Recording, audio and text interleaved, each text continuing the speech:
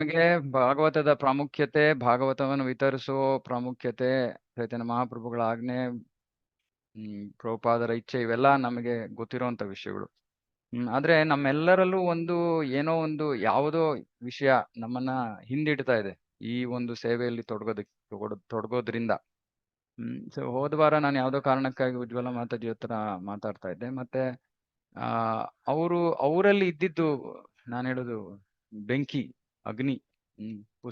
ಭಾಗವತ ವಿತರಣೆ ಆಗ್ಲಿ, ಪುಸ್ತಕ ವಿತರಣೆ ಅಂತಾನು ನಾನು ಹೇಳಲ್ಲ, ವಿಶೇಷವಾಗಿ ಭಾಗವತ ವಿತರಣೆ.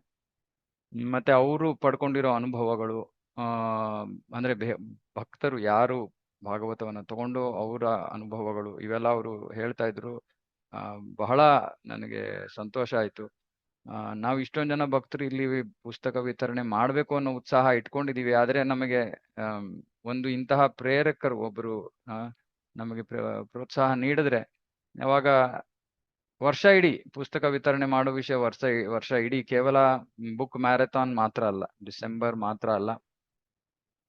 ಸೊ ಹಾಗಾಗಿ ನನಗೆ ಯೋಚನೆ ಬಂತು, ಯಾಕೆ ಆ ಉತ್ಸಾಹ, ಭಕ್ತಿ ಸಂಜಾಯತೆ ಅಂತಾರೆ, ಭಕ್ತರಿಂದ ಭಕ್ತಿ ಬರುತ್ತೆ ಅಂತ. ಅದೇ ರೀತಿ ಈ ಒಂದು ಪುಸ್ತಕ ವಿತರಣೆಯ ಒಂದು ಉತ್ಸಾಹ ಕೂಡ ಯಾರಲ್ಲಿ ಉತ್ಸಾಹ ಇದೆಯೋ ಅವರಿಂದ ನಾವು ಪಡ್ಕೋಬಹುದು ಅನ್ನೋ ಒಂದು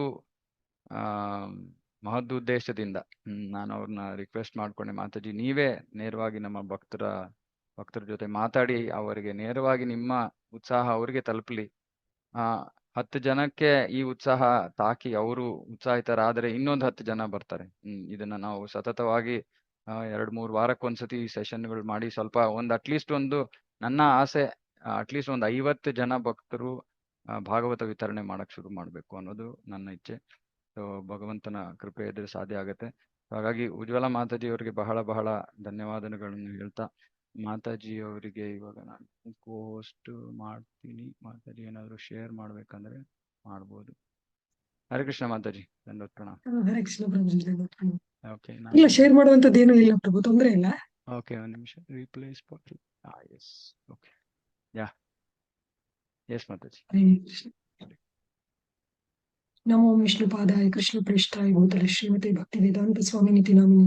ನಮಸ್ತೆ ಸಾರಸ್ವತಿ ದೇವಿ ಗೌರವಾಣಿ ಪ್ರಚಾರಿಣಿ ನಿರ್ವಿಶೇಷ ಶೂನ್ಯವಾದಿ ಪಾಶ್ಚಾತ್ಯ ದೇಶಧಾರಿಣಿ. ಜೈ ಶ್ರೀ ಕೃಷ್ಣ ಚೈತನ್ಯ ಪ್ರಭು ನಿತ್ಯಾನಂದ ಶ್ರೀ ಅದ್ವೈತ ಗದಾಧರ ಶ್ರೀವಾಸಾದಿ ಗೌರಭಕ್ತವೃಂದ. ಹರೇ ಕೃಷ್ಣ ಕೃಷ್ಣ ಕೃಷ್ಣ ಹರೇ ಹರೇ, ಹರೇ ರಾಮ ರಾಮ ರಾಮ ಹರೇ.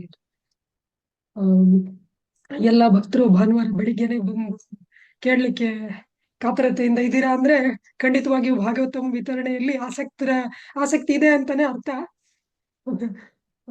ಪ್ರಭುಗಳು ಈ ಒಂದು ಸಮಯ ಇಟ್ಟಾಗ್ಲೂ ನಾನು ಅಂದ್ಕೊಂಡೆ, ಇವಾಗ ನಿಜವಾಗ್ಲೂ ಶ್ರದ್ಧೆ ಇರೋರಿಗೆ ಬರ್ಲಿಕ್ಕೆ ಆಗುತ್ತೆ ಅಂತ.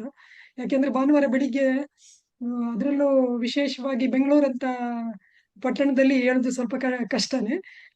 ಅದರಲ್ಲೂ ಎದ್ದು ಎಲ್ಲ ಬೆಳಿಗ್ಗೆ ಕೆಲಸಗಳನ್ನೆಲ್ಲ ಮುಗಿಸಿ ಕ್ಲಾಸಿಗೆ ಬರ್ಬೇಕು ಅಂದ್ರೆ ಶ್ರದ್ಧೆ ಜಾಸ್ತಿನೇ ಇರಬೇಕು. ಈ ಒಂದು ಸುಸಂದರ್ಭದಲ್ಲಿ ನನಗೆ ಪುರಂದರದಾಸರ ಒಂದು ಭಜನೆ ನೆನಪಾಗ್ತಾ ಇದೆ. ಪುರಂದರದಾಸರು ಹೇಳ್ತಾರೆ, ಡಂಗುರವ ಸಾರಿ ಹರಿಯ ಡಿಂಗರಿಗರೆಲ್ಲರೂ ಭೂಮಂಡಲಕ್ಕೆ ಪಾಂಡುರಂಗ ವಿಠಲ ಪರದೈವವಿಲ್ಲ. ಭೂಮಂಡಲಕ್ಕೆ ಪಾಂಡುರಂಗ ವಿಠಲನೆ ಪರದೈವ ಅಂತ ಹೇಳಿ ಹೇಳಿದ್ರು. ಅದನ್ನೇ ಪ್ರಭುಪಾದರು ಇಂಗ್ಲಿಷ್ ಅಲ್ಲಿ Krishna the supreme personality of god ಅಂತ ಹೇಳ್ಬಿಟ್ಟು ಹೇಳಿದ್ರು.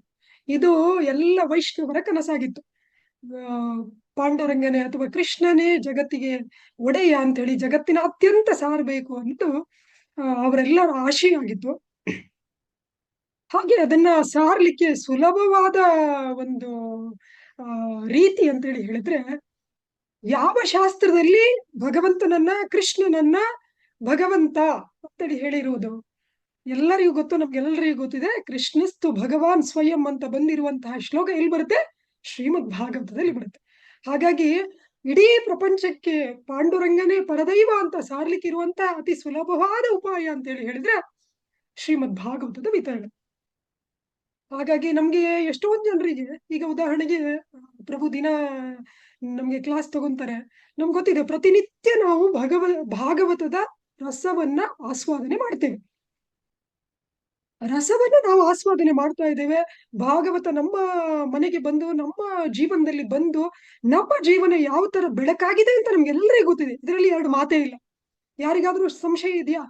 ಶ್ರೀಮದ್ ಭಾಗವತ ನನ್ನ ಜೀವನವನ್ನ ಸಂಪೂರ್ಣವಾಗಿ ಒಂದು ವಿಶೇಷವಾದ ರೀತಿಯಲ್ಲಿ ಒಂದು ಉನ್ನತವಾದ ಮಟ್ಟಕ್ಕೆ ನನ್ನಲ್ಲಿ ಪರಿವರ್ತನೆಯನ್ನ ತಂದಿದೆ ಅನ್ನೋದ್ರಲ್ಲಿ ಯಾರಿಗೂ ಸಂಶಯ ಇಲ್ಲ. ಹಾಗಾದ್ರೆ ನನ್ನಲ್ಲಿ ಈ ಪರಿವರ್ತನೆ ಆಗಿದೆ ಅಂದ್ರೆ ಎಲ್ಲರಲ್ಲೂ ಈ ಪರಿವರ್ತನೆ ಯಾಕೆ ಆಗುದಿಲ್ಲ? ಸನಾತನ ಗೋಸ್ವಾಮಿ ಅವರು ಹೇಳ್ತಾರೆ ಕೃಷ್ಣ ಲೀಲಾ ಸ್ತವದಲ್ಲಿ, ಅಸಾಧು ಸಾಧುತೋದಾಯಿ ಅತಿ ನೀಚೋಚ್ಚತಕರ. ಅಂದ್ರೆ ಅಸಾಧುವನ್ನ ಸಾಧು ಮಾಡುತ್ತೆ ಶ್ರೀಮದ್ ಭಾಗವತಂ, ಅತಿ ನೀಚನನ್ನ ಉಚ್ಚನನ್ನಾಗಿ ಮಾಡುತ್ತೆ ಶ್ರೀಮದ್ ಭಾಗವತಂ. ಹಾಗಾಗಿ ನಮ್ಮೆಲ್ಲರ ಗುರಿ ಏನು? ನಾವೀಗ ಎಷ್ಟೇ ಕಷ್ಟಪಟ್ಟು ಈಗ ಪ್ರಭುಗಳು ಈಗ ಈ ಸೆಂಟರ್ ನಡೆಸ್ತಾ ಇದ್ದಾರೆ, ಎಷ್ಟೊಂದು ಜನ ಭಕ್ತಾದಿಗಳಿಗೆ ಪ್ರತಿನಿತ್ಯ ಕ್ಲಾಸ್ ತಗೊಂತಾ ಇದ್ದಾರೆ. ಇದು ಅಷ್ಟು ಸುಲಭವಾದ ಕೆಲಸ ಅಲ್ಲ. ಅಂತ ಒಂದು ಮಹತ್ತರವಾದ ತಪಸ್ಸನ್ನು ಮಾಡ್ತಾ ಇದ್ದಾರೆ. ಇದರೆಲ್ಲದರ ಉದ್ದೇಶ ಏನು? ಉದ್ದೇಶ ಒಂದೇ, ಭಕ್ತರಾಗ್ಬೇಕು, ಆ ಭಕ್ತರಾಗ್ಬೇಕು ಅಂತ. ಆ ಒಂದು ಗ್ಯಾರಂಟಿಯನ್ನ ಕೃಷ್ಣ ಲೀಲಾ ಸ್ತವದಲ್ಲಿ ಸನಾತನ ಗೋಸ್ವಾಮಿಗಳು ಹೇಳ್ತಾರೆ, ಅಸಾಧು ಸಾಧುತೋದಾಯಿನ್, ಅಸಾಧುವನ್ನ ಸಾಧು ಮಾಡುತ್ತೆ ಭಾಗವತಂ ಅಂತ ಹೇಳಿ. ಹಾಗಾಗಿ ನಾವು ಏನೇನ್ ಮಾಡ್ಬೇಕು ಅಂತ ಅಂದ್ಕೊಂಡಿದ್ದೇವೋ, ಅವರು ಭಕ್ತರಾಗ್ಲಿ, ಅವರು ಭಗವಂತನ ಭಕ್ತಿಯಲ್ಲಿ ಮುಂದೆ ಹೋಗ್ಲಿ, ಅವರು ಈ ಜನನ ಮರಣಗಳ ಚಕ್ರದಿಂದ ಪಾರಾಗ್ಲಿ, ಅವರು ಈ ತಾಪತ್ರಯದಿಂದ ದೂರ ಆಗ್ಲಿ ಅನ್ನುವ ನಮ್ಮ ಎಲ್ಲ ಉದ್ದೇಶವನ್ನ ತುಂಬಾ ಸುಲಭವಾದ ಉಪಾಯದಿಂದ ಈಡೇರಿಸಬಹುದು. ಆ ಸುಲಭವಾದ ಉಪಾಯನೇ ಶ್ರೀಮದ್ ಭಾಗವತಂ. ಎಷ್ಟೊಂದು ಸಲ ನಮ್ಗೆ ಎಷ್ಟೊಂದು ಸಂಶಯಗಳಿರುತ್ತೆ. ಉದಾಹರಣೆಗೆ ಭಗವದ್ಗೀತೆ 350 ರೂಪಾಯಿ ಸಿಗುತ್ತೆ. ಭಾಗವತಂ ಈಗಿನ ಇದರಲ್ಲಿ ಒಂದು 8 ರಿಂದ 10 ಸಾವಿರ ರೂಪಾಯಿ, ಎಲ್ಲಾ ಭಾಷೆಯಲ್ಲಿ ನೋಡಿದ್ರೆ 8 ರಿಂದ 10 ಸಾವಿರ. 8 ರಿಂದ 10 ಸಾವಿರ ರೂಪಾಯಿ ಕೊಟ್ಟು ಯಾರು ತಗೊಂತಾರೆ? ಅಥವಾ 8 ಸಾವಿರ ರೂಪಾಯಿ ಕೊಟ್ಟು 10 ಸಾವಿರ ರೂಪಾಯಿ ಕೊಟ್ಟು ತಗೊಳ್ಳಿ ಅಂತ ಹೇಳುವಷ್ಟು ಧೈರ್ಯ ನನ್ನಲ್ಲಿ ಹೇಗೆ ಬರಬೇಕು ಅನ್ನುವಂತಹ ಸಂಶಯನು ನಮ್ಮಲ್ಲಿ ಇರುತ್ತೆ. ಆದ್ರೆ ನಾವು ನೆನ್ಪಿಟ್ಕೊಳ್ಬೇಕು, ಸಾಕ್ಷಾತ್ ಭಗವಂತನಾದ ಚೈತನ್ಯ ಮಹಾಪ್ರಭುಗಳು ಹೇಳ್ತಾರೆ, ಕೃಷ್ಣ ತುಲ್ಯ ಭಾಗವತ, ಕೃಷ್ಣ ತುಲ್ಯ ಭಾಗವತ. ನಾವು ಕೊಡ್ತಾ ಇರೋದನ್ನ ಏನನ್ನ?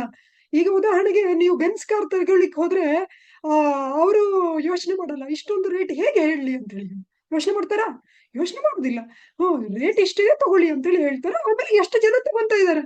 ಬೆನ್ಸ್ ಕಾರ್ ಬಿಡಿ, ಮಾಮೂಲಿ ಮಾರುತಿ 800 ತಗೊಳ್ಳಿಕ್ ಹೋದ್ರೇನೆ ಎಷ್ಟು ಲಕ್ಷ? ಎಲ್ಲ ಕಾರ್ ಅಂತ ಹೇಳಿದ್ರೆ ಲಕ್ಷದಲ್ಲೇ ಹೋಗ್ಬೇಕು ಅಲ್ವಾ?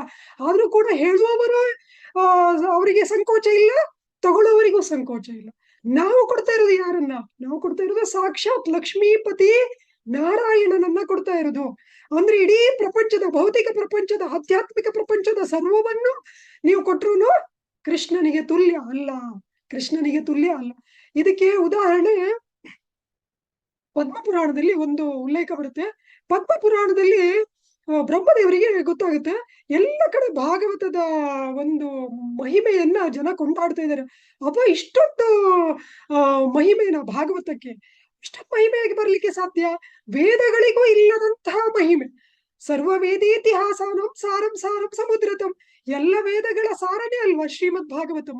ಹಾಗಾದ್ರೆ ವೇದಗಳಿಗೆ ಇರುವಷ್ಟೇ ಬರ್ಬೋದು, ಅದಕ್ಕಿಂತ ಹೆಚ್ಚಿಗೆ ಹೇಗೆ ಬರ್ಲಿಕ್ಕೆ ಸಾಧ್ಯ ಅಂತ ಸಾಕ್ಷಾತ್ ಬ್ರಹ್ಮದೇವರಿಗೂ ಸಂಶಯ ಆಯ್ತಂತೆ.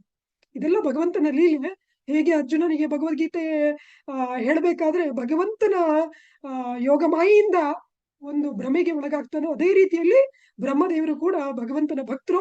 ಅವರಿಗೆ ಭ್ರಮೆ ಬರ್ಲಿಕ್ಕೆ ಸಾಧ್ಯ ಇಲ್ಲ. ಆದ್ರೆ ಭಗವಂತನಿಗೆ ಭಾಗವತದ ಮಹಿಮೆಯನ್ನು ನಮಗೆ ತೋರಿಸ್ಲಿಕ್ಕೋಸ್ಕರ ಈ ಒಂದು ಲೀಲೆಯನ್ನು ಮಾಡ್ತಾನೆ ಬ್ರಹ್ಮದೇವರು. ಹಾಗೆ ಎಲ್ಲ ವೇದಗಳ ಸಾರವಾಗಿರುವಂತಹ ಭಾಗವತಕ್ಕೆ ವೇದಗಳಿಗಿಂತ ಹೆಚ್ಚಿಗೆ ಮಹಾತ್ಮೆ ಬರ್ಲಿಕ್ಕೆ ಹೇಗೆ ಸಾಧ್ಯ ಅಂತೇಳಿ ಹೇಳಿ, ಸಕಲ ಮೋಕ್ಷಪ್ರದ ಸಾಧನಗಳನ್ನು ಒಂದು ತಕ್ಕಡಿಯಲ್ಲಿ ಹಾಕಿ ಇನ್ನೊಂದು ಕಡೆ ಬರೀ ಭಾಗವತವನ್ನ ಇಡ್ತಾರೆ.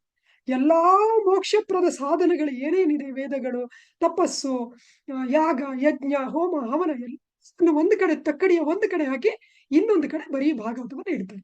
ಆಗ್ಲೂ ಕೂಡ ಭಾಗವತದ ಭಾರ ಜಾಸ್ತಿ ಆಗುತ್ತೆ. ಹಾಗಾಗಿ ಭಾಗವತ ಸಾಕ್ಷಾತ್ ಭಗವಂತನಾದ ಕೃಷ್ಣನೇ. ಇದರಲ್ಲಿ ನಮ್ಗೆ ಎಳ್ಳಷ್ಟು ಸಂಶಯ ಬೇಡ. ಯಾಕೆ ನಾನು ಈ ಮಾತನ್ನು ಹೇಳ್ತಾ ಇದ್ದೇನೆ ಅಂದ್ರೆ, ಈ ಒಂದು ನಮ್ಗೆ ಶ್ರದ್ಧೆ ಬಂದ್ರೆ, ಭಗವಂತನೇ ಸಾಕ್ಷಾತ್ ಭಾಗವತ ರೂಪದಲ್ಲಿ ಇದ್ದಾನೆ ಅನ್ನುವ ಶ್ರದ್ಧೆ ಬಂದ್ರೆ ಖಂಡಿತವಾಗಿಯೂ ನಮ್ಗೆ ಭಾಗವತದ ಪ್ರೈಸ್ ಕೋಟ್ ಮಾಡ್ಲಿಕ್ಕೆ ಸಂಕೋಚ ಆಗುದಿಲ್ಲ. ನಾವು ಸಂಪೂರ್ಣವಾಗಿ ಆತ್ಮವಿಶ್ವಾಸದಿಂದ, ಸಂಪೂರ್ಣವಾಗಿ ಯಾವುದೇ ಒಂದು ಸಂಕುಚಿತ ಮನೋಭಾವನೆ ಇಲ್ಲದೇನೆ ನಾವು ಇದನ್ನ ಹೇಳ್ತೇವೆ. ಜನರಲ್ಲಿ ನಾವು ಅವರಿಗೆ ಈಗ ಭೌತಿಕ ಪ್ರಪಂಚದಲ್ಲಿ ಅವರ ಪರಿಸ್ಥಿತಿ ಏನು ಅಂತ ಯೋಚನೆ ಮಾಡೋದು. ಭಗವಂತ ಹೇಳ್ತಾನೆ, ಶ್ರೀಲ ಪ್ರಭುಪಾದರು ಹೇಳ್ತಾರೆ, 2 ರೀತಿಯ ವಿಷಯಗಳಿದೆ. ಒಂದು ಶ್ರೇಯಸ್ಸ, ಇನ್ನೊಂದು ಪ್ರೇಯಸ್ ಅಂತ. ಶ್ರೇಯಸ್ ಅಂತ ಹೇಳಿದ್ರೆ ಭಗವದ್ಗೀತೆಯಲ್ಲೂ ಕೂಡ ನಾವು ನೋಡ್ತೇವೆ, ಅರ್ಜುನ ಹೇಳ್ತಾನೆ, ನನಗೆ ಶ್ರೇಯಸ್ ಏನಿದೆಯೋ ಅದನ್ನೇ ಹೇಳು ಅಂತ ಹೇಳ್ಬಿಟ್ಟು ಹೇಳ್ತಾನೆ. ಶ್ರೇಯಸ್ ಅಂತ ಹೇಳಿದ್ರೆ ನಮ್ಗೆ ನಿಜವಾಗಿ ಒಳ್ಳೇದು ಯಾವ್ದ್ರಿಂದ ಆಗುತ್ತೋ ಆ ತತ್ಕ್ಷಣದಲ್ಲಿ ನಮ್ಗೆ ಸ್ವಲ್ಪ ಕಷ್ಟ ಅನಿಸ್ಬೋದು. ಆದ್ರೂ ಕೂಡ ನಮ್ಗೆ ಆ ಮುಂದಿನ ಹಂತದಲ್ಲಿ ಅಥವಾ ಮುಂದಿನ ಜೀವನದಲ್ಲಿ ಅಥವಾ ಸಂಪೂರ್ಣವಾಗಿ ನಾವು ಸಮಾಲೋಚನೆ ಮಾಡಿದ್ರೆ ಯಾವ್ದ್ರಿಂದ ಒಳ್ಳೇದಾಗುತ್ತೋ ಅದು ಶ್ರೇಯಸ್ಸು. ಪ್ರೇಯಸ್ ಅಂದ್ರೆ ಈ ತತ್ಕ್ಷಣದಲ್ಲಿ ನಂಗೆ ಸಂತೋಷ ಸಿಗುತ್ತೆ, ಆದ್ರೆ ಮುಂದೆ ಅದರಿಂದ ಒಳ್ಳೇದಾಗ್ಲಿಕ್ಕಿಲ್ಲ. ಉದಾಹರಣೆಗೆ ಶ್ರೀಲ ಪ್ರಭುಪಾದ್ರೆ ಒಂದು ಸುಂದರವಾದ ಉದಾಹರಣೆಯನ್ನು ಕೊಡ್ತಾರೆ. ಈಗ ಚಿಕ್ಕ ಮಕ್ಕಳಿಗೆ ಶಾಲೆಗೆ ಹೋಗ್ಲಿಕ್ಕೆ ಇಷ್ಟ ಇರೋದಿಲ್ಲ, ಅವ್ರಿಗೆ ಆಟ ಆಡ್ಲಿಕ್ಕೆ ಇಷ್ಟ ಇರುತ್ತೆ. ಆ ಶ್ರೇಯಸ್ ಅಂತ ಹೇಳಿದ್ರೆ ಈಗ ಆಟ ಆಡ್ಲಿಕ್ಕೆ ಬಿಟ್ಬಿಟ್ಟು ಅವ್ರು ಖುಷಿಯಾಗಿರ್ತಾರೆ, ನಾನು ಆಟ ಆಡ್ಕೊಂಡಿರ್ತೇನೆ ಅಂತ. ಆದ್ರೆ ಪ್ರೇಯಸ್ ಏನು, ಶಾಲೆಗೆ ಕಳಿಸಿ ಅವರು ವಿದ್ಯಾವಂತರಾದ್ರೆ ಮುಂದೆ ಒಳ್ಳೇದಾದ್ರೆ ಅವ್ರಿಗೆ ಅದು ಶ್ರೇಯಸ್ಸು. ಶ್ರೀಲ ಪ್ರಭುಪಾದ್ರೆ ಹೇಳ್ತಾರೆ, ನನಗಂತೂ ಶಾಲೆಗೆ ಹೋಗ್ಲಿಕ್ಕೆ ಇಷ್ಟ ಇರಲಿಲ್ಲ, ನಮ್ಮ ಅಪ್ಪನೂ ನನಗೆ ಒತ್ತಾಯ ಮಾಡ್ತಾ ಇರ್ಲಿಲ್ಲ, ನಮ್ಮ ಅಮ್ಮ ಅಲ್ದಿದ್ರೆ ನಾನು ಶಾಲೆಗೆ ಹೋಗ್ತಾನೆ ಇರ್ಲಿಲ್ವೇನೋ ಅಂತೇಳಿ ಹೇಳ್ತಾರೆ. ಅದೇ ರೀತಿಯಲ್ಲಿ ಆ ಸಮಯದಲ್ಲಿ ಮಕ್ಕಳಿಗೆ ನಾವು ಶಾಲೆಗೆ ಒತ್ತಾಯ ಮಾಡಿ ಕಳಿಸಿದಾಗ ಅವರಿಗೆ ಹಿಂಸೆ ಅನ್ಸುತ್ತೆ, ಅವ್ರು ಬೈಕೊಂತಾರೆ. ಆದರೆ ಅವರು ಪ್ರಬುದ್ಧರಾದಾಗ ಶ್ರೀಲ ಪ್ರಭುಪಾದರು ನೆನೆಸ್ಕೊಂತಾರೆ, ನಮ್ಮ ಅಮ್ಮ ಅಲ್ದಿದ್ರೆ ನಾನು ಶಾಲೆಗೆ ಹೋಗ್ತಾ ಇರ್ಲಿಲ್ವೇನೋ, ವಿದ್ಯಾವಂತ ಆಗ್ತಾ ಇರ್ಲಿಲ್ಲ. ಅದೇ ರೀತಿಯಲ್ಲಿ ಈ ಬದ್ಧ ಜೀವಿಗಳಿಗೆ ನತೆ ವಿದು ಸ್ವಾರ್ಥಗತಿ ಮಿಹಿ ವಿಷ್ಣು, ಬದ್ಧ ಜೀವಿಗಳಿಗೆ ಅವರ ನಿಜವಾದ ಶ್ರೇಯಸ್ ಏನಂತ ಗೊತ್ತಿರುವುದಿಲ್ಲ. ಅವರ ಎಲ್ಲಾ ಕಾರ್ಯಕ್ಷೇತ್ರಗಳು ಕೂಡ ಎಲ್ಲಿ ಇರುತ್ತೆ ಅಂತ ಹೇಳಿ ಹೇಳಿದ್ರೆ ಪ್ರೇಯಸ್ ಮೇಲೆನೆ ಇರುತ್ತೆ. ನನಗೆ ಈಗ ತತ್ಕ್ಷಣದಲ್ಲಿ ಈ ಇಂದ್ರಿಯ ಸುಖ ಎಲ್ಲಿಂದ ಸಿಗುತ್ತೆ, ಹೇಗೆ ಸಿಗುತ್ತೆ ಅನ್ನುವ ರೀತಿಯಲ್ಲಿ ಇರುತ್ತೆ. ಆದ್ರೆ ನಿಜವಾದ ಸಾಧು ಅಂತೇಳಿ ಹೇಳಿದ್ರೆ ಸಾಧುಗಳು ಅವರ ಆ ಒಂದು ಅಜ್ಞಾನವನ್ನ ಕತ್ತರಿಸಿ ಅವರಿಗೆ ಜ್ಞಾನದ ದೀಪವನ್ನ ಕೊಡಬೇಕು ಅಂತೇಳಿ ಹೇಳಿದ್ರೆ ಅವರಿಗೆ ಸಾಧು ಅಂತೇಳಿ ಹೇಳ್ತಾರೆ. ಹಾಗಾಗಿ ಶ್ರೀಲ ಪ್ರಭುಪಾದ್ರ ಇದನ್ನ ಕೇಳಿದಾಗ, ಪ್ರವಚನಗಳನ್ನ ಕೇಳಿದಾಗ ನಮ್ಗೆ ಅರ್ಥ ಆಗುತ್ತೆ, ಶ್ರೀಲ ಪ್ರಭುಪಾದ್ರ ಎಲ್ಲೂ ಕೂಡ ಎಷ್ಟೋ ಜನ ಸಾಧು ಸಂತರ ಸೋಗು ಹಾಕೊಂಡು ನಿಮ್ಗೆ ಈ ತರ ಮಾಡಿದ್ರೆ ಒಳ್ಳೇದಾಗತ್ತೆ, ನೀವು ಖುಷಿಯಾಗಿರ್ತೀರ, ನಿಮ್ಗೆ ಸಂತೋಷ ಆಗುತ್ತೆ ಅಂತ ಶ್ರೀಲ ಪ್ರಭುಪಾದ್ರು ಎಲ್ಲ ಹೇಳುದಿಲ್ಲ.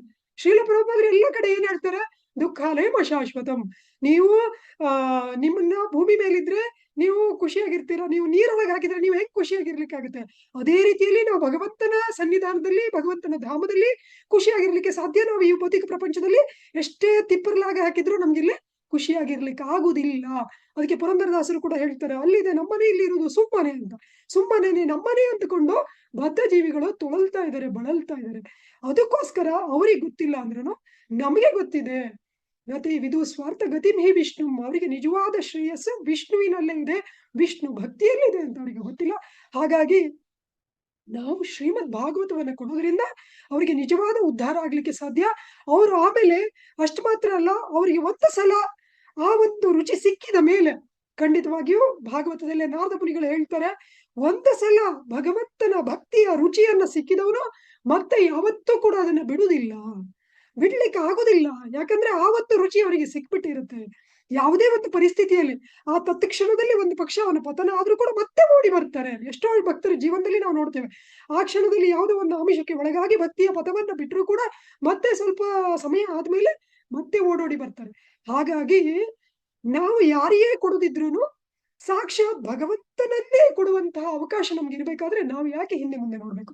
ಹಾಗಾಗಿ ಕೃಷ್ಣ ತುಲ್ಯ ಭಾಗವತ, ಪ್ರತಿ ಅಕ್ಷರೇ ಪ್ರತಿ ಶ್ಲೋಕೆ ಪ್ರತಿ ಅಕ್ಷರೇ ನಾನಾರ್ಥಕಯ ಅಂತ ಹೇಳಿ ಚೈತನ್ಯ ಚರಿತಾಮೃತದಲ್ಲಿ ಬರುತ್ತೆ. ಒಂದೊಂದು ಅಕ್ಷರನು ಒಂದೊಂದು ಶಬ್ದನು ಶ್ರೀಲ ಪ್ರಭುಪಾದರು ಕೂಡ ಹೇಳ್ತಾರೆ, ಇದರಲ್ಲಿ ಬರುವಂತಹ ಒಂದೊಂದು ಶಬ್ದವೂ ಕೂಡ ಮಾನವ ಕುಲಕ್ಕೆ ಉದ್ಧಾರವನ್ನು ಮಾಡುವಂಥದ್ದು, ಮಾನವ ಕುಲದ ಒಳಿತಿಗಾಗಿ ಇದಿದೆ ಅಂತೇಳಿ.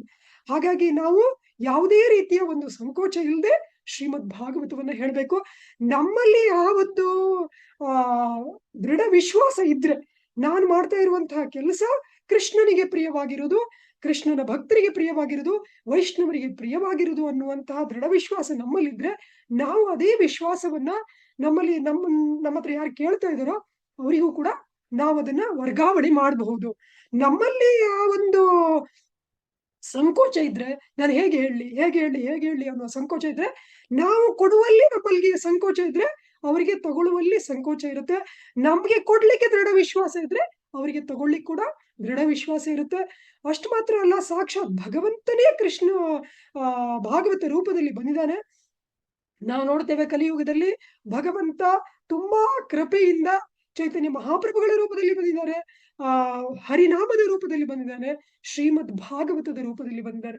ಹಾಗಾಗಿ ಹರಿನಾಮವನ್ನು ನಾವು ಕೊಡ್ಬೇಕಂದ್ರೂ ಕೂಡ ಅವರು ಖಂಡಿತವಾಗಿಯೂ ಅವರಿಗೆ ಆ ಒಂದು ಅಪರಾಧ ಸ್ಥಿತಿಯಿಂದ ಆ ಒಂದು ಆಭಾಸ ಸ್ಥಿತಿಗೆ ಬಂದು ಅಲ್ಲಿಂದ ಶುದ್ಧ ನಾಮಕ್ಕೆ ಬರಬೇಕು. ಖಂಡಿತವಾಗಿಯೂ ಜಪ ಮಾಡ್ತಾ ಮಾಡ್ತಾ ಅವರು ಆ ಸ್ಥಿತಿಗೆ ಬರ್ತಾರೆ.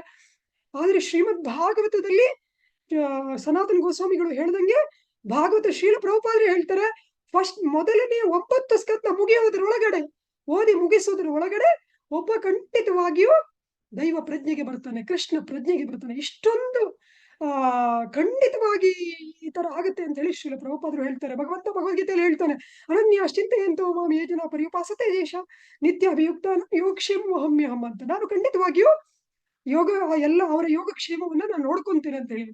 ಹಾಗೆ ಭಾಗವತ ರೂಪಿ ಭಗವಂತನನ್ನ ಆಶ್ರಯಿಸಿದವರಿಗೆ ಖಂಡಿತವಾಗಿ ಯೋಗಕ್ಷೇಮ ಭಗವಂತನೇ ನೋಡ್ಕೊಂತಾರೆ. ಭಾಗವತ ಬರೀ ಭಕ್ತರು ಮಾತ್ರ ಅಲ್ಲ, ವಿಶೇಷ ಅಂತ ಹೇಳಿದ್ರೆ ಸಾಕ್ಷಾತ್ ಭಗವಂತನು ಕೂಡ ಭಾಗವತದಲ್ಲಿ ರಮಿಸ್ತಾನೆ. ಸ್ಕಂದ ಪುರಾಣದಲ್ಲಿ ಬರುತ್ತೆ ಭಾಗವತದ ಮಹಾತ್ಮೆ. ಅದ್ರಲ್ಲಿ ಬರುತ್ತೆ, ಭಾಗವತವನ್ನ ಬ್ರಹ್ಮದೇವರಿಗೆ ಭಗವಂತ ಹೇಳ್ತಾನೆ. ಅಷ್ಟು ಮಾತ್ರ ಅಲ್ಲ, ಶ್ರೀಮದ್ ಭಾಗವತ ನಾವು ಪ್ರಚಾರ ಮಾಡ್ಬೇಕು ಅಷ್ಟು ಮಾತ್ರ ಅಲ್ಲ, ನಮ್ಮ ಇಡೀ ಪರಂಪರೆನೇ ಭಾಗವತದ ಪ್ರಚಾರನೇ ಆಗಿದೆ. ಉದಾಹರಣೆಗೆ ನಮ್ಮ ಪರಂಪರೆ ಭಗವದ್ಗೀತೆಯಲ್ಲಿ ನೀವು ನೋಡಿದೀರಾ, ಪರಂಪರೆ ಹೇಗೆ ಶುರುವಾಗುತ್ತೆ ಅಂತ. ಕೃಷ್ಣ, ಬ್ರಹ್ಮ, ವೇದವ್ಯಾಸ, ಮಧ್ವಾಚಾರ್ಯ ಹೀಗೆ ಬರುತ್ತೆ. ಕೃಷ್ಣ, ಬ್ರಹ್ಮ, ನಾರದ ಮುನಿ, ವೇದವ್ಯಾಸ, ಮಧ್ವಾಚಾರ್ಯ, ಈ ರೀತಿಯಲ್ಲಿ ನಮ್ದು ಪರಂಪರೆ ಬರುತ್ತೆ. ಈ ಪರಂಪರೆ ಏನು? ಈ ಪರಂಪರೆ ಕೃಷ್ಣ ಬ್ರಹ್ಮದೇವರಿಗೆ 4 ಶ್ಲೋಕಗಳ ಭಾಗವತವನ್ನು ಕೊಟ್ಟಿರುವುದು, ಅಂದ್ರೆ ಭಾಗವತದ ವಿತರಣೆ ಮಾಡಿರುವುದು.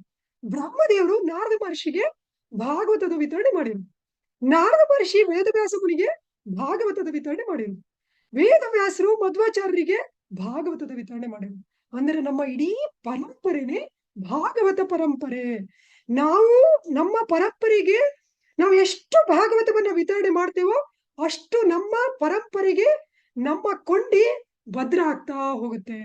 ನಾವು ಪರಂಪರೆಗೆ ಅಷ್ಟು ಹತ್ತಿರದವರಾಗ್ತಾ ಹೋಗ್ತೇವೆ. ಹಾಗಾಗಿ ನಮ್ಮ ಪರಂಪರೆ ಏನಿದೆ, ಈ ಪರಂಪರೆ ಅಂದ್ರೆ ಏನು, ನಾವು ಮುಂದಿನ ಪೀಳಿಗೆಗೆ ಏನ್ ಮಾಡ್ಬೇಕಾಗಿರೋದು, ಇದೇ ಪರಂಪರೆಯನ್ನು ತೋರಿಸ್ಕೊಂಡು ಹೋಗ್ಬೇಕಾಗಿರೋದು, ಭಾಗವತವನ್ನೇ ವಿತರಣೆ ಮಾಡ್ಬೇಕಾಗಿರೋದು. ಈಗ ಪ್ರಶ್ನೆ ಬರ್ಬೋದು, ಭಗವಂತ ಬ್ರಹ್ಮದೇವರಿಗೆ ಭಾಗವತ ನಾವು ಕೊಟ್ಟಂಗೆ ಒಂದು ಬಾಕ್ಸ್ ಭಾಗವತ ತಗೊಂಡೋಗಿ ಕೊಡ್ಲಿಲ್ಲ ಅಂತೇಳಿ. ಆದ್ರೆ ನಮ್ಗೆ ಗೊತ್ತಿದೆ, 5000 ವರ್ಷಗಳ ಹಿಂದೆ ಇದರ ಅವಶ್ಯಕತೆ ಇರಲಿಲ್ಲ. ಈ ಕಲಿಯುಗದಲ್ಲಿ ಮಾತ್ರ ಜನರಿಗೆ ನಾವು ಶ್ರುತಿಧರ ಅಲ್ಲ, ನಮ್ಗೆ ಬರೀ ಕೇಳಿಸ್ಕೊಂಡು ಅದನ್ನ ಮತ್ತೆ ಹೇಳುವಂತಹ ಒಂದು ನೆನಪಿನ ಶಕ್ತಿ ನಮ್ಮಲ್ಲಿ ಇಲ್ಲ. ಈಗ ಭಾಗವತದಲ್ಲೇ ಬರುತ್ತೆ, ಸೂತ ಪುರಾಣಿಕರು ಶುಕ ಮುನಿಗಳು ಪರೀಕ್ಷಿತ್ ಮಹಾರಾಜರಿಗೆ 18,000 ಶ್ಲೋಕವನ್ನ ಹೇಳಿದ್ದನ್ನ ಒಂದೇ ಒಂದು ಬಾರಿ ಕೇಳ್ಬಿಟ್ಟು ನೈಮಿಷಾರಣ್ಯದಲ್ಲಿ ಅದನ್ನ ಅದೇ ರೀತಿಯಲ್ಲಿ, ಅಂದ್ರೆ ಅದ್ರ ಹಿಂದೆ ಮುಂದೆ ಕೂಡ ಇಲ್ಲ, ಒಂದೇ ಶ್ಲೋಕ ಆಮೇಲೆ 3ನೇ ಶ್ಲೋಕ ಬದಲು ಹಾಗೂ ಹೇಳಲಿಲ್ಲ. ಒಂದನೇ ಶ್ಲೋಕ ತರನೇ 2ನೇ ಶ್ಲೋಕನೇ ಅದೇ ರೀತಿಯಲ್ಲಿ ಹೇಳಿದ್ರು. ನಾವು ಯೋಚನೆ ಮಾಡ್ಲಿಕ್ಕೂ ಕೂಡ ಸಾಧ್ಯ ಇಲ್ಲ, ಎಂಥ ಒಂದು ನೆನಪಿನ ಶಕ್ತಿ ಅಂತ. ಹಾಗಾಗಿ ಆ ಸಮಯದಲ್ಲಿ ಭಾಗವತದ ವಿತರಣೆ ಬರೀ ಹೇಳೋದ್ರಿಂದ ಆಗ್ತಾ ಇತ್ತು, ಆ ರೀತಿಯಲ್ಲಿ ಅವರು ವಿತರಣೆ ಮಾಡಿದ್ರು. ಆದ್ರೆ ಶ್ರೀಲ ಪ್ರಭುಪಾದರ ಕೃಪೆಯಿಂದ ಇವತ್ತು ನಮ್ಗೆ 18,000 ಶ್ಲೋಕ, 18 ಶ್ಲೋಕ ನಮ್ಗೆ ಬಂದಿಲ್ಲ ಅಂದ್ರು, 1 ಶ್ಲೋಕ ನಮ್ಗೆ ಬಾಯ್ಪಟ ಬಂದಿಲ್ಲ ಅಂದ್ರು ಶ್ರೀಲ ಪ್ರಭುಪಾದರ ಕೃಪೆಯಿಂದ ಭಗವಂತರಾದ ಸಾಕ್ಷಾತ್ ಶ್ರೀಕೃಷ್ಣನೇ ಮಾಡಿರುವಂತಹ ಈ ಒಂದು ಮಹತ್ತರವಾದ ಕೆಲಸ ಏನಿದೆ, ಬ್ರಹ್ಮದೇವರು ಮಾಡಿರುವಂತಹ ಕೆಲಸ ಏನಿದೆ, ನಾದ ಮಹರ್ಷಿಗಳು ಮಾಡಿರುವಂತಹ ವಿಶೇಷವಾದ ಸೇವೆ ಏನಿದೆ, ಇದೇ ಸೇವೆ ಶ್ರೀಲ ಪ್ರಭುಪಾದರ ಕೃಪೆಯಿಂದ ನಮ್ಗೆ ಲಭ್ಯ ಇದೆ. ಇದೊಂದು ಎಂಥ ಭಾಗ್ಯ. ಪುರಂದರದಾಸರು ಹೇಳ್ತಾರೆ, ಇದು ಭಾಗ್ಯವಯ್ಯ ಪದುಮನಾಭನ ಪಾದ ಭಜನೆ ಸುಖವಯ್ಯ ಅಂತ. ಇಡೀ ಭಾಗವತನೇ ಪದುಮನಾಭನ ಪಾದ ಭಜನೆ. ಇದು ಎಲ್ಲ ಇದ್ರಲ್ಲಿ ನಾವು ನೋಡ್ತೇವೆ, ಕುಂತಿ ಸ್ತುತಿ, ಭೀಷ್ಮ ಸ್ತುತಿ, ಪ್ರಹ್ಲಾದ ಸ್ತುತಿ, ಧ್ರುವರಾಜ ಸ್ತುತಿ, ಎಲ್ಲರೂ ಭಗವಂತನ ಭಜನೆ ಮಾಡ್ತಾ ಇರೋದು. ಹಾಗಾಗಿ ಭಗವಂತನ ಭಜನೆ ಏನಿದೆ, ಇದು ನಿಜವಾದ ಭಾಗ್ಯ. ಈ ಭಾಗ್ಯವನ್ನ ನಮ್ಗೆ ಶ್ರೀಲ ಪ್ರಭುಪಾದರಿಂದ ಎಂತ ಭಾಗ್ಯ ಸಿಕ್ಕಿದೆ ಅಂತೇಳಿ ಹೇಳಿದ್ರೆ, ನಿಜವಾಗ್ಲೂ ನಮ್ಗೆ ಮಾತ್ರ ಭಜನೆ ಮಾಡುವಂತಹ ಭಾಗ್ಯ ಅಲ್ಲ, ನಾವು ಬೇರೆಯವರಿಗೂ ಕೂಡ ಭಗವಂತನ ಭಜನೆ ಮಾಡುವ ಭಾಗ್ಯವನ್ನ ಕೊಡುವಂತಹ ಭಾಗ್ಯ ನಮ್ಗೆ ಸಿಕ್ಕಿದೆ. ಇದು ಅದಕ್ಕಿಂತ ಮಹತ್ತರವಾದ ಭಾಗ್ಯ. ನಾವು ಶ್ರೀಮದ್ ಭಾಗವತವನ್ನು ಓದಿದ್ರೆ ಖಂಡಿತವಾಗಿಯೂ ಭಾಗ್ಯ, ಆದ್ರೆ ನಾವು ಬೇರೆಯವರಿಗೆ ಓದಲಿಕ್ಕೆ ಅವಕಾಶ ಮಾಡಿಕೊಟ್ರೆ ಇದು ಅದಕ್ಕಿಂತ ಉನ್ನತವಾದ ಭಾಗ್ಯ. ಯಾಕೆಂದ್ರೆ ಶ್ರವಣದಿಂದ ಶುರುವಾಗುತ್ತೆ ನೋವಿದ ಭಕ್ತಿ, ಶ್ರವಣದ ನಂತರದ ಸ್ಥಿತಿನೇ ಕೀರ್ತನ ಅಂತೇಳಿ ಹೇಳಿದ್ರೆ, ನಾವು ಓದ್ತೇವೆ, ಓದಿದ್ದನ್ನ ಬೇರೆಯವರಿಗೆ ಹೇಳ್ತೇವೆ, ಅದು ಕೀರ್ತನೆ. ನಾವು ಕೊಂಡುಕೊಂತೇವೆ, ನೀವು ಕೊಂಡುಕೊಳ್ಳಿ ಅಂತೇಳಿ ಹೇಳ್ತೇವೆ, ಅದು ಆದ್ರೆ ಮುಂದಿನ ಸ್ಥಿತಿ. ಹಾಗಾಗಿ ಭಗವಂತ ಕೂಡ ಹೇಳ್ತಾನೆ ಭಗವದ್ಗೀತೆಯಲ್ಲಿ, ಭಗವಂತ 12ನೇ ಅಧ್ಯಾಯದಲ್ಲಿ ಎಷ್ಟೊಂದು ಕಡೆ ಹೇಳ್ತಾನೆ, ಅವ್ರು ನನಗೆ ತುಂಬಾ ಪ್ರಿಯರಾದವರು, ಇವ್ರು ನನಗೆ ಸಮಯುಕ್ತತಮೋ ಮತಃ ಅಂತ, ಹೀಗೆ ಎಲ್ಲ ಕಡೆ ಅವರೇ ನನಗೆ ತುಂಬಾ ಪ್ರಿಯರಾದವರು, ಇವ್ರು ನನಗೆ ತುಂಬಾ ಪ್ರಿಯರಾದವರು ಅಂತ 12ನೇ ಭಕ್ತಿಯೋಗದಲ್ಲೂ ಕೂಡ ಹೇಳ್ತಾರೆ. ಆದ್ರೆ ಭಗವಂತ 18ನೇ ಅಧ್ಯಾಯದಲ್ಲಿ ಭಗವದ್ಗೀತೆಯಲ್ಲಿ ಒಂದು ಮಾತು ಹೇಳ್ತಾನೆ, ನಚ ತಸ್ಮಾನ್ ಮನುಷ್ಯೇಶು ಕಶ್ಚಿನ್ ಮೇ ಪ್ರಿಯಕೃತ್ತಮಃ ಭವಿತಾನ ಚಮಿ ತಸ್ಮಾತ್ ಅನ್ಯ ಪ್ರಿಯತರೋ ಭುವಿ ಅಂತ. ಭಗವಂತ ಹೇಳ್ತಾನೆ, ಯಾರು ಈ ಜ್ಞಾನವನ್ನ, ಯಾವ ಜ್ಞಾನ, ಚೈತನ್ಯ ಮಹಾಪ್ರಭುಗಳು ಹೇಳ್ತಾರೆ, ಯಾರಿದೇಕ ತಾರಿಕ ಕೃಷ್ಣ ಉಪದೇಶ ಅಂತ. ಈ ಯಾವ ಜ್ಞಾನ ಅಂದ್ರೆ ಕೃಷ್ಣನ ಬಗ್ಗೆ ಇರುವಂತಹ ಉಪದೇಶ. ಅದಕ್ಕೆ ಶ್ರೀಲ ಪ್ರಭುಪಾದರು ಹೇಳ್ತಾರೆ, ಕೃಷ್ಣ ಉಪದೇಶ ಅಂದ್ರೆ ಎರಡು, ಒಂದು ಭಗವದ್ಗೀತೆ, ಇನ್ನೊಂದು ಭಾಗವತ ಅಂತ ಹೇಳಿ. ನಾವು ಪುಸ್ತಕಗಳ ಗಣನೆನೇ ತಗೊಂಡ್ರು ಕೂಡ ಭಗವದ್ಗೀತೆ ಒಂದು ಪುಸ್ತಕ, ಭಾಗವತ 18 ಪುಸ್ತಕ. ಹಾಗಾಗಿ ಕೃಷ್ಣ ಉಪದೇಶದ 95% ಭಾಗವತ ರೂಪದಲ್ಲೇ ಇದೆ. ಚೈತನ್ಯ ಮಹಾಪ್ರಭುಗಳ ಆದೇಶ ನಮ್ಗೇನಿದೆ, ಯಾರೇದೇಕ ತಾರೇಕ ಕೃಷ್ಣ ಉಪದೇಶ. ಹಾಗಾಗಿ ನಾವು ಏನ್ ಕೊಡ್ಬೇಕು, ಕೃಷ್ಣ ಉಪದೇಶವನ್ನು ಕೊಡ್ಬೇಕಂದ್ರೆ ಭಗವದ್ಗೀತೆ ಭಾಗವತವನ್ನ ಕೊಡ್ಬೇಕು. ಭಾಗವತವನ್ನ ಕೊಟ್ಟಿಲ್ಲ ಅಂದ್ರೆ 95% ನಾವು ಕೃಷ್ಣ ಉಪದೇಶ ಕೊಟ್ಟಿಲ್ಲ ಅಂತಾನೆ ಅರ್ಥ. ಹಾಗಾಗಿ ಈ ಜ್ಞಾನವನ್ನ ಕೊಡ್ಬೇಕು. ಭಗವಂತ ಹೇಳ್ತಾನೆ, ಈ ಜ್ಞಾನವನ್ನ ನಚ ತಸ್ಮಾನ್ ಮನುಷ್ಯೇಶು ಕಶ್ಚಿನ್ ಮೇ ಪ್ರಿಯಕೃತ್ತಮಃ ಭವಿತಾನ ಚಮೆ ತಸ್ಮಾತ್ ಅನ್ಯ ಪ್ರಿಯತರೋ ಭುವಿ. ಈ ಜ್ಞಾನವನ್ನ ಬೇರೆಯವರಿಗೆ ಯಾರು ಹಂಚುತ್ತಾರೋ, ಭಗವದ್ಗೀತೆ ಭಾಗವತದ ಜ್ಞಾನವನ್ನ, ಅವನಷ್ಟು ನನಗೆ ಪ್ರಿಯರಾದವರು ಯಾರು ಇಲ್ಲ. ಅಷ್ಟು ಮಾತ್ರ ಅಲ್ಲ, ಮುಂದೆ ಭವಿಷ್ಯದಲ್ಲೂ ಕೂಡ ನನಗೆ ಅವನಷ್ಟು ಪ್ರಿಯರಾದವರು ಯಾರು ಇಲ್ಲ.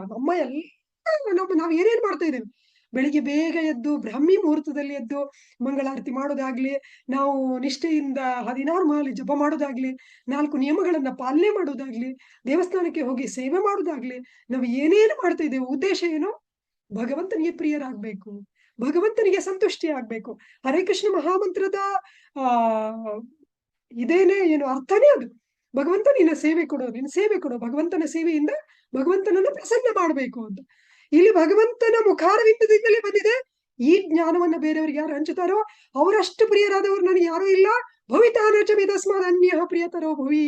ಭವಿಷ್ಯದಲ್ಲೂ ಕೂಡ ಅವರಷ್ಟು ಪ್ರಿಯರಾದವರು ನಮ್ಗೆ ಯಾರು ಇಲ್ಲ. ಹಾಗಾಗಿ ಭಗವಂತನಿಗೆ ಅವರು ಬದ್ಧ ಜೀವಿಗಳನ್ನ ಆ ಲಕ್ಷಣ ನಮ್ಗಿಲ್ಲ, ಅವ್ರನ್ನ ಉದ್ಧಾರ ಮಾಡ್ಬೇಕನ್ನುವಂತಹ ಒಂದು ಕಾಳಜಿನೂ ನಮ್ಗಿಲ್ಲ ಅಂತಾನೆ ಇಟ್ಕೊಳ್ಳೋಣ.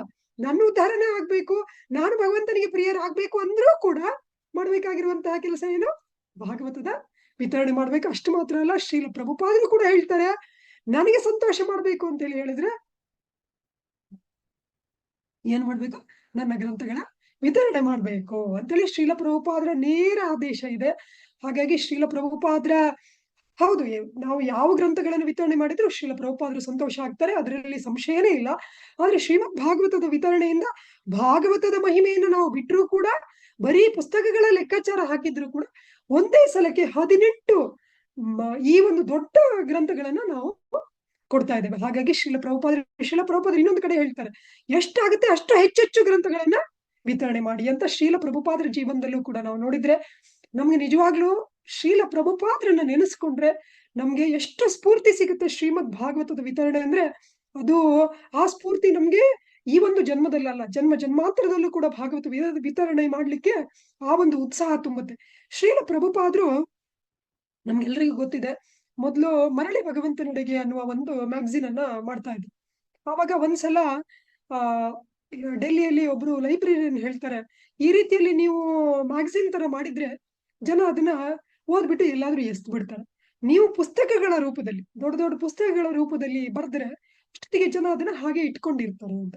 ಶ್ರೀಲ ಪ್ರಭುಪಾದರು ಆ ಹೇಳಿದಂತಹ ಮನುಷ್ಯ ಒಬ್ಬ ಸಾಮಾನ್ಯ ಮನುಷ್ಯನಾದ್ರೂ ಕೂಡ ಶ್ರೀಲ ಪ್ರಭುಪಾದರು ಇದು ನನ್ನ ಗುರು ಮಹಾರಾಜರ ಆಜ್ಞೆನೇ ಇವ್ರ ಮೂಲಕ ಬರ್ತಾ ಇದೆ ಅನ್ನೋದನ್ನ ಅದನ್ನ ಗಂಭೀರವಾಗಿ ಪರಿಗಣಿಸಿ ಆ ತಕ್ಷಣವೇ ರಾಧಾ ದಾಮೋದರ ದೇವಸ್ಥಾನದಲ್ಲಿ ಬೃಂದಾವನದಲ್ಲಿ ಕೂತ್ಕೊಂಡು ಬೇರೆ ಏನು ಯೋಚನೆ ಮಾಡದೆ ಸೀದಾ ಶ್ರೀಮದ್ ಭಾಗವತವನ್ನ ಬರೀಲಿಕ್ಕೆ ಶುರು ಮಾಡ್ತಾರೆ. ಶ್ರೀಲ ಪ್ರಭುಪಾದರು ಶ್ರೀಮದ್ ಭಾಗವತವನ್ನ ಬರೀಲಿಕ್ಕೆ ಶುರು ಮಾಡಿದಾಗ ಅವರಲ್ಲಿ ಅದನ್ನ ಪ್ರಿಂಟ್ ಮಾಡ್ಲಿಕ್ಕೂ ದುಡ್ಡು ಇರಲಿಲ್ಲ, ಏನೇನೋ ಇರ್ಲಿಲ್ಲ ರಾಧಾ ದಾಮೋದರ ದೇವಸ್ಥಾನದಲ್ಲಿ. ಆದ್ರೆ ಇದು ಗುರುವಿನ ಆಜ್ಞೆ ಅಂತೇಳಿ ಹೇಳಿ ತಗೊಂಡು ಶ್ರೀಲ ಪ್ರಭುಪಾದರು ಮಾಡ್ತಾರೆ. 1ನೇ ಸ್ಕಂದ 3 ಪುಸ್ತಕಗಳು ಅಷ್ಟು ಇದ್ರಲ್ಲಿ ಬರೀತಾರೆ. ಬರ್ದಾದ್ಮೇಲೆ ಅದನ್ನ ಪ್ರಿಂಟ್ ಮಾಡ್ಲಿಕ್ಕೂ ಶ್ರೀಲ ಪ್ರಭುಪಾದರ ಹತ್ರ ದುಡ್ಡು ಇರ್ಲಿಲ್ಲ. ಅಷ್ಟೊತ್ತಿಗೆ ಅವರು ಗೀತಾ ಪ್ರೆಸ್ ಗೋರಖ್ಪುರ್ ಆ ಒಂದು ಸಂಸ್ಥೆಯ ಒಂದು ಮೇನ್ ಯಾರಿರ್ತಾರೆ, ಮುಖ್ಯಸ್ಥರು ಯಾರಿರ್ತಾರೆ, ಹನುಮಾನ್ ಪ್ರಸಾದ್ ಪೋದ್ದಾರ್ ಅಂತ, ಅವ್ರ ಹತ್ರ ಹೋಗ್ಬಿಟ್ಟು ಕೇಳ್ಕೊಂತಾರೆ. ಅವರಿಗೆ ಶ್ರೀಲ ಪ್ರಭುಪಾದ್ರ ಒಂದು ಆ ಒಂದು ಶೈಲಿ, ಒಂದು ಬರೆದಿರುವಂತಹ ಶೈಲಿ ನೋಡಿ ಎಷ್ಟು ಖುಷಿ ಆಗುತ್ತೆ ಅಂತ ಹೇಳಿದ್ರೆ, ಅವರ ಒಂದು ಚೀಟಿಯಲ್ಲಿ ಬರೀತಾರೆ, ಡೆಲ್ಲಿಯಲ್ಲಿ ಇರುವಂತಹ ಅವರ ಒಂದು ಮನುಷ್ಯನಿಗೆ ಬರೀತಾರೆ, ಇವ್ರು ಏನೇನು ಪುಸ್ತಕ ಕೊಡ್ತಾರೋ ಎಲ್ಲವನ್ನು ಪ್ರಿಂಟ್ ಮಾಡಿಸಿ ಕೊಡಿ ಅಂತ ಹೇಳಿ. ಆಮೇಲೆ ಅವರು ಆ ಚೀಟಿ ತಗೊಂಡು ಬಂದು ಶ್ರೀಲ ಪ್ರಭುಪಾದರು ಕೊಡ್ತಾರೆ. ಆವಾಗ ಅವರು ಶ್ರೀಮದ್ ಭಾಗವತದ ಎಷ್ಟೋ ಪ್ರತಿಗಳನ್ನ ಅವರಿಗೆ ಉಚಿತವಾಗಿ ಪ್ರಿಂಟ್ ಮಾಡಿ ಕೊಡ್ತಾರೆ. ಶ್ರೀಲ ಪ್ರಭುಪಾದರು ಭಾಗವತದ ಒಂದೇ ಸ್ಕಂದ 3 ವಾಲ್ಯೂಮ್ ಅಲ್ಲಿ ಬಂದ ಕೂಡಲೇ ಈಗ ನಾನು ಯುದ್ಧಕ್ಕೆ ರೆಡಿ ಅಂತ ಹೇಳಿ ಅನ್ಕೊಂತಾರೆ. ಈಗ ನಾವು ಪಾಶ್ಚಾತ್ಯ ದೇಶಕ್ಕೆ ಹೋಗ್ಬೇಕು, ಅಲ್ಲಿ ಪ್ರಚಾರ ಮಾಡ್ಬೇಕು ಅಂತೇಳಿ ಹೇಳಿ ಒಂದು ಟ್ರಂಕ್ ಅಲ್ಲಿ, ದೊಡ್ಡ ಟ್ರಂಕ್ ಅಲ್ಲಿ 200 ಸೆಟ್, ಅಂದ್ರೆ ಟೋಟಲ್ 600 ಪುಸ್ತಕಗಳನ್ನ ತಗೊಂಡು ಹೋಗ್ತಾರೆ. ಯೋಚನೆ ಮಾಡಿ, ಹೋಗ್ತಾ ಇರೋದು ಇಲ್ಲಿಗೆ ಗೋ ಹತ್ಯೆ ಮಾಡುವಂತಹ, ಗೋ ಮಾಂಸವನ್ನ ತಿನ್ನುವಂತಹ ಮ್ಲೇಚ್ಛರ ಯವನರ ದೇಶಕ್ಕೆ ಶ್ರೀಲ ಪ್ರಭುಪಾದರು ಹೋಗ್ತಾ ಇರೋದು. ಅವ್ರಿಗೆ ಅಲ್ಲಿ ಯಾರ್ದು ಪರಿಚಯ ಇಲ್ಲ, ಅಲ್ಲಿ ಏನ್ ಮಾಡ್ತೇನೆ ಅಂತ ನನಗೆ ಗೊತ್ತಿಲ್ಲ. ಆದ್ರೆ ಶ್ರೀಲ ಪ್ರಭುಪಾದರ ವಿಶ್ವಾಸ ನೋಡಿ, ಅವರು ಶ್ರೀಮದ್ ಭಾಗವತದ 600 ಪ್ರತಿಗಳನ್ನ ಒಂದು ದೊಡ್ಡ ಟ್ರಂಕ್ ಅಲ್ಲಿ ತುಂಬಿಸ್ಕೊಂಡು ಹೋಗ್ತಾರೆ ಶ್ರೀಲ ಪ್ರಭುಪಾದ. ಅವರ ಸ್ವಂತ ಪರಿಕರಗಳು ಕೂಡ ಅಷ್ಟಿರುವುದಿಲ್ಲ. ಆವಾಗ ಹೋಗ್ತಾರೆ, ಇನ್ನು ಇಸ್ಕಾನ್ ಕೂಡ ಆಗಿರಲ್ಲ, ಯಾರು ಶ್ರೀಲ ಪ್ರಭುಪಾದರ ಶಿಷ್ಯಂದಿರು ಇರಲ್ಲ, ಏನೂ ಇರುವುದಿಲ್ಲ, ಎಂತದು ಗೊತ್ತಿಲ್ಲ. ಆದ್ರೆ ಶ್ರೀಮದ್ ಭಾಗವತ ರೂಪಿ ಭಗವಂತನನ್ನ ಶ್ರೀಲ ಪ್ರಭುಪಾದರು ಅಷ್ಟು ಖುಷಿಯಿಂದ ಸೇವೆ ಮಾಡ್ಲಿಕ್ಕೋಸ್ಕರ ತಗೊಂಡು ಹೋಗ್ತಾರೆ. ಆಮೇಲೆ ನಮ್ಗೆ ಗೊತ್ತಿದೆ, ಹೋಗ್ಬೇಕಾದ್ರೆ ಹಡಗಲ್ಲಿ ಶ್ರೀಲ ಪ್ರಭುಪಾದರಿಗೆ 3 ಬಾರಿ ಹೃದಯಾಘಾತ ಆಗುತ್ತೆ, ಹಾರ್ಟ್ ಅಟ್ಯಾಕ್ ಆಗುತ್ತೆ. ಒಂದು ಸಲ ಹಾರ್ಟ್ ಅಟ್ಯಾಕ್ ಆದ್ರೇನೆ ಅದರಿಂದ ಆ ಒಂದು ಇದರಿಂದ ಹೊರಗಡೆ ಬರೋದು ಎಷ್ಟು ಕಷ್ಟ ಅಂತೇಳಿ ಹೇಳಿದ್ರೆ ನಮ್ಗೆಲ್ಲ ಗೊತ್ತಿರ್ಲಿಕ್ಕಿಲ್ಲ. ಆದ್ರೆ ಆದವರಿಗೆ ನಾವು ಕೇಳಿದ್ರೆ ಗೊತ್ತಾಗುತ್ತೆ ಅದೊಂದು ಹೇಗೆ ಅಂತ ಹೇಳಿದ್ರೆ, ಒಂದ್ಸಲ ಮೃತ್ಯುವಿನ ಕೈಯಿಂದ ತಪ್ಪಿಸ್ಕೊಂಡು ಬಂದಂತಹ ಅನುಭವ, ಅಂತಹ ಒಂದು ಅನುಭವ. ಆದ್ರೆ ಶ್ರೀಲ ಪ್ರಭುಪಾದರಿಗೆ 1 ಅಲ್ಲ 2 ಅಲ್ಲ 3 ಸಲ ಹೃದಯಾಘಾತ ಆಗುತ್ತೆ. ಅದು ಚಿಕ್ಕದಾಗಿ ಅಲ್ಲ, ದೊಡ್ಡದಾಗಿ ಹೃದಯಾಘಾತ ಆಗುತ್ತೆ. ಆದ್ರೆ ಶ್ರೀಲ ಪ್ರಭುಪಾದರ ಭಾಗವತ ವಿತರಣೆಯ ಒಂದು ಉತ್ಕಟವಾದ ಇಚ್ಛೆ ಅಥವಾ ಭಾಗವತ ವಿತರಣೆಯ ಒಂದು ಸಮಾಧಿ ಎಷ್ಟು ಒಂದು ಪ್ರಬಲವಾಗಿತ್ತು ಅಂತೇಳಿ ಹೇಳಿದ್ರೆ, ಆ 3 ಹೃದಯಾಘಾತ ಆದ್ಮೇಲೆ ನಾವೆಲ್ಲಾದ್ರೂ ಏನ್ ಮಾಡ್ತಾ ಇದ್ವಿ ಹೇಳಿ? ಹಡಗಿಂದ ಇಳಿದ ಕೂಡ್ಲೆ ಓಡಿ ಹೋಗಿ ಯಾವ್ದಾದ್ರು ಹೃದ್ರೋಗ ತಜ್ಞರ ಹತ್ರ ಓಡ್ತಾ ಇದ್ವಿ, ಕಾರ್ಡಿಯಾಲಜಿಸ್ಟ್ ಹತ್ರ. ಅಯ್ಯಪ್ಪ, ನನಗೆ ನೆಕ್ಸ್ಟ್ ಯಾವಾಗ ಏನಾಗುತ್ತೋ, ಮೊದ್ಲು ಎಲ್ಲ ಬಿಟ್ಬಿಟ್ಟು ಮೊದ್ಲು ಹೋಗಿ ತೋರಿಸ್ಕೊಂಡ್ ಬಿಡೋಣ ಅಂತ ಹೇಳಿ ಬೇರೆ ಎಲ್ಲ ಬಿಟ್ಬಿಟ್ಟು ಓಡ್ತಾ ಇದ್ವಿ. ಆದ್ರೆ ಶ್ರೀಲ ಪ್ರಭುಪಾದರು ಶ್ರೀಮದ್ ಭಾಗವತದಲ್ಲಿ ಶ್ರೀಲ ಪ್ರಭುಪಾದರ ಒಂದು ಉತ್ಕಟವಾದ ಇಚ್ಛೆ, ಆ ಒಂದು ಶ್ರದ್ಧೆ, ಶ್ರೀಲ ಪ್ರಭುಪಾದರಿಗೆ ಅದ್ರಲ್ಲಿ ಇರುವಂತಹ ಒಂದು ಗಾಂಭೀರ್ಯ ಎಷ್ಟು ಇತ್ತು ಅಂತೇಳಿ ಹೇಳಿದ್ರೆ, 3 ಹೃದಯಾಘಾತ ಆದ್ಮೇಲೂ ಕೂಡ ಹೊರಗಡೆ ಬಂದ್ಕೂಡ, ಹಡಗಿಂದ ಹೊರಗಡೆ ಬಂದ್ಕೂಡೆ ಶ್ರೀಲ ಪ್ರಭುಪಾದರಿಗೆ ಭಾಗವತ ಕೊಡ್ಲಿಕ್ಕೆ ಬೇರೆ ಯಾರು ಇರ್ಲಿಲ್ಲ. ಅದಕ್ಕೆ ಹಡಗಿನ ಕ್ಯಾಪ್ಟನ್ ಇದ್ರು, ಕ್ಯಾಪ್ಟನ್ ಪಾಂಡ್ಯ ಅಂತ. ಶ್ರೀಲ ಪ್ರಭುಪಾದರು ಅವರಿಗೆ ಹೇಳ್ತಾರೆ, ಈ ಒಂದ್ ಕಡೆ ಶ್ರೀಲ ಪ್ರಭುಪಾದರು ಹೇಳ್ತಾರೆ, ಇದನ್ನು ತಗೊಳ್ಳಿ ಅಂತ ಹೇಳ್ಬಿಟ್ಟು ಅವರಿಗೆ ಹೇಳ್ತಾರೆ. ಅವರು ಎಷ್ಟು ಅಂತ ಕೇಳ್ತಾರೆ, $16 ಅಂತಾರೆ ಶ್ರೀಲ ಪ್ರಭುಪಾದರು. ಅವರು ಸರಿ ಅಂತ $20 ಕೊಡ್ತಾರೆ. ಅಲ್ಲಿ ಶ್ರೀಲ ಪ್ರಭುಪಾದರು ಡಿಸ್ಟ್ರಿಬ್ಯೂಷನ್ ಶುರು ಮಾಡ್ತಾರೆ. ಅಂದ್ರೆ ಒಬ್ಬರನ್ನು ಬಿಡ್ಲಿಲ್ಲ. ಕೊನೆಗೆ ನ್ಯೂಯಾರ್ಕ್ ಸಿಟಿಗೆ ಹೋದ್ಮೇಲೂ ಕೂಡ ಶ್ರೀಲ ಪ್ರಭುಪಾದರು ಅವರೇ ಹೇಳ್ಕೊಂತಾರೆ, 1 ವರ್ಷ ನಾನು ನನ್ನ ಸಂಪೂರ್ಣ ಒಂದು ಏನು ಅವರಿಗೆ ದುಡ್ಡಿನ ಅವಶ್ಯಕತೆ ಇತ್ತೋ ಅದು ಪೂರ್ತಿ ಭಾಗವತ ವಿತರಣೆಯಿಂದ ನೋಡ್ಕೊಂಡಿದ್ವು ಅಂತ. ಇಲ್ಲಾಂದ್ರೆ ಶ್ರೀಲ ಪ್ರಭುಪಾದರಿಗೆ ಅಲ್ಲಿ ಉಳ್ಕೊಳಿಕ್ ಆಗ್ತಿಲ್ಲ. ನಮ್ಮೆಲ್ಲರಿಗೂ ಗೊತ್ತಿದೆ, ಶ್ರೀಲ ಪ್ರಭುಪಾದರು $40 ತಗೊಂಡು ಹೋಗಿರ್ತಾರೆ. ಇಲ್ಲಿಂದ $40 ಇಂಡಿಯನ್ ಕರೆನ್ಸಿ ನ್ಯೂಯಾರ್ಕ್ ಸಿಟಿಲಿ 1 ವರ್ಷ ಹೇಗೆ ಇರ್ಲಿಕ್ಕೆ ಸಾಧ್ಯ ಅಲ್ವಾ? ಶ್ರೀಲ ಪ್ರಭುಪಾದರು ಯಾರೇ ಬರ್ಲಿ, ಎಷ್ಟೋ ಜನರಿಗೆ ಸಂಶಯ ಇದೆ ಇವಾಗ, ಅವ್ರಿನ್ನು ಡಿವೋಟೀಸ್ ಅಲ್ಲ, ಅವರಿಗೆ ಭಾಗವತಂ ಕೊಡ್ಲಾ? ಅದಕ್ಕೆ ನಾವು ಈಗಲೇ ಉತ್ತರ ಹೇಳಿ, ಆಗಾಗ್ಲೇ ಉತ್ತರ ಹೇಳಿ ಆಗಿದೆ. ಅವ್ರನ್ನ ಡಿವೋಟಿ ಆಗ್ಬೇಕು ಅಂದ್ರೆ ನಾವು ಭಾಗವತಮೇ ಕೊಡ್ಬೇಕು. ಇವ್ರು ಹೇಳ್ತಾರೆ, ಕೃಷ್ಣ ಲೀಲಾಸ್ತವನದಲ್ಲಿ ಸನಾತನ ಗೋಸ್ವಾಮಿ ಹೇಳ್ತಾರೆ, ಅಸಾಧು ಸಾಧುತೋದಾಯಿನ, ಅಸಾಧುವನ್ನ ನಾನ್ ಡಿವೋಟಿಯನ್ನ ಡಿವೋಟಿ ಮಾಡುತ್ತೆ ಭಾಗವತಂ ಅಂತ. ಶ್ರೀಲ ಪ್ರಭುಪಾದರು ಇನ್ನು ಅವರು ಮಾಂಸ ತಿಂತಾರೆ, ಅವರಿಗೆ ಕೊಡ್ಬೋದಾ? ಮಾಂಸ ತಿನ್ನುವುದೇನು? ಶ್ರೀಲ ಪ್ರಭುಪಾದರು ಗೋಮಾಂಸ ತಿನ್ನುವವರಿಗೆ ಕೊಟ್ರು ಭಾಗವತ. ಆಮೇಲೆ ಭಗವದ್ಗೀತೆ ಕೊಡದೆ ಭಾಗವತಂ ಕೊಡ್ಬೋದಾ? ಭಗವದ್ಗೀತೆ ಇನ್ನೂ ಬರ್ದೇ ಇರ್ಲಿಲ್ಲ ಪ್ರಭುಪಾದರು, ಅದು ಪ್ರಿಂಟ್ ಕೂಡ ಆಗಿರ್ಲಿಲ್ಲ. ಶ್ರೀಲ ಪ್ರಭುಪಾದರು ನೇರವಾಗಿ ಭಾಗವತಮನೆ ಕೊಡ್ತಾರೆ. ಇದಕ್ಕೆ ಶ್ರೀಲ ಪ್ರಭುಪಾದರ ಉದಾಹರಣೆನೇ ಇದೆ. ಹಾಗಾಗಿ ನಾವು ಇದರಲ್ಲಿ ಯೋಚನೆ ಮಾಡ್ಲಿಕ್ಕೆ ಏನೂ ಕೂಡ ಇಲ್ಲ. ಶ್ರೀಮದ್ ಭಾಗವತವನ್ನ ಯಾವುದೇ ಒಂದು ಹಿಂಜರಿಕೆ ಇಲ್ಲದೆ, ಯಾವುದೇ ಒಂದು ಸಂಕೋಚ ಇಲ್ಲದೆ ನಾವು ಕೊಡ್ಬೇಕು. ಶ್ರೀಲ ಪ್ರಭುಪಾದರು ಅಲ್ಲಿ ಹೋದ್ಮೇಲೂ ಕೂಡ ನಾವು ನೋಡ್ತೇವೆ. ಅದಾದ ನಂತರದ ದಿನಗಳು ಕೂಡ ಇದು ಶುರುವಾಗಿದ್ದು ಭಾಗವತದಿಂದ ಅಲ್ಲ, ಶುರುವಾಗಿದ್ದು ಭಾಗವತದಿಂದ, ಇಡೀ ಸಂಸ್ಥೆ ಪ್ರಚಾರ ಆಗಿದ್ದು ಭಾಗವತದಿಂದ. ಆಮೇಲೆ ಕೊನೆಯ ತನಕನು ಶ್ರೀಲ ಪ್ರಭುಪಾದರು ಅದು 1ನೇ ಸ್ಕಂದ ಮುಗಿಸಿರ್ತಾರೆ. ಅಲ್ಲಿ ಹೋದ್ಮೇಲೆ 12 ಆಚಾರ್ಯರ ಗ್ರಂಥಗಳನ್ನ ತಗೊಂಡು ಹೋಗಿರ್ತಾರೆ, ಅವ್ರ ಕಮೆಂಟ್ರಿ ಗ್ರಂಥಗಳನ್ನ ತಗೊಂಡು ಹೋಗಿರ್ತಾರೆ. ತಗೊಂಡು ಹೋಗ್ಬಿಟ್ಟು ಅಲ್ಲಿ ಕೂತ್ಕೊಂಡು ಪ್ರತಿನಿತ್ಯ ಶ್ರೀಲ ಪ್ರಭುಪಾದರು 1ನೇ ಸ್ಕಂದ ಆದ್ಮೇಲೆ 2ನೇ ಸ್ಕಂದ, 2ನೇ ಸ್ಕಂದ ಆದ್ಮೇಲೆ 3ನೇ ಸ್ಕಂದ, 3 ಆದ್ಮೇಲೆ 4, 5, 6 ಹೀಗೆ ಬರಿತಾ ಬರಿತಾ ಬರಿತಾ ಬರಿತಾ ಹೋಗ್ತಾರೆ. ಎಷ್ಟು ಶ್ರೀಲ ಪ್ರಭುಪಾದರ ಒಂದು ದೃಢ ನಿಶ್ಚಯದಿಂದ ಶ್ರೀಮದ್ ಭಾಗವತವನ್ನ ನಮ್ಗೆ ಕೊಡ್ಬೇಕು ಅಂತ ಹೇಳಿ ಎಷ್ಟೊಂದು ದೃಢ ನಿಶ್ಚಯ ಇತ್ತು ಅಂದ್ರೆ ಶ್ರೀಲ ಪ್ರಭುಪಾದರು ಪ್ರತಿನಿತ್ಯ ರಾತ್ರಿಯಲ್ಲಿ ಎದ್ದು ನಿದ್ದೆ ಬಿಟ್ಟು ಶ್ರೀಮದ್ ಭಾಗವತ ಮಹಾಪುರಾಣಕ್ಕೆ ಪದ ಪದಕ್ಕೂ ಅರ್ಥ, ಅನುವಾದ, ಭಾವಾರ್ಥ. ನಾನು ಎಷ್ಟೋ ಸಲ ಕರ್ಮಿಗಳಿಗೂ ಕೂಡ ಶ್ರೀಲ ಪ್ರಭುಪಾದರ ಫೋಟೋ ತೋರಿಸ್ಬಿಟ್ಟು ಹೇಳ್ತೇನೆ. ಎಲ್ಲ ಭಾಗವತದಲ್ಲಿ ಶ್ರೀಲ ಪ್ರಭುಪಾದರ ಎಲ್ಲ ಗ್ರಂಥದಲ್ಲೂ ಕೂಡ, ಶ್ರೀಮದ್ ಭಾಗವತದಲ್ಲೂ ಕೂಡ ಮೊದಲಿಗೆ ಶ್ರೀಲ ಪ್ರಭುಪಾದರ ಫೋಟೋ ಬರುತ್ತೆ, ಆಮೇಲೆ ಭಗವಂತಂದು ಎಲ್ಲ ಲೀಲೆಗಳೆಲ್ಲ ಬರುತ್ತೆ. ಹಾಗೇನೆ ಶ್ರೀಲ ಪ್ರಭುಪಾದರ ಫೋಟೋ ತೋರಿಸ್ಬಿಟ್ಟು ನಾವು ಯೋಚನೆ ಮಾಡ್ತೇವೆ, ಇಷ್ಟೊಂದು ಪುಸ್ತಕಗಳು ನನ್ನ ಜೀವಮಾನದಲ್ಲಿ ನಾನು ಓದ್ಲಿಕ್ಕಾಗತ್ತಾ, ಯಾವಾಗ ಓದ್ಲಿ, ಇಷ್ಟೊಂದು ಪುಸ್ತಕ ಬೇಡಪ್ಪ, ಒಂದೇ ಪುಸ್ತಕ ಕೊಡಿ ಅಂತ ಹೇಳಿ ಎಲ್ಲ ಹೇಳ್ತೀರಲ್ವಾ. ಆದ್ರೆ ಶ್ರೀಲ ಪ್ರಭುಪಾದರು ಇವರನ್ನ ನೋಡ್ಬಿಟ್ಟು ಯೋಚನೆ ಮಾಡಿ, ಇವರು 18,000 ಶ್ಲೋಕಕ್ಕೂ ಕೂಡ ಪದ ಪದಕ್ಕೂ ಅರ್ಥ, ಅನುವಾದ, ಭಾವಾರ್ಥ ಕೊಡ್ಬೇಕು ಅಂತ ಹೇಳಿದ್ರೆ ಅದು ಎಂತ ತಪಸ್ಸು. ಅದು ಸಾಮಾನ್ಯ ಮನುಷ್ಯರಿಗೆ ಮಾಡ್ಲಿಕ್ಕೆ ಸಾಧ್ಯನೇ ಇಲ್ಲ ಅಂತಹ ಕೆಲಸ. ಒಬ್ಬ ಈ ಪುಸ್ತಕ ನೋಡಿ 18 ಪುಸ್ತಕ ನಾನು ಈ ಜೀವಮಾನದಲ್ಲಿ ಓದ್ಲಿಕ್ಕಾಗತ್ತಾ ಅಂತ ಯೋಚನೆ ಮಾಡ್ತಾರೆ. ಹಾಗಾದ್ರೆ ಇದನ್ನು ಬರ್ದಿರುವಂತಹ ಮಹಾತ್ಮರು ಎಂಥವ್ರು ಇರ್ಬೇಕು ಅದನ್ನ ಯೋಚನೆ ಮಾಡಿ. ಈಗ 10ನೇ ಸ್ಕಂದದ 13ನೇ ಅಧ್ಯಾಯ ತನಕ ಶ್ರೀಲ ಪ್ರಭುಪಾದರು ಬರ್ತಾರೆ, ಅದ್ರ ನಂತರ ಅವರ ಶಿಷ್ಯಂದಿರು ಬರ್ತಾರೆ. ಆದ್ರೆ ಶ್ರೀಲ ಪ್ರಭುಪಾದರ ಮಹಿಮೆ ಎಷ್ಟು ಅಂತ ಹೇಳಿದ್ರೆ, ಅವರು ಬರ್ದಿರುವುದೇ ಅಷ್ಟೊಂದು ಮಹಾತ್ಮ್ಯ, ಅಷ್ಟೊಂದು ವಿಶೇಷ. ಆದ್ರೆ ಅವರ ನಂತರದ ಕೂಡ ಬಂದಂತಹ ಶಿಷ್ಯಂದಿರು ಅದೇ ರೀತಿಯಲ್ಲಿ, ಅವರ ಹೆಜ್ಜೆ ಗುರುತುಗಳಲ್ಲಿ ಅದೇ ರೀತಿಯಲ್ಲಿ ಭಾಗವತಕ್ಕೆ ಪದ ಪದಕ್ಕೂ ಅರ್ಥ, ಅನುವಾದ, ಭಾವಾರ್ಥವನ್ನ ಕೊಡುವಂತಹ ಶಿಷ್ಯಂದಿರನ್ನ ತಯಾರು ಮಾಡಿದ್ದಾರೆ ಅಂದ್ರೆ ಶ್ರೀಲ ಪ್ರಭುಪಾದರ ಮಹಾತ್ಮೆ ಎಷ್ಟು. ಅಂಥ ಒಂದು ಮಹತ್ವವಾದ ಕೆಲಸವನ್ನ, ಆ ಒಂದು ತಪಸ್ಸಿನ ಶ್ರೀಲ ಪ್ರಭುಪಾದರು ಯಾತಕ್ಕೋಸ್ಕರ ಮಾಡಿದ್ರು?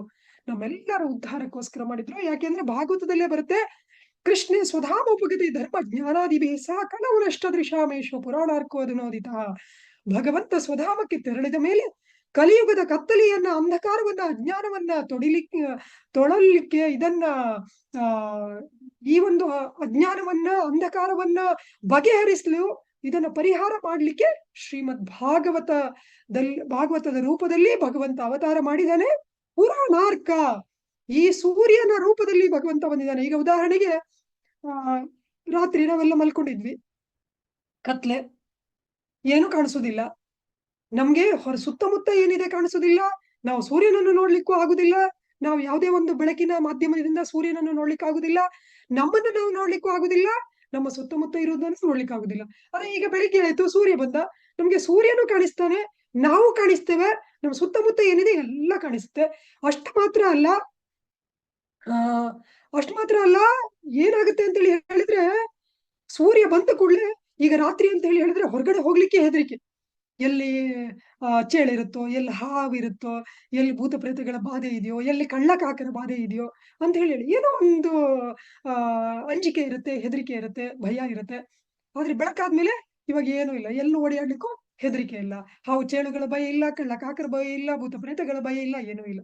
ಅದೇ ರೀತಿಯಲ್ಲಿ ಕಲಿಯುಗದಲ್ಲಿ ಯಾವಾಗ ಏನಾಗುತ್ತೋ, ಎಲ್ಲಿ ಬಾಂಬ್ ಸ್ಫೋಟ ಆಗುತ್ತೋ, ಎಲ್ಲಿ ಆಕ್ಸಿಡೆಂಟ್ ಆಗುತ್ತೋ, ಎಲ್ಲಿ ನಮ್ಮವರು ತೀರ್ಕೊಂತಾರೋ, ಎಲ್ಲಿ ಕೊರೋನಾ ಬರುತ್ತೋ, ಎಲ್ಲಿ ಡೆಂಗ್ಯೂ ಬರುತ್ತೋ, ಎಲ್ಲಿ ಕಾಲರಾ ಬರುತ್ತೋ, ಈ ರೀತಿಯಲ್ಲಿ ಎಲ್ಲಾ ರೀತಿಯಿಂದ ಭಯದಿಂದ ತುಂಬಿರುವಂತಹ ವಾತಾವರಣ, ಎಲ್ಲಾ ರೀತಿಯಿಂದ ಎಲ್ಲ ಸುತ್ತಮುತ್ತ ಕತ್ತಲೆ ಕವಿದಿರುವಂತಹ ವಾತಾವರಣ. ಇಂತಹ ಸಂದರ್ಭದಲ್ಲಿ ಪುರಾಣಾರ್ಕ, ಹೇಗೆ ಸೂರ್ಯ ಬಂದ ಕೂಡಲೇ ಕತ್ತಲೆ ಕಳೆಯುತ್ತೋ, ಸೂರ್ಯನನ್ನು ನೋಡ್ಬೋದು, ನಮ್ಮನ್ನು ನಾವು ನೋಡ್ಬೋದು, ಸುತ್ತಮುತ್ತ ಇರುವುದನ್ನು ಎಲ್ಲವನ್ನು ನೋಡ್ಬೋದು. ಹಾಗೇನೆ ಶ್ರೀಮದ್ ಭಾಗವತ ರೂಪಿ ಭಗವಂತನ ಪ್ರವೇಶ ಯಾರದಾದ್ರೂ ಜೀವನದಲ್ಲಿ ಆದ್ರೆ ಭಗವಂತ ಯಾರು ಅಂತ ಗೊತ್ತಾಗುತ್ತೆ. ಅವರು ಭಗವಂತ ನಮ್ಮ ಸ್ವಾಮಿ ಅನ್ನುವ ಆ ಒಂದು ಜ್ಞಾನ ಸಿಗುತ್ತೆ. ನಾವೆಲ್ಲರೂ ಕೂಡ ಜೀವನ ಸ್ವರೂಪವೇ ಕೃಷ್ಣರ ನಿತ್ಯ ದಾಸ, ನಾವೆಲ್ಲರೂ ಭಗವಂತನ ನಿತ್ಯ ದಾಸರು, ಭಗವಂತನ ನಿತ್ಯ ಸೇವಕರು ಅನ್ನುವ ಜ್ಞಾನ ನಮ್ಗೆ ಸಿಗುತ್ತೆ. ನಾನು ಯಾರು ಅಂತ ಗೊತ್ತಾಗುತ್ತೆ. ನಮ್ಮ ಸುತ್ತಮುತ್ತ ಇರುವುದೆಲ್ಲದೂ ಕೂಡ ಭಗವಂತನ ಸೇವೆಗಾಗಿ ಇರುವಂತದ್ದು ಅನ್ನೋದು ಅರ್ಥ ಆಗುತ್ತೆ. ಭಗವಂತ ಹೇಳ್ತಾನೆ ಭಗವದ್ಗೀತೆಯಲ್ಲಿ, ಭೋಕ್ತಾರಂ ಯಜ್ಞ ತಪಸಾಂ ಸರ್ವಲೋಕ ಮಹೇಶ್ವರಂ ಸೂರದಂ ಸರ್ವಭೂತಾನಂ ಜ್ಞಾತ್ವ ಮಾಂ ಶಾಂತಿಂ ರುಚ್ಯತಿ. ನಾನು ಭೋಕ್ತಾರ, ನಾನೆಲ್ಲವನ್ನು ಭೋಗಿಸುವವನು, ನಾನೆಲ್ಲದಕ್ಕೂ ಈಶ್ವರ, ನಾನ್ ಎಲ್ಲರಿಗೂ ಒಳ್ಳೆಯ ಮಿತ್ರ. ಇದು ಯಾರಿಗೆ ಅರ್ಥ ಆಗುತ್ತೋ ಅವರಿಗೆ ಶಾಂತಿ ಸಿಗುತ್ತೆ ಅಂತೆ. ಅದೇ ರೀತಿಯಲ್ಲಿ ಶ್ರೀಮದ್ ಭಾಗವತ ರೂಪಿ ಭಗವಂತನ ಪ್ರವೇಶ ಯಾರ ಜೀವನದಲ್ಲಿ ಆಗುತ್ತೋ ಅವರಿಗೆ ಎಲ್ಲಾ ರೀತಿಯಿಂದ ಬೆಳಕಿಗೆ ಸಿಗುತ್ತೆ. ಅವರಿಗೆ ಭಗವಂತ ಯಾರು ಅಂತ ಅರ್ಥ ಆಗುತ್ತೆ, ಅವ್ರು ಯಾರು ಅಂತ ಅರ್ಥ ಆಗುತ್ತೆ. ಸುತ್ತಮುತ್ತಲು ಇರುವುದೆಲ್ಲದೂ ಕೂಡ ಭಾಗವತ ರೂಪಿ ಭಗವಂತನ ಪ್ರವೇಶ ಆಗುವ ತನಕ ಸುತ್ತಮುತ್ತ ಇರುವುದೆಲ್ಲರೂ ಕೂಡ ನನ್ನ ಇಂದ್ರಿಯ ತೃಪ್ತಿಗಾಗಿ ಅಂತ ನಾವು ಅನ್ಕೊಂತಾ ಇರ್ತೇವೆ. ಆದ್ರೆ ಭಾಗವತ ರೂಪಿ ಭಗವಂತನ ಪ್ರವೇಶದಿಂದ ನಾನು ಸುತ್ತಮುತ್ತ ಇರುವುದೆಲ್ಲದೂ ಕೂಡ ಭಗವಂತನ ಸೇವೆಗಾಗಿ ಇರುವುದು. ಈ ಶರೀರ ಕೂಡ ಭಗವಂತನ ಸೇವೆಗಾಗಿ ಇರುವುದು. ನಾವು ಮಾಡ್ತಾ ಇರುವಂತಹ ಏನೇನ್ ಮಾಡ್ತಾ ಇದ್ದೇವೆ ಇದು ಕೂಡ ಭಗವಂತನ ಪ್ರೀತಿಗಾಗಿರುವುದು. ಈಗ ಎಷ್ಟೊಂದ್ಸಲ ನಾವು ಅಂದ್ಕೊಂತೇವೆ, ಇಲ್ಲ ನಾನು 16 ಮಾಲೆ ಜಪ ಮಾಡ್ಬೋದು, ನಾನು ಈ ನಿಯಮಗಳನ್ನೆಲ್ಲ ಪಾಲನೆ ಮಾಡ್ಬೋದು, ನಾನ್ ಬೇಕಾದ್ರೆ ದೇವಸ್ಥಾನದಲ್ಲಿ ಏನಾದ್ರು ಸೇವೆ ಮಾಡ್ಬೋದು, ಆದ್ರೆ ಬೇರೆಯವರಿಗೆ ಭಾಗವತ ತಗೊಳ್ಳಿ ಅಂತ ಹೇಳಲಿಕ್ಕೆಲ್ಲ ನನ್ಗೆ ಸ್ವಲ್ಪ ಕಷ್ಟಪ್ಪ, ನನಗೆ ಆತರ ಅಷ್ಟೊಂದು ಹೇಳಲಿಕ್ಕೆ ಆಗುದಿಲ್ಲ, ನನ್ಗೆ ಸ್ವಲ್ಪ ಹಿಂಜರಿಕೆ ಅಂತ ನಮ್ಮಲ್ಲಿ ಅನ್ನಿಸ್ಬೋದು. ಆದ್ರೆ ಭಕ್ತಿ ಅಂದ್ರೆ ಏನು? ಭಗವಂತನಿಗೆ ಏನ್ ಬೇಕು ಅದನ್ನ ಮಾಡ್ಬೇಕು. ನಾವೀಗ ಉದಾಹರಣೆಗೆ ನೋಡ್ತೇವೆ, ವಾನರ ಸೇನೆ ಸೇತುವೆಯನ್ನ ಕಟ್ಟಿತ್ತು. ಯಾಕೆ ಯಾಕೆ ಅಂತ ಹೇಳಿದ್ರೆ ಭಗವಂತನಿಗೆ ಬೇಕಿತ್ತು. ವಾನರ ಸೇನೆಗೆ ಏನು ಸೇತುವೆ ಕಟ್ಟಿ ಅಭ್ಯಾಸ ಇರಲಿಲ್ಲ. ರಾಮ ಸೇತುವೆ ಮೊದಲನೇ ಸೇತುವೆ ಅವರು ಕಟ್ಟಿದ್ದು. ಹಾಗೇನೆ ಜಟಾಯುವಿಗೆ ಅದಕ್ಕಿಂತ ಮುಂಚೆ ರಾವಣನಂತಹ ರಾಕ್ಷಸನೊಂದಿಗೆ ಯುದ್ಧ ಮಾಡುವಂತಹ ಅಭ್ಯಾಸ ಏನಿರ್ಲಿಲ್ಲ. ಆದ್ರೆ ಆ ಸಂದರ್ಭದಲ್ಲಿ ಅದು ಬೇಕಾಯ್ತು, ಮಾಡಿದ. ಅದೇ ರೀತಿಯಲ್ಲಿ ಭಗವಂತನಿಗೆ ಯಾವುದು ಪ್ರಿಯವಾಗಿರುವುದು ಅದು ನಮ್ಗೆ ವೈಯಕ್ತಿಕವಾಗಿ ಅದು ಸುಖನೋ ಕಷ್ಟನೋ ಅದು ಮುಖ್ಯ ಅಲ್ಲ, ಅದು ಭಕ್ತಿ. ಹಾಗೇನೆ ಅರ್ಜುನನಿಗೆ ಅವನ ಗುರುವನ್ನ ಸಾಯಿಸುದು ಅಥವಾ ಅವನ ಅಜ್ಜನನ್ನ ಸಾಯಿಸುದು ವೈಯಕ್ತಿಕವಾಗಿ ಅವನಿಗೆ ಕಷ್ಟ, ಆದ್ರೆ ಭಗವಂತನ ಸೇವೆಗಾಗಿ ಅವನು ಮಾಡಿದ, ಆದ್ರಿಂದ ಅವನು ಭಕ್ತ. ವಿಭೀಷಣನಿಗೆ ವೈಯಕ್ತಿಕವಾಗಿ ತನ್ನ ಇಡೀ ರಾಕ್ಷಸ ಸೇನೆಯನ್ನ ಸಂಹಾರ ಮಾಡ್ಲಿಕ್ಕೆ ಆ ಒಂದು ಸಂಚನ್ನ ಮಾಡುದು ಅದು ವೈಯಕ್ತಿಕವಾಗಿ ಕಷ್ಟ, ಇಷ್ಟದ ಕೆಲಸ ಅಲ್ಲ. ಆದರೆ ಭಗವಂತನ ಸೇವೆಗಾಗಿ ಅವನು ಮಾಡ್ದ, ಆದ್ರಿಂದ ಅವನು ಭಕ್ತ ಆದ. ಹಾಗೇನೆ ನಮ್ಗೆ ನಮ್ಮ ವೈಯಕ್ತಿಕವಾಗಿ ನಮ್ಗೆ ಯಾವುದೇ ಒಂದು ಹಿಂಜರಿಕೆ ಇದ್ರೂ ಕೂಡ ನಾವು ನಮ್ಮ ಗುರು ಪರಂಪರೆಗೆ ಏನ್ ಬೇಕು, ಭಗವಂತನಿಗೆ ಏನ್ ಬೇಕು, ಯಾವ್ದು ಪ್ರಿಯವಾಗಿದ್ಯೋ ಅದನ್ನ ನಾವು ಮಾಡ್ಬೇಕು. ಶ್ರೀಲ ಪ್ರಭುಪಾದರು ಒಂದು ಸುಂದರವಾದ ಉದಾಹರಣೆಯನ್ನು ಕೊಡ್ತಾರೆ. ಶ್ರೀಲ ಪ್ರಭುಪಾದರು ಹೇಳ್ತಾರೆ, ನಾನ್ ನೀರ್ ಬೇಕು ನನಗೆ ಅಂತೇಳಿ ಹೇಳಿದ್ರೆ, ಯಾರಾದ್ರೂ ಶ್ರೀಲ ಪ್ರಭುಪಾದರು ನೀರ್ಗಿಂತ ಹಾಲು ಒಳ್ಳೇದು, ಹಾಲೇ ಕೊಡ್ತೀನಿ ಅಂತೇಳಿ ಹೇಳಿದ್ರೆ ಅದು ಭಕ್ತಿ ಅಲ್ಲ, ಅದು ಸೇವಾ ಮನೋಭಾವನೆ ಅಲ್ಲ. ನಾನು ಏನ್ ಕೇಳ್ತೀನೋ ಅದನ್ನ ಕೊಡ್ಬೇಕು. ಹಾಗೆ ಭಗವಂತ ಹೇಳ್ತಾನೆ, ನಚ ತಸ್ಮಾನ್ ಮನುಷ್ಯೇಶು ಕಶ್ಚಿನ್ ಮೇ ಪ್ರಿಯಕೃತ ಭವಿತಾನ ಚಮೆ ತಸ್ಮಾದ್ ಅನ್ಯ ಪ್ರಿಯತರೋ ಭುವಿ. ನನ್ನ ಜ್ಞಾನವನ್ನೇ ಯಾರು ವಿತರಣೆ ಮಾಡ್ತಾರೋ ಅವ್ರು ನನಗೆ ತುಂಬಾ ಪ್ರಿಯರಾದವರು ಅಂತ ಶ್ರೀಲ ಪ್ರಭುಪಾದರು ಹೇಳ್ತಾರೆ. ನನಗೆ ಪ್ರಿಯರಾಗ್ಬೇಕು ಅಂತ ಹೇಳಿದ್ರೆ, ನನ್ನನ್ನ ಸಂತುಷ್ಟಿ ಪಡಿಸ್ಬೇಕು ಅಂತ ಹೇಳಿದ್ರೆ ನನ್ನ ಗ್ರಂಥಗಳನ್ನ ವಿತರಣೆ ಮಾಡಿ ಅಂತ ಹೇಳಿ. ಹಾಗಾಗಿ ಗುರು ಪರಂಪರೆಗೆ ಪ್ರಿಯವಾಗಿರುವಂತಹ, ಭಗವಂತನಿಗೆ ಪ್ರಿಯವಾಗಿರುವಂತಹ ಭಾಗವತದ ವಿತರಣೆಯನ್ನು ನಾವು ಮಾಡ್ಬೇಕು. ನಮ್ಗೆ ಕಷ್ಟನೋ ನಮ್ಗೆ ಇಷ್ಟನೋ ಅದು ನಾವು ನೋಡುವಂಗಿಲ್ಲ. ಅಷ್ಟು ಮಾತ್ರ ಅಲ್ಲ, ಚೈತನ್ಯ ಮಹಾಪ್ರಭುಗಳ ಆಶೀರ್ವಾದ ಈಗಾಗ್ಲೇ ಇದೆ.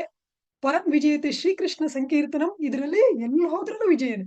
ಉದಾಹರಣೆಗೆ ಈಗ 2 ದಿವಸ ಹಿಂದೆ ಆದಂತ ಒಂದು ಅನುಭವವನ್ನ ನಿಮ್ಮಲ್ಲಿ ನಾನು ಹಂಚ್ಕೊಂತೇನೆ. ಯಾರೋ ಒಬ್ರು ಬಂದ್ರು ನಮ್ಮ ಆಸ್ಪತ್ರೆಗೆ. ಅಂದ್ರೆ ನಮ್ಮ ಆಸ್ಪತ್ರೆಯಲ್ಲಿ ಸುಮಾರು ಜನ ಕೆಲಸ ಮಾಡ್ತಾ ಇದಾರಲ್ಲ, ಅದರಲ್ಲಿ ಸುಮಾರು ಜನ ಹಾಸ್ಪಿಟಲ್ ಅಲ್ಲಿ ಕೆಲಸ ಮಾಡುವಂತಹ ಸಿಸ್ಟರ್ಸ್ ಇದ್ದಾರೆ, ಅಂದ್ರೆ ನರ್ಸಸ್ ಇದ್ದಾರೆ. 6 ಜನ ಇದ್ದಾರೆ. 5 ಜನ ಭಾಗವತ ತಗೊಂಡಿದ್ದಾರೆ, ಇನ್ನೊಬ್ರು ಮಾತ್ರ ತಗೊಂಡಿದ್ರು. ಅವ್ರಿಗೆ ನಾನು ಹೇಳ್ದೆ, ಅವರೆಲ್ಲರೂ ತಗೊಂಡಿದ್ದಾರೆ, ನೀವ್ ಯಾಕೆ ತಗೊಂತಾ ಇಲ್ಲ ಅಂತ. ಅವಾಗ ಅವ್ರು ಹೇಳಿದ್ರು, ನನ್ಗೇನೋ ತಗೊಂಡಿಕ್ಕೆ ಇಷ್ಟನೇ, ಆದ್ರೆ ನಮ್ಮ ಮನೆಯವರು ಬಿಡಲ್ಲ, ಮತ್ತೆ ಎಲ್ಲಾ ದುಡ್ಡೆಲ್ಲ ಅವ್ರ ಕೈಯಲ್ಲೇ ಇರುತ್ತೆ, ಅವರು ದುಡ್ಡು ಕೊಟ್ರಷ್ಟೇ ನಾನ್ ಕೊಡ್ಲಿಕ್ಕೆ ಆಗುದು ಅಂತ ಹೇಳಿದ್ರು. ಅವ್ರು ಬಂದಾಗ್ಲೇ ಒಂದ್ಸಲ ಅವ್ರಿಗೆ ಹೇಳಿ ಅಂತ. 2 ದಿವಸ ಹಿಂದೆ ಅವ್ರ ಮನೆಯವರು ಬಂದಿದ್ರು, ಅವರಿಗೆ ಭಾಗವತ ತಗೊಳ್ಳಿ ಅಂತ ಹೇಳಿದ್ರು. ಅವಾಗ ಅವರು, ಅಯ್ಯೋ ಈ ರಾಮಾಯಣ ಮಹಾಭಾರತ ಇದ್ರಲ್ಲೆಲ್ಲ ಎಲ್ಲ ಕಟ್ಟುಕತೆ, ರಾಮ ದೇವ್ರ ಹೇಗಾಗ್ತಾನೆ ಅಂದ್ರು. ಅಷ್ಟೊತ್ತಿಗೆ ನಾನು ಹೇಳಿದೆ, ದೇವ್ರ ಡೆಫಿನೇಷನ್ ಏನು ಹೇಳಿ ಎಂದು, ದೇವರ ಅರ್ಥ ಏನು ಅವ್ರಿಗೆ ಹೇಳಲಿಕ್ಕೆ ಬರಲಿಲ್ಲ. ನಿಮ್ಗೆ ದೇವ್ರ ಅಂದ್ರೆ ಏನು ಅಂತಾನೆ ಗೊತ್ತಿಲ್ಲ, ಮತ್ತೆ ಶ್ರೀರಾಮಚಂದ್ರ ದೇವರ ಅಲ್ವಂತಹ ಪ್ರಶ್ನೆ ಮಾಡುವಷ್ಟು ನಿಮ್ಗೆ ಉದ್ದಟತನ, ಎಷ್ಟೊಂದು ಉದ್ದಟತನ ನಿಮ್ಗೆ. ಏನ್ ಯೋಗ್ಯತೆ ಇದೆ ಅಂತ ನೀವು ಮಾತಾಡ್ತಾ ಇದ್ದೀರಾ? ನೀವು ಈ 18 ಪುಸ್ತಕಗಳನ್ನ ಕೊಂಡ್ಕೊಂಡು ಓದ್ಬಿಟ್ಟು ಆಮೇಲೆ ನನ್ನ ಜೊತೆ ವಾದಕ್ಕೆ ಬನ್ನಿ, ಆಮೇಲೆ ವಾದ ಮಾಡೋಣ. ಈಗ ನಿಮ್ಮಲ್ಲಿ ಏನೂ ಇಲ್ಲ, ನೀವು ದೊಡ್ಡ ಅಜ್ಞಾನಿ, ದೊಡ್ಡ ಮಹಾ ಮುಟ್ಟಾಳ, ಮಹಾಮೂರ್ಖ, ನನ್ನ ಜೊತೆ ಮಾತಾಡ್ಲಿಕ್ಕೆ ನಿಮ್ಗೆ ಯೋಗ್ಯತೆನೇ ಇಲ್ಲ, ನಿಮ್ ಜೊತೆ ನಾನು ಏನ್ ಮಾತಾಡೋದು? ಅದಕ್ಕೆ ನಾನು ಮಾತಾಡೋದಿಲ್ಲ.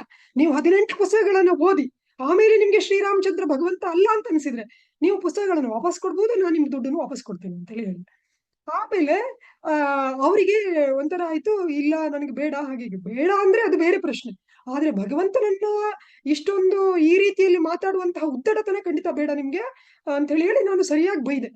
ಆಮೇಲೆ ಅವ್ರು ಹೋದ್ರು. ನಾನು ಈ ರೀತಿ ಮಾತಾಡ್ತಾ ಇದ್ದದ್ದನ್ನ ಕೇಳಿಸ್ಕೊಂಡಂತಹ ಒಬ್ರು ನಮ್ಮ ಪೇಷಂಟ್ ಕಡೆಯವರು, ಅವರು ಬಂದು ಭಾಗವತದ ಬಗ್ಗೆ ವಿಚಾರಣೆ ಮಾಡಿ, ಅವ್ರೀಗ ಸದ್ಯಕ್ಕೆ ಇಲ್ಲಿದ್ದಾರೆ, ಬೆಂಗಳೂರಲ್ಲೇ ಇರೋದವರು. ವಾಪಸ್ ಹೋದ್ಮೇಲೆ ನಾನು ಖಂಡಿತವಾಗಿಯೂ ತಗೊಂತೇನೆ, ನನಗೆ ಬೇಕು ಅಂತ ಹೇಳಿ ಹೇಳಿದ್ರು. ಆಮೇಲೆ ನನ್ನ ನಂಬರ್ ಎಲ್ಲ ತಗೊಂಡ್ರು, ಅವ್ರ ನಂಬರು ನಾನು ತಗೊಂಡೆ. ಅಂದ್ರೆ ಇದ್ರಲ್ಲಿ ನಾವು ಅರ್ಥ ಮಾಡ್ಕೊಳ್ಬೇಕಾಗಿರೋದು ಏನು ಅಂದ್ರೆ, ನಾವು ಭಗವಂತನಿಗೋಸ್ಕರ ಅಥವಾ ನಾವು ಸಂಕೀರ್ತನೆಯಲ್ಲಿ ಏನೇನು ಮಾಡ್ತೇವೋ, ಪರಂ ವಿಜೇತ ಶ್ರೀಕೃಷ್ಣ ಸಂಕೀರ್ತನಂ. ನಾನು ಅವರಿಗೆ ಯಾರಿಗೆ ಹೇಳಿದ್ನೋ ಅವರಿಗದು ಫಲಪ್ರದಾಯಕ ಆಗದೇ ಇರ್ಬೋದು ನೇರವಾಗಿ, ಆದ್ರೆ ಅದನ್ನ ಕೇಳಿಸ್ಕೊಂಡು ಅವರು ಭಾಗವತವನ್ನು ತಗೊಳ್ಳುವಂತಹ ಸ್ಥಿತಿಗೆ ಬಂದ್ರು. ಇದೇ ಅನುಭವ ನನಗೆ ಹೋದ್ಸಲ ಜನ್ಮಾಷ್ಟಮಿಯಲ್ಲಿ ಆಗಿತ್ತು. ಯಾವುದೋ ಒಂದು ಸೆಂಟರ್ಗೆ ಹೋಗಿದ್ದೆ ನಾನು. ಯಾರೋ ಒಬ್ರಿಗೆ ಹೇಳ್ತಾ ಇದ್ದೆ, ಅವ್ರು ಹೇಳಿದ್ರು ನಾವು RSS ಅವರು ಹಾಗೆ ಹೀಗೆ ಅಂತ. ನಾನು ಅದಕ್ಕೆ ಹೇಳಿದೆ, ಕೃಷ್ಣಂ ಧರ್ಮಂ ಸನಾತನಂ. ನಿಜವಾದ ಸನಾತನ ಧರ್ಮ ಅಂದ್ರೆ ಕೃಷ್ಣ ತಿಳ್ಕೊಳ್ಳುದೆ. ಸನಾತನ ಧರ್ಮದಲ್ಲಿ ನಾವು ಏನೇನು ಮಾಡ್ತೇವೋ, ಈಗ ತುಳಸಿ ಪೂಜೆ ಮಾಡ್ತೇವೆ, ಪ್ರತಿಯೊಬ್ಬರ ಮನೆ ಎದುರು ತುಳಸಿ ಇರುತ್ತೆ. ಯಾಕೆ? ತುಳಸಿ ಭಗವಂತನಿಗೆ ಪ್ರಿಯಳಾದವಳು, ಅದಕ್ಕೋಸ್ಕರ ತುಳಸಿ ಪೂಜೆ ಮಾಡ್ತೇವೆ. ನಾವು ಗೋ ಪೂಜೆ ಮಾಡ್ತೇವೆ, ಯಾಕೆ? ಭಗವಂತನಿಗೆ ಪ್ರಿಯಳಾದವಳು. ನಾವು ಲಕ್ಷ್ಮೀ ಪೂಜೆ ಮಾಡ್ತೇವೆ, ಯಾಕೆ? ಭಗವಂತನಿಗೆ ಪ್ರಿಯಳಾದವಳು. ಹಾಗೆ ನಾವು ಸನಾತನ ಧರ್ಮ ಅಂದ್ರೆ ಕೃಷ್ಣಂ ಧರ್ಮಂ ಸನಾತನಂ. ಸನಾತನ ಧರ್ಮ ಅಂದ್ರೆ ಕೃಷ್ಣನನ್ನು ಮತ್ತೆ ಕೃಷ್ಣನಿಗೆ ಸಂಬಂಧಪಟ್ಟದ್ದನ್ನು ನಾವು ಪೂಜೆ ಮಾಡುವಂತದ್ದೇನಿದೆ, ಇದೇ ನಮ್ದು ಸನಾತನ ಧರ್ಮ ಅಂತೇಳಿ ಎಲ್ಲ ಹೇಳಿದೆ. ಆಮೇಲೆ ಸಾಕ್ಷಾತ್ ಭಗವಂತನೇ ಈ ರೂಪದಲ್ಲಿ ಬಂದಿದ್ದಾನೆ. ಯಾರ್ಯಾರು ಸನಾತನ ಧರ್ಮದ ಅನುಯಾಯಿಗಳು ಅಂತ ಹೇಳ್ಕೊಂತಾರೋ ಅವ್ರು ಮೊದಲು ಮಾಡ್ಬೇಕಾಗಿರುವಂತಹ ಕೆಲಸ, ಮೊದಲು ಭಾಗವತ ಮನೆಯಲ್ಲಿ ಇಡ್ಬೇಕು. ಹೇಗೆ ಪ್ರತಿ ಮನೆಯಲ್ಲಿ ತುಳಸಿ ಕಟ್ಟೆ ಇರುತ್ತೋ ಅಥವಾ ತುಳಸಿ ಇರುತ್ತೋ, ಅದೇ ರೀತಿಯಲ್ಲಿ ಮನೆಯ ಹೊರಗಡೆ ತುಳಸಿ, ಮನೆಯ ಒಳಗಡೆ ಭಾಗವತ. ಇದು ನಿಜವಾದ ಸನಾತನ ಧರ್ಮ. ಯಾಕೆ ಅಂತೇಳಿ ಹೇಳಿದ್ರೆ, ನಾವು ಭಾಗವತದಲ್ಲಿ ನಾವು ಏನೇನು ಸನಾತನ ಧರ್ಮದಲ್ಲಿ ನಾವು ಏನೇನು ಮಾಡ್ತೇವೋ, ಗೋಪೂಜೆ ಇರ್ಬೋದು, ತುಳಸಿ ಪೂಜೆ ಇರ್ಬೋದು, ದೀಪಾವಳಿ ಇರ್ಬೋದು, ಸಂಕ್ರಾಂತಿ ಇರ್ಬೋದು, ಶಿವರಾತ್ರಿ ಇರ್ಬೋದು, ಯುಗಾದಿ ಇರ್ಬೋದು, ಪ್ರತಿ ಒಂದು ಕೂಡ ಭಾಗವತದಲ್ಲೇ ಬರುದು, ಬೇರೆ ಎಲ್ಲೂ ಕೂಡ ಬರುದಿಲ್ಲ. ಅದಕ್ಕೋಸ್ಕರನೇ ವೇದವ್ಯಾಸ ಮುನಿಗಳೇ ಹೇಳ್ತಾರೆ, ಭಾರತೀಯ ಮಾನವ ಜನ್ಮ ಪ್ರಾಪ್ಯ ಭಾಗವತ ನ್ಯಾಯ ಸೂತಂ ಪಾಪ ಪರಿಧನೈ ಆತ್ಮಗತಃ ತೂತೈಕೃತಃ. ಭಾರತ ಭೂಮಿಯಲ್ಲಿ ಹುಟ್ಟಿದ ಮೇಲೆ ಭಾಗವತ ಮನೆಯಲ್ಲಿಲ್ಲ ಅಂದ್ರೆ ಅವರು ಆತ್ಮಹತ್ಯೆ ಮಾಡ್ಕೊಂಡಂಗೆ. ನಾವ್ ಯಾರಿಗಾದ್ರೂ ಭಾಗವತಮ್ಮ ಒತ್ತಾಯ ಮಾಡಿ ಕೊಟ್ಟಿಲ್ಲ ಅಂದ್ರೆ ಅವ್ರ ಆತ್ಮಹತ್ಯೆ ಮಾಡ್ಕೊಳ್ಳೋರಿಗೆ ಆತ್ಮಹತ್ಯೆ ಮಾಡ್ಕೊಳ್ಳಿಕ್ಕೆ ಬಿಟ್ಟಂಗೆ ಅಂತ ಹೇಳಿ. ಹಾಗಾಗಿ ಯಾರಾದ್ರೂ ನಮ್ ಕಣ್ಣೆದ್ರು ನೇಣು ಹಾಕೊಂತ ಇದ್ರೆ ಸುಮ್ಮನೆ ಇರ್ತೇವೆ ನಾವು? ಹೋಗಿ ತಪ್ಪಿಸ್ಕೊಂತೇವೆ. ಅವ್ರಿಗೆ ನಮ್ ಪರಿಚಯ ಇಲ್ಲದೆ ಇರ್ಬೋದು, ಅವ್ರಿಗೆ ನಾವು ಅವ್ರ ಭಾಷೆ ನಮ್ಗೆ ಬರ್ದೇ ಇರ್ಬೋದು, ಏನೇ ಇದ್ರು. ಅದೇ ರೀತಿಯಲ್ಲಿ ಯಾರ ಹತ್ರ ಭಾಗವತ ಇರಲ್ವೋ ಅವರೆಲ್ಲರೂ ಕೂಡ ಆತ್ಮಹತ್ಯೆ ಮಾಡ್ಕೊಂತ ಇದ್ದಾರೆ. ಹಾಗಾಗಿ ಈ ತರ ಅವರಿಗೆ ಹೇಳ್ತಾ ಇದ್ದೆ. ಕೊನೆಗೆ ಆ ಮನುಷ್ಯ ತಗೊಳ್ಳಿಲ್ಲ, ಮುಂದೆ ತಗೊಂತೇನೆ ಆಮೇಲೆ ತಗೊಂತೇನೆ ಅಂತ ಹೇಳಿ ಎಲ್ಲ ಹೇಳಿದ್ರು.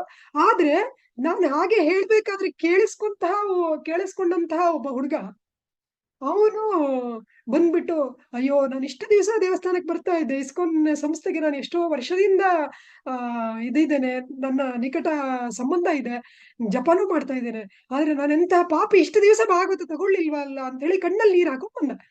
ಆಮೇಲೆ ಸರಿ ಆಯ್ತು, ನನ್ಗೊಂದು ಇಂಗ್ಲಿಷ್ ಸೆಟ್ ತಗೊಂತೇನೆ ಅಂತೇಳಿ ಹೇಳ್ದೆ. ಆಮೇಲೆ ನಾನು ಹೇಳ್ದೆ, ಮನೆಯಲ್ಲಿ ನೀವು ಒಬ್ನೇ ಇರುದಾ ಅಂತ. ಅದಕ್ಕೆ ಇಲ್ಲ ನಮ್ಮಮ್ಮ ಇದ್ದಾರೆ ಅಂತ. ಮತ್ತೆ ಅಮ್ಮನಿಗೆ, ಅಮ್ಮ ಯಾವ ಭಾಷೆಯಲ್ಲಿ ಓದುದು? ಅಮ್ಮ ಕನ್ನಡದಲ್ಲಿ ಓದುದು. ಮತ್ತೆ ಕನ್ನಡದಲ್ಲಿ ತಗೋ. ಅಮ್ಮ ಅಂತ ಡಿವೋಟಿ ಏನಲ್ಲ, ಅಮ್ಮ ಏನ್ ಜಪ ಇಲ್ಲಿ ಮಾಡುದಿಲ್ಲ. ಅಮ್ಮನಿಗೆ ಒಂದಕ್ಕೆ ಫಸ್ಟ್ ಇದು ಕೊಡಿ, ಮೊದಲನೇ ಸ್ಕಂದ ಕೊಡಿ ಸಾಕು, ನಾ ಫುಲ್ ಸೆಟ್ ತಗೊಂತೇನೆ ಅಂತ. ನಾನು ಅದಕ್ಕೆ ಹೇಳಿದೆ, ನಿಮ್ಮ ಅಮ್ಮ ಡಿವೋಟಿ ಆಗ್ಬೇಕಾ ಬೇಡವಾ? ಆಗ್ಬೇಕು. ಕಂಜೂಸ್ ಮಾಡೋದು ಏನಕ್ಕೆ, ಸೆಟ್ ತೆಕ್ಕೊಡು ಅಂತ ಹೇಳಿ. ಆಮೇಲೆ ಕನ್ನಡದಲ್ಲಿ ಇಂಗ್ಲಿಷ್ ಅಲ್ಲಿ 2 ಸೆಟ್ ತಗೊಂಡ, ಅಮ್ಮನಿಗೊಂದು ಅವನಿಗೊಂದು ತಗೊಂಡ್ಮೇಲೆ ಈಗ ಅವ್ರ ಅಮ್ಮ ಜಪ ಮಾಡ್ತಾ ಇದಾರೆ, ಎಲ್ಲಾ ಫಾಲೋ ಮಾಡ್ತಾ ಇದ್ದಾರೆ. ಹೇಳಿದ್ದು ಏನು ಅಂತ ಹೇಳಿ ಹೇಳಿದ್ರೆ, ನಾವು ಪರಂ ವಿಜಯತೆ ಶ್ರೀಕೃಷ್ಣ ಸಂಕೀರ್ತನ. ಹಾಗಾಗಿ ಈಗ ಎಷ್ಟೊಂದು ಭಕ್ತರಿಗೆ ಅನ್ನಿಸ್ಬೋದು, ನಾನು ಎಷ್ಟೋ ಜನರಿಗೆ ಹೇಳ್ದೆ ಅವ್ರು ತಗೊಳ್ಳಿಲ್ಲ ಅಂತ. ಖಂಡಿತವಾಗಿ ಬೇಜಾರು ಮಾಡ್ಕೊಳಿಕ್ ಹೋಗ್ಬೇಡಿ. ನೀವು ಹೇಳಿದ್ದು, ಉದಾಹರಣೆಗೆ ನೀವೊಂದು ಅವರನ್ನ ಒಂದು 30 ಶತಮಾನ ಅವರಿಗೆ ನೀವು ಭಾಗವತದಲ್ಲಿ ಶ್ರದ್ಧೆ ತಂದಿರಬಹುದು. ನಾವು ಮುಂದೆ ಉಳಿದಿದ್ದು 70 ಶತಮಾನ ಬೇರೆ ಡಿವೋಟೀಸ್ ತರ್ತಾರೆ. ಅದಕ್ಕೆ ನೀವು ಸ್ಕೋರ್ ನಮಗೆ ಬಂದಿಲ್ಲ ಅಂದ್ರೆ ಪರವಾಗಿಲ್ಲ, ಭಾಗವತವನ್ನ ನಾವು ಎಲ್ರಿಗೂ ಹೇಳ್ಬೇಕು. ಈಗ ಎಷ್ಟೋ ಜನ, ನಾನು ಮೊನ್ನೆ ಯಾರೋ ಒಬ್ಬರಿಗೆ ನಾನು ಫೋನ್ ಮಾಡ್ಬಿಟ್ಟು ಹೇಳಿದ್ದೆ, ನಮ್ದು ಡಾಕ್ಟರ್ಸ್ ಗ್ರೂಪ್ ಅಲ್ಲಿ ಯಾರೋ ಒಬ್ಬರಿಗೆ ಫೋನ್ ಮಾಡಿ ಹೇಳಿದ್ದೆ, ಇಲ್ಲ ನಾನು ಮಂಗಳೂರಲ್ಲೇ ಇರುದು, ನಾನು ಮಂಗಳೂರಿಗೆ ಹೋಗಿ ತಗೊಂತೇನೆ ಅಂತಾನೆ ಇದ್ರು. 3 ಸಲ ಹೇಳಿದೆ. ಆಮೇಲೆ ಮೊನ್ನೆ ರಾಧಾಷ್ಟಮಿ ದಿವಸ ಯಾರೋ ಡಿವೋಟಿ ಮಂಗಳೂರು ಟೆಂಪಲ್ ಇಂದ ಪೋಸ್ಟ್ ಮಾಡಿದ್ರು, ಇವರಿಗೆ ಉಜ್ವಲ ಮಾತಾಜಿ ಹೇಳಿದ್ರಂತೆ, ಇವ್ರು ಬಂದ್ಬಿಟ್ಟು ಇಲ್ಲಿ ಭಾಗವತಂ ತಗೊಂಡ್ರು ಅಂತ ಹೇಳಿ. ಹಾಗೆ ನಾವು ಹೇಳಿದ್ದು ಎಲ್ಲೂ ಕೂಡ ವ್ಯರ್ಥ ಆಗುದಿಲ್ಲ, ಅವ್ರು ಎಲ್ಲೋ ಒಂದ್ ಕಡೆ ಹೋಗಿ ತಗೊಂತಾರೆ. ಅದಕ್ಕೋಸ್ಕರ ನಾವು ಹೇಳುದನ್ನ ನಿಲ್ಲಿಸಬಾರ್ದು. ಯಾರೋ ಒಬ್ರು ನನ್ಗೆ ಒಂದ್ಸಲ ಹರಿಕೃಷ್ಣ ಟಿವಿಯಲ್ಲಿ ಮಾತಾಜಿ ನಿಮ್ದೊಂದು ಇಂಟರ್ವ್ಯೂ ಬೇಕು ಅಂತ ಕೇಳಿದ್ರು. ಅಷ್ಟೊತ್ತಿಗೆ ನಾನು ಸ್ವಾಭಾವಿಕವಾಗಿ ಭಾಗವತದ ಬಗ್ಗೆ ಮಾತಾಡ್ಲಿಕ್ಕೆ ಶುರು ಮಾಡಿದೆ. ಅವಾಗ ಅವ್ರು ಹೇಳಿದ್ರು, ಅಯ್ಯೋ ನಮ್ದು ಎಲ್ಲ ಡಿವೋಟಿಸ್ ಅಲ್ಲ ನಮ್ದು ಆಡಿಯನ್ಸ್, ಅದಕ್ಕೆ ನೀವು ಇಷ್ಟೊಂದು ಹೇಳಿದ್ರೆ ಅವ್ರಿಗೆ ಕೇಳುವಂತಹ ಇದು ಇಲ್ಲದೆ ಇರ್ಬೋದು, ವ್ಯವಧಾನ ಇಲ್ಲದೆ ಇರ್ಬೋದು ಅಂತ. ಅದಕ್ಕೆ ಅವರು ಹಿಂದಿಯಲ್ಲಿ ಹೇಳಿದ್ರು, ಲೋಕ್ ಸುಮ್ತೆ ನೈ ಅಂತ. ಅದಕ್ಕೆ ನಾನು ಹೇಳಿದೆ, ಲೋಕ್ ಸುಮ್ತೆ ನೈ ಅಲ್ಲ, ಹೋಗ್ತೇ ನೈ ಅಂತ. ಯಾವ್ದು ಪ್ರಾಬ್ಲಮ್ ಅಂದ್ರೆ ನಾವು ಹೇಳ್ತಾ ಇಲ್ಲ, ನಾವು ಹೇಳಿದ್ರೆ ತಾನೇ ಅವ್ರು ಕೇಳುದು. ಅವ್ರು ಕೇಳ್ತಾರೋ ಬಿಡ್ತಾರೋ ಅದು ಆಮೇಲೆ ಬಿಟ್ಟಿತ್ತು, ನಾವು ಹೇಳೋದಾದ್ರೂ ಹೇಳ್ಬೇಕಲ್ವಾ. ಎಷ್ಟೋ ಜನ ಹೇಳ್ತಾರೆ ನಾವು ಇಷ್ಟೊಂದು ಒತ್ತಾಯ ಮಾಡಿ ಕೊಡ್ತೇವೆ, ಅವ್ರು ಓದ್ತಾರೋ ಇಲ್ವೋ. ನಾವು ಕೊಟ್ಟರೆ ತಾನೇ ಅವರಿಗೆ ಓದ್ಲಿಕ್ಕೆ ಅವಕಾಶ ಸಿಗುದು. ನಾವು ಕೊಟ್ಟಿಲ್ಲ ಅಂದ್ರೆ ಅವ್ರಿಗೆ ಯಾವತ್ತೂ ಓದ್ಲಿಕ್ಕೆ ಅವಕಾಶನೇ ಇಲ್ಲ. ಹಾಗಾಗಿ ನಾವು ನಮ್ಮ ಭಾಗವತ ವಿತರಣೆ ಅವರನ್ನು ಓದಿಸ್ಲಿಕ್ಕೆ ಒಂದು ಮಹತ್ತರವಾದ ಹೆಜ್ಜೆ. ಈ ಹೆಜ್ಜೆಯನ್ನು ನೀವು ತಗೊಂಡಿಲ್ಲ ಅಂದ್ರೆ ಅವ್ರಿಗೆ ಓದ್ಲಿಕ್ಕೆ ಯಾವತ್ತೂ ಅವಕಾಶನೇ ಇಲ್ಲ. ಹಾಗಾಗಿ ನಾವು ಹೇಳ್ತಾ ಇರ್ಬೇಕು. ನಿಮ್ಗೆ ಆಶ್ಚರ್ಯ ಆಗ್ಬೋದು ಇದನ್ನ ಕೇಳಿದ್ರೆ, ನನಗೂ ಕೂಡ ಆಶ್ಚರ್ಯ ಆಗ್ಬಿಟ್ಟಿತ್ತು. ಈಗ ಒಂದು ಕೊನೆ 15-20 ದಿವಸದಲ್ಲಿ ನನಗೆ 2 ಕಾಲ್ ಬಂತು. ಒಬ್ರು ಫೋನ್ ಮಾಡಿ ಹೇಳಿದ್ರು, ನೀವು ಸನಾತನ ಧರ್ಮದ ಮುಖ್ಯವಾದ ಗ್ರಂಥ ನಿಮ್ಮಲ್ಲಿ ಸಿಗುತ್ತಂತೆ. ಅವ್ರಿಗೆ ಪಾಪ ಹೇಳಿಕೆ ಬರ್ತಾ ಇಲ್ಲ ಭಾಗವತ ಅಂತ. ಮುಖ್ಯವಾದ ಗ್ರಂಥ ನಿಮ್ಮಲ್ಲಿ ಸಿಗುತ್ತಂತೆ, ಯಾರು ಹೇಳಿದ್ರು ಅಂತ.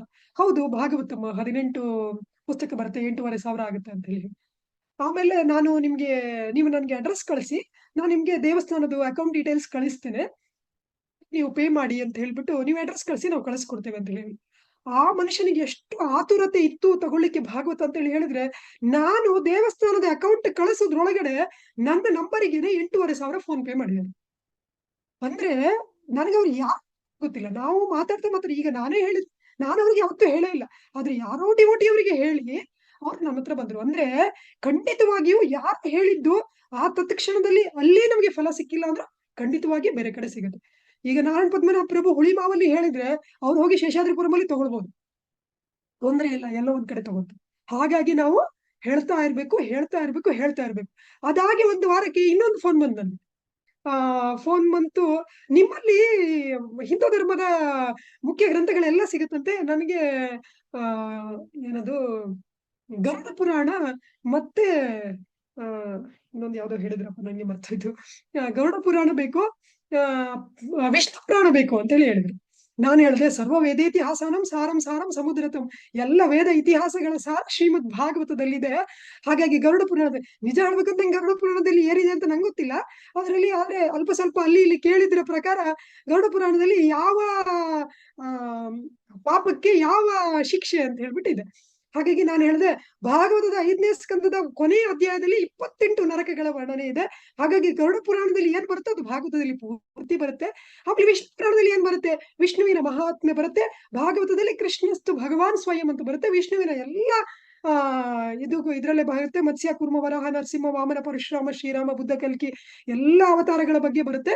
ಹಾಗಾಗಿ ಭಾಗವತ ತಗೊಳ್ಳಿ. ಆಮೇಲೆ ನನಗನ್ನಿಸ್ತು, ಪರವಾಗಿಲ್ಲ, ಇವ್ರು ಇಷ್ಟೊಂದು ಕೇಳ್ತಾ ಇದಾರಲ್ಲ, ಸರಿ ನಿಮ್ಗೆ ಎಲ್ಲ ಸಂಪೂರ್ಣ ಜ್ಞಾನ ಬೇಕು ಅಂದ್ರೆ ಭಾಗವತಮ್ಮ ಇನ್ನೊಂದು ಪುಸ್ತಕ ಬರುತ್ತೆ, ಚೈತನ್ಯ ಚರಿತಾಮೃತ ಅಂತ. ಇದು 2 ಸೇರಿಸಿದ್ರೆ ನಿಮ್ಗೆ ಸಂಪೂರ್ಣ ಜ್ಞಾನ ಸಿಗುತ್ತೆ ಅಂತ ಹೇಳಿ ಹೇಳಿದ್ರು. 27 ಗ್ರಂಥ ಬರುತ್ತೆ, ಮೊದಲು 18 ಗ್ರಂಥ ಇದು ಪುಸ್ತಕ ಮುಗಿಸಿ ಆಮೇಲೆ ಚೈತನ್ಯ ಚರಿತಾಮೃತ ಓದಿ ಅಂತ. ಅವರು ಕೂಡ್ಲೇನೆ ಎಷ್ಟಾಗುತ್ತೆ ಅಂತ ಕೇಳಿದ್ರು. ಭಾಗವತ 8,500 ಆಗುತ್ತೆ, ಚೈತನ್ಯ ಚರಿತಾಮೃತ 5,500 ಆಗುತ್ತೆ ಅಂತ ಹೇಳಿ ಹೇಳಿದೆ. 14,000 ತತ್ಕ್ಷಣ ನಾನು ದೇವಸ್ಥಾನದ ಅಕೌಂಟ್ ಕಳಿಸಿದ ಕೂಡಲೇ ಅವ್ರು ನಾನು ಯಾರು ಅಂತ ಅವ್ರಿಗೆ ಗೊತ್ತಿಲ್ಲ, ಅವ್ರು ಯಾರು ಅಂತ ನಂಗೆ ಗೊತ್ತಿಲ್ಲ ಅಂತ ಹೇಳಿ ಹೇಳಿದ್ರೆ. ಯಾಕೆ ನಾನು ಈ ಉದಾಹರಣೆಯನ್ನ ಕೊಟ್ಟೆ ಅಂತ ಹೇಳಿ ಹೇಳಿದ್ರೆ, ಕೆಲವೊಂದ್ಸಲ ಎಷ್ಟೋ ಹೇಳಿದ್ರು ಜನ ತಗೊಳ್ಳದೇ ಇರ್ಬೋದು, ಅದು ಬೇರೆ ವಿಷಯ. ಆದರೆ ಇನ್ನೂ ಕೂಡ ಭಾರತ ದೇಶದಲ್ಲಿ ಪುಣ್ಯ ಭೂಮಿಯಲ್ಲಿ ಜನ ಎಷ್ಟೊಂದು ಶ್ರದ್ಧಾಳುಗಳು ಇದ್ದಾರೆ, ಅವ್ರಿಗೆ ಗೊತ್ತಿಲ್ಲ ಭಾಗವತ ಅಂತ ಒಂದು ಗ್ರಂಥ ಇದೆ ಅಂತ ಹೇಳಿ ಅವ್ರಿಗೆ ಗೊತ್ತಿಲ್ಲ. ಬೆಂಗಳೂರಲ್ಲಿ ಯಾರೋ ಒಬ್ರು ಹೋಟೆಲ್ ಓನರ್, ಅವರದ್ದು ನಂಬರ್ ಬೇರೆ ಯಾರ ಹತ್ರನೋ ತಗೊಂಡು ಅವ್ರಿಗೆ ನಾನು ಫೋನ್ ಮಾಡಿದೆ. ಅವ್ರು ಎಷ್ಟು ಉತ್ಸುಕರಾಗಿದ್ರು ಅಂತ ಹೇಳಿ ಹೇಳಿದ್ರೆ, ಅವ್ರು ಫೋನ್ ಮಾಡಿ ನನ್ಗೆ, ಅವ್ರಿಗೆ ನಾನು ಫೋನ್ ಮಾಡಿ ಹೇಳಿದೆ ಭಾಗವತ ಈ ತರ ಅಂತ ಹೇಳಿ ಆಯ್ತು ಅಂತ ಹೇಳಿ ಅವ್ರ ಅಡ್ರೆಸ್ ಕಳಿಸಿ ದುಡ್ಡು ಕಳಿಸ್ಬಿಟ್ಟು ನಾವು ಅವ್ರಿಗೆ ಕಳಿಸಿ ರಾತ್ರಿ ನನ್ಗೆ ಮತ್ತೆ ಫೋನ್ ಮಾಡಿದ್ದಾರೆ. ನಾನು ಓದ್ಲಿಕ್ಕೆ ಶುರು ಮಾಡಿದೆ. ಅದನ್ನ ಅದೇ ತರ ಜೋಡಿಸಿ ಇಟ್ಟಿದ್ದೇನೆ, 1, 2, 3, 4 ಅಂತ. ಯಾಕೆಂದ್ರೆ ಒಂದಾದ್ಮೇಲೆ 2 ಓದ್ಬೇಕು, 2 ಆದ್ಮೇಲೆ 3 ಮೂರನೇದು ಓದ್ಬೇಕು, 3ನೇ ಆದ್ಮೇಲೆ 4ನೇದು ಓದ್ಬೇಕು ಅಂತ. ಇದು ಉತ್ಸಾಹಿಗಳ ಒಂದು ಇದಾಯ್ತು, ಪಂಗಡ ಆಯ್ತು. ಇನ್ನು ಎಷ್ಟೊಂದು ಜನರಿಗೆ ಅವ್ರಿಗೆ ಉತ್ಸಾಹ ಇರುವುದಿಲ್ಲ. ಇದು ಮೇಜರ್ ಪಾರ್ಟ್ ಇದೇ ತರ ಇರುತ್ತೆ. ಇದು ಸ್ವಲ್ಪ ಕಮ್ಮಿ ಜನ ಈ ತರ ಇರ್ತಾರೆ. ಜಾಸ್ತಿ ಜನ ಅವ್ರಿಗೆ ಇಂಟ್ರೆಸ್ಟ್ ಇರುವುದಿಲ್ಲ. ಮತ್ತೆ ಇದು ಸ್ವಾರ್ಥಗತಿ ಮಿಹಿ ವಿಷ್ಣು ಅವ್ರಿಗೆ ಇಂಟ್ರೆಸ್ಟ್ ಇರೋದಿಲ್ಲ. ಅದಕ್ಕೂ ಒಂದು ಉದಾಹರಣೆ ಕೊಡ್ತೇನೆ. ನಮ್ದೊಂದು ಪೇಷಂಟ್ ಇದೆ. ಅವರು ಒಂದು 65 ವರ್ಷ ಆಗಿದೆ. ಅವರಿಗೆ BP ಇದೆ. ನನ್ನ ಹತ್ರನೇ ಬರೋದವ್ರು. ಅವರಿಗೆ ನಾನು ಹೇಳಿದೆ, ಭಾಗವತ ತಗೊಳ್ಳಿ ಅಮ್ಮ, ಓದಿ ಅಮ್ಮ ಅಂತ. ಅದಕ್ಕೆ ಅವ್ರಿಗೆ, ಅಯ್ಯೋ ಮನೆಯಲ್ಲಿ ಇದ್ದಿದ್ದ ಪುಸ್ತಕಗಳ ಜೀಳ ತಿಂತಾ ಇದ್ದಾವೆ, ಇಲಿ ತಿಂತಾ ಇದ್ದಾವೆ, ನಾನು ಓದುದಿಲ್ಲ. ನನಗೆ ಓದ್ಲಿಕ್ಕೆ ಈಗ ವಯಸ್ಸಾಗಿದೆ, ನಮ್ಮ ಮನೆಯಲ್ಲ ಕೆಲಸ, ಹೊಲದ ಕೆಲಸ, ಬೆಳಿಗ್ಗೆ ಸಾಯಂಕಾಲ ತನಕ ಪುರ್ಸೋದಿಲ್ಲ ಅಂತೇಳಿ ಎಲ್ಲ ಏನೇನೋ ಕಾರಣಗಳನ್ನು ಹೇಳಿದ್ರು. ನಾನು ಹೇಳಿದೆ, ನೋಡಿ, ಭಾಗವತ ಬೇರೆ ಪುಸ್ತಕದ ತರ ಅಲ್ಲ. ನಿಮ್ಮ ಮನೆಯಲ್ಲಿ ಎಷ್ಟೋ ಪುಸ್ತಕಗಳಿರ್ಬೋದು, ರಾಮಾಯಣ ಮಹಾಭಾರತ ಕೂಡ ಇರ್ಬೋದು. ಆದ್ರೆ ರಾಮಾಯಣ ಮಹಾಭಾರತ ತರನೂ ಅಲ್ಲ. ಶ್ರೀಮದ್ ಭಾಗವತ ಇವ್ರು ಹೇಳ್ತಾರೆ, ಯಾರು, ವೇದವ್ಯಾಸ ಮುನಿ ಹೇಳ್ತಾರೆ, ಎಲ್ಲ ಗ್ರಂಥಗಳನ್ನ ಅವರೇ ಬರೀತಾರೆ. 4 ವೇದಗಳನ್ನ, 108 ಉಪನಿಷತ್ತನ್ನ, 17 ಮಹಾಪುರಾಣಗಳನ್ನ, 1,00,000 ಶ್ಲೋಕಗಳ ಮಹಾಭಾರತವನ್ನ ಎಲ್ಲವನ್ನು ಬರೆದ್ಬಿಟ್ಟು ವೇದವ್ಯಾಸ ಮುನಿಗಳು ಬೇರೆ ಯಾವುದೇ ಗ್ರಂಥದ ಬಗ್ಗೆನೂ ನೀವು ಮನೆಯಲ್ಲಿ ಇಲ್ಲ ಅಂದ್ರೆ ಆತ್ಮಹತ್ಯೆ ಮಾಡ್ಕೊಂಡಂಗೆ ಅಂತ ಹೇಳಿಲ್ಲ. ಬರೀ ಭಾಗವತದ ಬಗ್ಗೆ ಮಾತ್ರ ಹೇಳ್ತಾರೆ, ಭಾಗವತ ಮನೆಯಲ್ಲಿ ಇಲ್ಲ ಅಂದ್ರೆ ಆತ್ಮಹತ್ಯೆ ಮಾಡ್ಕೊಳ್ಳೋದು ಅಂತ. ಅಷ್ಟು ಮಾತ್ರ ಅಲ್ಲ, 2ನೇ ಶ್ಲೋಕದಲ್ಲಿ ಹೇಳ್ತಾರೆ ಭಾಗವತದಲ್ಲಿ, ಶ್ರೀಮದ್ ಭಾಗವತೆ ಮಹಾಮುನಿ ಕೃತೆ ಕಿಮು ಅಪರೇರೀಶ್ವರ. ಶ್ರೀಮದ್ ಭಾಗವತ ಇರ್ಬೇಕಾದ್ರೆ ಬೇರೆ ಯಾವ್ದಾದ್ರು ಏನಕ್ಕೆ ಬೇಕು? ಯಾವುದೂ ಬೇಕಾಗಿಲ್ಲ, ಶ್ರೀಮದ್ ಭಾಗವತ ಅಷ್ಟೇ ಸಾಕು ಅಂತ 12ನೇ ಸ್ಕಂದದಲ್ಲಿ ಬರುತ್ತೆ. ವೇದವ್ಯಾಸ ಮುನಿಗಳು ಹೇಳ್ತಾರೆ, ಯಾರು ಶ್ರೀಮದ್ ಭಾಗವತದಲ್ಲಿ ರುಚಿಸ್ತಾರೋ, ಅವರಿಗೆ ರಮಿಸ್ತಾರೋ, ಅವ್ರಿಗೆ ಬೇರೆ ಎಲ್ಲೂ ರಮಿಸ್ಲಿಕ್ಕೆ ಆಗುದಿಲ್ಲ ಅಂತ. ಹಾಗೆ ಅವರಿಗೆ ಎಲ್ಲಾ ರೀತಿಯಲ್ಲಿ ಭಾಗವತ ಸಾಕ್ಷಾತ್ ಭಗವಂತನೇ, ಅವನು ಬಾಲಕೃಷ್ಣನೇ. ಅವನು ಬಂದ ಸುಮ್ಮನೆ ಕೂತ್ಕೊಳ್ಳಲ್ಲ. ಅವನು ಹೇಗೆ ಬೆಣ್ಣೆಯನ್ನ ಕದಿತಾ ಇದ್ನೋ ಹಾಗೆ ಅವನು ನಿಮ್ಮ ಮನಸ್ಸನ್ನ ಕದಿತಾನೆ, ನಿಮ್ಮ ಹೃದಯವನ್ನ ಕದಿತಾನೆ ಅವನು. ಹಾಗಾಗಿ ಅವನು ಬರ್ಲಿಕ್ಕೆ ತಯಾರಿದ್ದಾನೆ. ನೀವು ಯಾಕೆ ಅವನಿಗೆ ಬಾ ಅಂತ ಹೇಳ್ತಾ ಇಲ್ಲ? ಈಗ ನಾನ್ ನಿಮ್ ಮನೆಗೆ ಬರ್ತೇನೆ ಅಂತೇಳಿ ಹೇಳಿದ್ರೆ ನೀವು ಬರ್ಬೇಡಿ ಅಂತೇಳಿ ಹೇಳ್ತೀರಾ? ನಂಗೆ ಪುರ್ಸೋತಿಲ್ಲ, ನಮ್ಮನೆ ಕ್ಲೀನ್ ಇಲ್ಲ, ನಮ್ ಬಡವ್ರ ಮನೆ, ನನ್ಗೆ ಅಡಿಗೆ ಮಾಡಿ ಪುರ್ಸೋತಿಲ್ಲ ಅಂತ ಹೇಳ್ತೀರಾ? ಇದ್ದದ್ರಲ್ಲಿ ಏನೋ ಒಂದು ನಿಮ್ಗೆ ಮಾಡ್ಕೊಡ್ತೇವೆ, ದಯವಿಟ್ಟು ಬನ್ನಿ ಅಂತಾನೆ ತಾನೇ ಹೇಳ್ತೀರಾ. ಸಾಕ್ಷಾತ್ ಲಕ್ಷ್ಮೀಪತಿ ನಾರಾಯಣ ಬರ್ತಾ ಇದ್ದಾನೆ, ನಾನ್ ಬರ್ಬೇಕು ನಿಮ್ ಮನೆಗೆ ಅಂತ ಇದ್ದಾನೆ, ಬೇಡ ಅಂತ ಹೇಳುದು ಎಂಥ ಮುಟ್ಟಾಳ್ತನ, ಎಂಥ ಮೂರ್ಖತನ. ಇಂಥ ಮುಟ್ಟಾಳ್ರಾಗ್ಬೇಕಾ ನಾವು ಅಂತ ಹೇಳಿ ಭಗವಂತನೇ ಹೇಳ್ತಾನೆ ಪದ್ಮಪುರಾಣದಲ್ಲಿ, ನನ್ನ ಸಂತೋಷಕ್ಕೋಸ್ಕರ ತನ್ನ ಸರ್ವಸ್ವವನ್ನಾದ್ರೂ ಕೊಟ್ಟು ಭಾಗವತವನ್ನ ತಗೊಳ್ಬೇಕು. ಯಾರ ಮನೆಯಲ್ಲಿ ಶ್ರೀಮದ್ ಭಾಗವತ ಇಲ್ವೋ ಅವ್ರನ್ನ ವೈಷ್ಣವರು ಅಂತ ಖಂಡಿತ ಹೇಳಲಿಕ್ಕೆ ಸಾಧ್ಯ ಇಲ್ಲ. ಅವರು ಶ್ವಪಚಾದತಿ ಕೋಹಿ ಸಹ ಅಂತ ಭಗವಂತ ಹೇಳ್ತಾನೆ. ಅವರು ನಾಯಿ ತಿನ್ನುವವರಿಗಿಂತ ಕಡೆಯದ್ದ. ಭಗವಂತನ ಮಾತು ನಂದಲ್ಲ, ಭಗವಂತ ಹೇಳ್ತಾನೆ.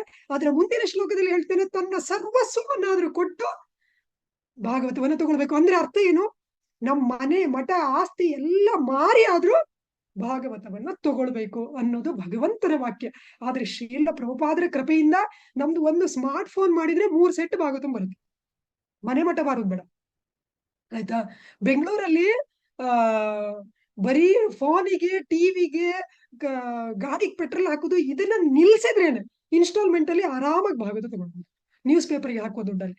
ಹಾಗಾಗಿ ಏನೂ ಕಷ್ಟ ಇಲ್ಲ. ನಿಜ ಆಗ್ಬೇಕು ಅಂದ್ರೆ ಏನು ಮನೆಯಲ್ಲಿ ಭಾಗವತ ಇರ್ಬೇಕು ಅನ್ನುವ ಒಂದು ಅಭಿಯಾನ ನಡೀತಾ ಇದೆ. ಹರ್ಘರ್ ಭಾಗವತಂ ಅಂತ. ಬೆಂಗಳೂರಲ್ಲಿ ಏನೂ ಕಷ್ಟ ಇಲ್ಲ. ಪ್ರತಿ ಮನೆಯಲ್ಲೂ ಕೂಡ, ಎಲ್ಲರೂ ಕೂಡ, ಎಲ್ಲಾ ಕಡೆನೂ ಏನೂ ಕಷ್ಟ ಇಲ್ಲ, ಎಲ್ಲರ ಮನೆಯಲ್ಲಿ ಇರ್ಬೋದು. ಅಂಥದ್ರಲ್ಲಿ ಬೆಂಗಳೂರಲ್ಲಂತೂ ಪ್ರತಿಯೊಂದು ಕೈಗೊಂದು ಮೊಬೈಲ್ ಇದೆ, ಮನೆಗೊಂದು ಟಿವಿ ಇದೆ, ಮನೆಗೊಂದು ಗಾಡಿ ಇದೆ, ಎಲ್ಲ ಇದೆ. ಮನೆಗೊಂದು ಭಾಗವತಂ ಯಾಕೆ ಇರಬಾರ್ದು ಅಲ್ವಾ? ಹಾಗೆ ಅವರಿಗೆ ನಾನು ಈ ತರ ಎಲ್ಲ ಹೇಳಿ ಅವರಿಗೆ ಹೇಳಿದೆ, ಒತ್ತಾಯ ಮಾಡಿ ಕೊಟ್ಟೆ. ಕೊನೆಗೆ ಅವರಷ್ಟೆಲ್ಲ ಹೇಳಿದ್ರು ತಗೊಳ್ಳೋ ತರ ಇರ್ಲಿಲ್ಲ. ಕೊನೆಗೆ ಹೆಂಗೋ ಒತ್ತಾಯ ಮಾಡಿ, ಇಲ್ಲ ಭಗವಂತನೇ ನಿಮ್ಮಲ್ಲಿ ಪರಿವರ್ತನೆ ತರ್ತಾನೆ, ನಿಮ್ಗೆ ಯಾವ ಸಂಶಯ ಬೇಡ, ತಗೊಳ್ಳಿ. ನಿಮ್ಗೆ ತಗೊಂಡ್ರೆ ಆ ತಗೊಂಡಿರುವಂತಹ ಭಗವಂತನಿಗೆ ಖುಷಿ ಆಗುತ್ತೆ. ನೀವು ತಗೊಂಡಿದ್ದೀರಾ, ಅವನನ್ನ ಸ್ವಾಗತ ಮಾಡಿದೀರಾ ಮನೆಗೆ ಅಂತ ಹೇಳಿ, ಆವತ್ತ ಖುಷಿಯಿಂದ ಭಗವಂತನಿಗೆ ತೃಪ್ತಿ ಆಯ್ತಾ. ಹಾಗಾಗಿ ಭಗವಂತನ ಆ ಖುಷಿಯಿಂದ, ಭಗವಂತನ ಆಶೀರ್ವಾದದಿಂದ ನಿಮ್ಗೆ ಓದ್ಲಿಕ್ಕೆ ಮನಸ್ಸು ಬರುತ್ತೆ ಅಂತ. ನೀವು ನಂಬ್ತಿರೋ ಬಿಡ್ತಿರೋ, 1 ವಾರದಲ್ಲಿ ಅವರು ಮೊದಲನೆಯ ಸ್ಕಂದ ಮುಗಿಸಿದ್ರು. 1 ವಾರದಲ್ಲಿ. ಆಮೇಲೆ ಅವರಾದ್ರೂ ಒಂಚೂರು ತಗೊಳ್ಳೋಣ ಅಂತಿದ್ರೇನೋ ಅವ್ರ ಸೊಸೆ, ಅಯ್ಯೋ ಬೇಡಪ್ಪ, ಇಷ್ಟೊಂದು ಪುಸ್ತಕನ ನಮ್ಮನೇಲಿ ಯಾರು ಓದುದಿಲ್ಲ, ನಾವು ಓದುದು ನಮ್ಗೆ ಅಭ್ಯಾಸನೇ ಇಲ್ಲ, ನಮ್ಮ ಮಗುಗೆ ಸ್ಕೂಲಿದ್ದು ಪುಸ್ತಕ ಅವ್ರಿಗೆ ಹೋಮ್ವರ್ಕ್ ಮಾಡಿಸೋದೇ ಸರಿ ಹೋಗುತ್ತೆ. ಅವ್ರದ್ದು ಒಂದು ಅಂಗಡಿ ಇದೆ, ಅಂಗಡಿಯಲ್ಲಿ ಕೆಲಸನೇ ಸರಿ ಆಗುತ್ತೆ, ಹೊಲದಲ್ಲಿ ಕೆಲಸನೇ ಸರಿ ಆಗುತ್ತೆ. ಅವ್ರ ಅತ್ತೆಗೆ ಒಂಚೂರು ಮನಸ್ಸಿದ್ರು ಸೊಸೆ ಬಿಡ್ತಾನೇ ಇಲ್ಲ. ಆ ರೀತಿಯಾದಂತಹ ಸೊಸೆ, ಅತ್ತೆ ಓದಿದ ಮೇಲೆ ಸೊಸೆ ಓದುದು, ಅತ್ತೆ ಓದಿದ ಮೇಲೆ ಸೊಸೆ ಓದುದು. ಹಾಗೆ ಅವರಿಗೆ 7ನೇ ಸ್ಕಂದದಲ್ಲಿ ಇದೆ. ನಾನು ಕೊಟ್ಟು ಕೆಲವು ತಿಂಗಳಾಯ್ತು. ಆಮೇಲೆ ಆ ಸೊಸೆ ನನಗೆ ಫೋನ್ ಮಾಡಿದ್ರೆ ಹರೇ ಕೃಷ್ಣ ಅಂತಾನೆ ಹೇಳ್ತಾರೆ ಇವಾಗ.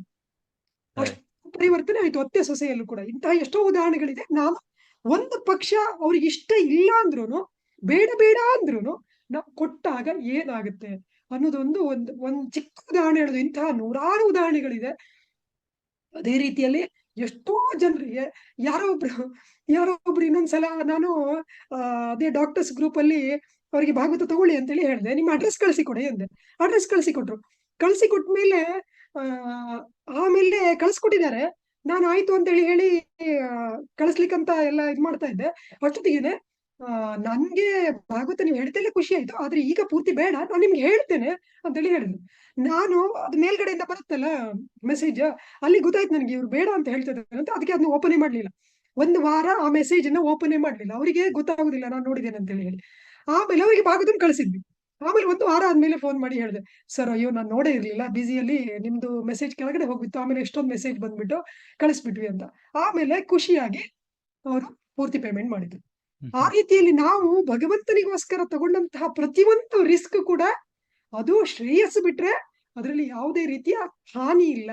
ಹಾಗಾಗಿ ನಾವು ಭಗವಂತನಿಗೋಸ್ಕರ ಈಗ ನಾವು ನೋಡ್ತೇವೆ ಭಕ್ತರ ಜೀವನದಲ್ಲಿ, ಭಕ್ತರು ಭಗವಂತನಿಗೋಸ್ಕರ ಎಷ್ಟೊಂದು ಈಗ ಶ್ರೀಲ ಪ್ರಭುಪಾದ್ರ ಜೀವನವನ್ನೇ ನೋಡಿದ್ರೆ, ಶ್ರೀಲ ಪ್ರಭುಪಾದರು ಆ ಇಳಿ ವಯಸ್ಸಿನಲ್ಲಿ 600 ಭಾಗವತ ಗ್ರಂಥಗಳನ್ನ ಹಿಡ್ಕೊಂಡು ಕಾಣದ ಕೇಳದ ಊರಿಗೆ, ಒಂದು ಗುರುತು ಪರಿಚಯ ಇಲ್ಲದಂತಹ ಊರಿಗೆ, ದೇಶಕ್ಕೆ ಹೋಗಿದ್ದಾರೆ. ಭಗವಂತನಿಗೋಸ್ಕರ ಎಂಥ ಒಂದು ಕಷ್ಟವನ್ನ ತಪಸ್ಯವನ್ನ ತಗೊಂಡಿದ್ದಾರೆ ಅಂತ ಹೇಳಿ. ಮತ್ತೆ ಇಡೀ ಭಾಗವತದ ಪುಟದಲ್ಲಿ ನಾವು ನೋಡ್ತೇವೆ, ಪಾಂಡವರು ಇರ್ಬೋದು, ಆಮೇಲೆ ಪ್ರಹ್ಲಾದ್ ಮಹಾರಾಜ್ ಇರ್ಬೋದು. ಪ್ರಹ್ಲಾದ್ ಮಹಾರಾಜ್ ಒಬ್ಬರೇ ಕುತ್ಕೊಂಡು ಹರೇ ಕೃಷ್ಣ ಮಹಾಮಂತ್ರ ಹೇಳಿದ್ರೆ ಪ್ರಹ್ಲಾದ್ ಮಹಾರಾಜಿಗೆ ಯಾರು ಕಷ್ಟನೇ ಕೊಡ್ತಾ ಇರ್ಲಿಲ್ಲ. ಆದ್ರೆ ಎಲ್ಲರನ್ನು ಉದ್ಧಾರ ಮಾಡ್ಬೇಕನ್ನುವಂತಹ ಆಸೆಯಿಂದ ಪ್ರಹ್ಲಾದ್ ಮಹಾರಾಜ್ ಪ್ರಚಾರ ಮಾಡಿದ ಆ ಒಂದು ಪ್ರಚಾರದ ಒಂದು ಉತ್ಕಟತೆ ಎಷ್ಟಿತ್ತು ಅಂತ ಹೇಳಿದ್ರೆ, ನಾವು ನಮ್ಮ ಸುತ್ತಮುತ್ತ ಇರುವವರಿಗೆ ಪ್ರಚಾರ ಮಾಡ್ಲಿಕ್ಕೆ ಬೇರೆ ಏನು ಬೇಡ, ನಮ್ಮ ಸೆಂಟ್ರಿಗೆ ಬರುವಂತವರಿಗೆ ಭಾಗವತ ತಗೊಳ್ಳಿ ಅನ್ಲಿಕ್ಕೆ ನಮ್ಮಲ್ಲಿ ಸಂಕೋಚ ಇರುತ್ತೆ. ಆದ್ರೆ ಪ್ರಹ್ಲಾದ್ ಮಹಾರಾಜರು ಎಂಥ ಒಂದು ಮಹಾನ್ ಭಕ್ತರು, ಶುದ್ಧ ಭಕ್ತರು, ಪರಮ ವೈಷ್ಣವರು ಅಂತೇಳಿ ಹೇಳಿದ್ರೆ, ಅಂತ ದೈತ್ಯ ತಂದೆಗೂ ಕೂಡ, ಹಿರಣ್ಯಕಶಿಪುವಿಗೂ ಕೂಡ ಪ್ರಹ್ಲಾದ್ ಮಹಾರಾಜರ ಏನ್ ಹೇಳ್ತಾರೆ, ಶ್ರವಣಂ ಕೀರ್ತನಂ ವಿಷ್ಣು ಸ್ಮರಣಂ ಪಾದ ಸೇವನ ಅರ್ಚನಂ ವಂದನಂ ದಾಸ್ಯಂ ಸಖ್ಯಮಾತ್ಮ ನಿವೇದನಂ ಅಂತ ಪ್ರಹ್ಲಾದ್ ಮಹಾರಾಜರು ಯಾರಿಗೆ ಹೇಳಿರೋದು? ಅವರ ರಾಕ್ಷಸ ತಂದೆಗೆ ಹೇಳಿರೋದು. ನಮ್ ಸುತ್ತಮುತ್ತ ಇರುವವರೆಲ್ಲ ಹಿರಣ್ಯಕಶಿಪುವಿನ್ಗಿಂತ ದೊಡ್ಡ ರಾಕ್ಷಸರ ಅಲ್ವಾ? ಖಂಡಿತವಾಗಿಯೂ ಅಲ್ಲ. ನಮ್ ಸುತ್ತಮುತ್ತ ಇರುವವರಿಗೆ ಕಿಂಚಿತ್ ಆದ್ರೂ ಶ್ರದ್ಧೆ ಇದೆ. ಹಾಗಾಗಿ ಅದೇ ಪ್ರಹ್ಲಾದ್ ಮಹಾರಾಜರು ಏನ್ ಹೇಳ್ತಾರೆ? ಪ್ರಹ್ಲಾದ್ ಮಹಾರಾಜರು ಹೇಳ್ತಾರೆ, ಕೌಮಾರ ಆಚರೈತ್ ಪ್ರಾಜ್ಞೋ ಧರ್ಮಾನ್ ಭಾಗವತಾನಿಹ ದುರ್ಲಭಂ ಮಾನುಷಂ ಜನ್ಮ ತದಪಿ ಅಧ್ರುವಂ ಅರ್ಥದಂ. ಕೌಮಾರ ಆಚರೈತ್ ಪ್ರಾಜ್ಞೋ ಧರ್ಮಾನ್ ಭಾಗವತಾನಿಹ, 5ನೇ ವಯಸ್ಸಿನಲ್ಲೇ ಭಾಗವತಂ ಕೊಡ್ಬೇಕು. ನಮ್ ಸೆಂಟ್ರಿಗೆ ಬರೋರಿಗೆ ಎಲ್ಲರಿಗೂ 5 ವರ್ಷ ಮೇಲಾಗಿದೆ ಅಲ್ವಾ? ಯಾರು ಕೂಡ 5 ವರ್ಷ ಕೆಳಗಡೆ ಇರುವವರು ಯಾರು ಇಲ್ಲ ಅಲ್ವಾ? ಆ ರೀತಿಯಲ್ಲಿ ನಾವು ಪ್ರಹ್ಲಾದ್ ಮಹಾರಾಜರ ಬೋಧನೆ ಏನಿದೆ, 5 ವರ್ಷದಿಂದಲೇ ಭಾಗವತ ಓದ್ಬೇಕು. ಭಾಗವತ ಮನೆಯಲ್ಲಿ ಎಲ್ಲಾ ಭಾಗವತವನ್ನ ಪ್ರಹ್ಲಾದ್ ಮಹಾರಾಜರು ಕೇಳಿಸ್ಕೊಂಡಾಗ ತಾಯಿಯ ಗರ್ಭದಲ್ಲಿದ್ರು. ಹಾಗಾಗಿ ತಾಯಿಯ ಗರ್ಭದಲ್ಲಿರುವಾಗ್ಲೇನೆ ಭಾಗವತ ಕೇಳಿಸ್ಕೊಳ್ಬೇಕು. ಭಾಗವತ ಧರ್ಮವನ್ನ ಪಾಲನೆಯನ್ನ ಚಿಕ್ಕ ವಯಸ್ಸಿನಲ್ಲೇನೆ ಮಾಡ್ಬೇಕು. ಇತ್ತೀಚೆಗೆ ನಿಮ್ಗೆ ಕಾಣಿಸ್ಬೋದು, ಪ್ರಹ್ಲಾದ್ ಮಹಾರಾಜರು ಒಂದ್ ಕಡೆ, ರಾಘವೇಂದ್ರ ಸ್ವಾಮಿಗಳು ಇನ್ನೊಂದ್ ಕಡೆ ಫೋಟೋ ನಿಮ್ಗೆ ಕಾಣಿಸ್ಬೋದು ಇದ್ರಲ್ಲಿ ಚಾಟ್ ಅಲ್ಲಿ. ಇತ್ತೀಚೆಗೆ ನಾನು ಯಾರೋ ಒಬ್ರನ್ನ ಭೇಟಿಯಾಗಿದ್ದೆ. ಅವಾಗ ನಾವು ರಾಘವೇಂದ್ರ ಸ್ವಾಮಿಗಳ ಭಕ್ತರು ಅಂತೇಳಿ ಹೇಳಿದ್ರು. ಅವಾಗ ನಾನು ಹೇಳಿದೆ, ಅದೇ ರಾಘವೇಂದ್ರ ಸ್ವಾಮಿ ಅವರ ಹಿಂದಿನ ಇದರಲ್ಲಿ ಪ್ರಹ್ಲಾದ್ ಮಹಾರಾಜರಾಗಿ ಬಂದಿದ್ರು. ಅವರೇ ಹೇಳ್ತಾರೆ ಚಿಕ್ಕ ವಯಸ್ಸಿಂದ ಭಾಗವತವನ್ನ ಓದ್ಬೇಕು, ಭಾಗವತವನ್ನ ತಿಳ್ಕೊಳ್ಬೇಕು ಅಂತೇಳಿ ಅವರಿಗೆ ಅದನ್ನ ಕೇಳಿದ ಕೂಡ ಕಣ್ಣಲ್ಲಿ ನೀರು ಬಂದ್ಬಿಟ್ಟು ಅವರು ತಗೊಂಡ್ರು, ಒಬ್ರು ಸಿಸ್ಟರ್ ಬೇರೆ ಹಾಸ್ಪಿಟಲ್ ಅಲ್ಲಿ. ಆಮೇಲೆ ಅದಾದ್ಮೇಲೆ ಸುಮಾರು ಜನ ಭಕ್ತರು, ಇತ್ತೀಚೆಗೆ ಇಲ್ಲಿ ಮೋನಿಕಾ ಮಾತಾಜಿ ಇದ್ದಾರೆ, ಅವರು ಕೂಡ ಯಾರದ್ದೋ ವಾಟ್ಸಪ್ ಅಲ್ಲಿ ಅವ್ರದ್ದು ಪ್ರೊಫೈಲ್ ಚಿತ್ರದಲ್ಲಿ ರಾಘವೇಂದ್ರ ಸ್ವಾಮಿಗಳನ್ನ ನೋಡಿ ಮಾತಾಜಿ ಅವರಿಗೆ ಈ ಇದನ್ನ ಕಳಿಸ್ತಾರೆ. ಆಮೇಲೆ ಮಾತಾಜಿ ಅವರಿಗೆ ಫೋನ್ ಮಾಡ್ತಾರೆ, ಫೋನ್ ಮಾಡಿ ಅವರಿಗೆ ಹೇಳ್ತಾರೆ. ಅವರು ಕೂಡ ತುಂಬಾ ಖುಷಿಯಾಗಿ ಭಾಗವತವನ್ನ ತಗೊಂತಾರೆ.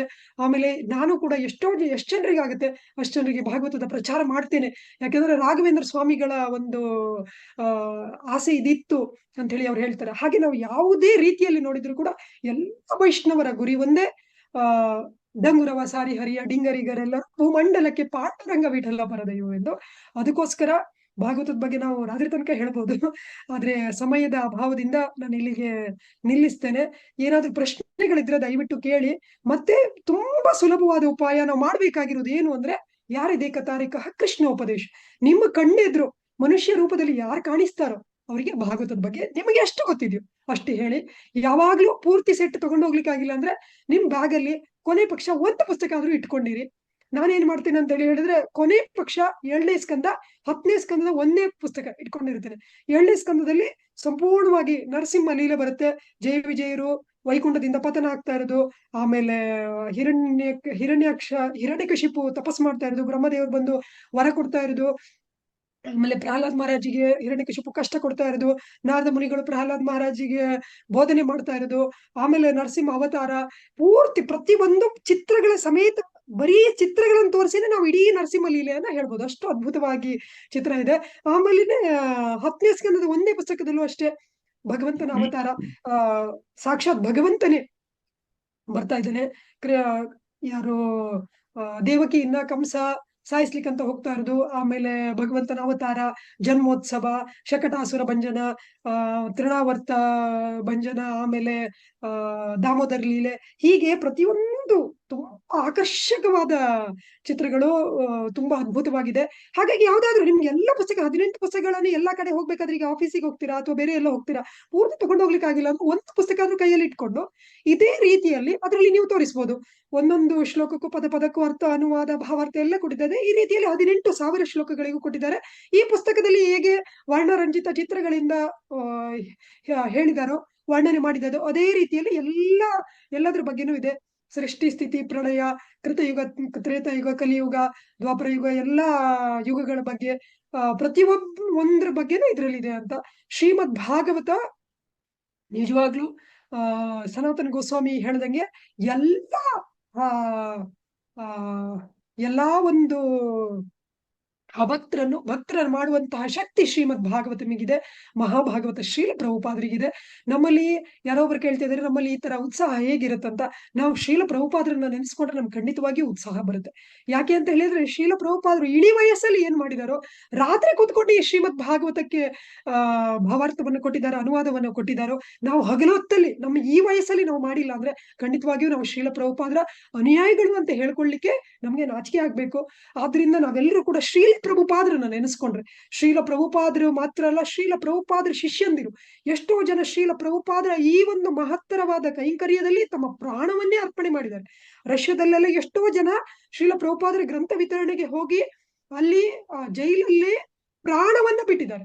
ಅಂತಹ ಭಕ್ತಾದಿಗಳಿದ್ದಾರೆ. ಖಂಡಿತವಾಗಿಯೂ ನಾವು ಅವರಷ್ಟು ಮಾಡ್ಲಿಕ್ಕೆ ನಮ್ಮ ಹತ್ರ ಆಗದೆ ಇರ್ಬೋದು, ಅವರಷ್ಟು ಮಾಡ್ಬೇಕಾದ ಅವಶ್ಯಕತೆ ಇಲ್ಲ.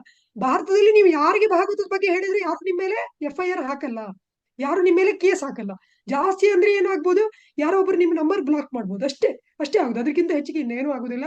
ಹಾಗಾಗಿ ಧೈರ್ಯವಾಗಿ ನಾವೆಲ್ಲರಿಗೂ ಕೂಡ ಪುಣ್ಯ ಭೂಮಿ ಭರತ ಭೂಮಿ, ಇಲ್ಲಿ ಜನ್ಮ ಪಡಿಬೇಕಂದ್ರೇನೆ ಭಾಗವತದಲ್ಲೇ ಬರುತ್ತೆ. ಭಾರತ ಭೂಮಿಯಲ್ಲಿ ಜನ್ಮ ಪಡಿಬೇಕಂದ್ರೇನೆ ಖಂಡಿತವಾಗಿಯೂ ಅವರು ಹಿಂದಿನ ಜನ್ಮದಲ್ಲಿ ಯಾವುದೇ ಒಂದು ಸುಕೃತ ಅವ್ರಿಗೆ ಇರುತ್ತೆ, ಭಗವಂತನಿಗೆ ಒಂದು ಕಿಂಚಿತ್ತಾದ್ರೂ ಸೇವೆ ಮಾಡಿರ್ತಾರೆ.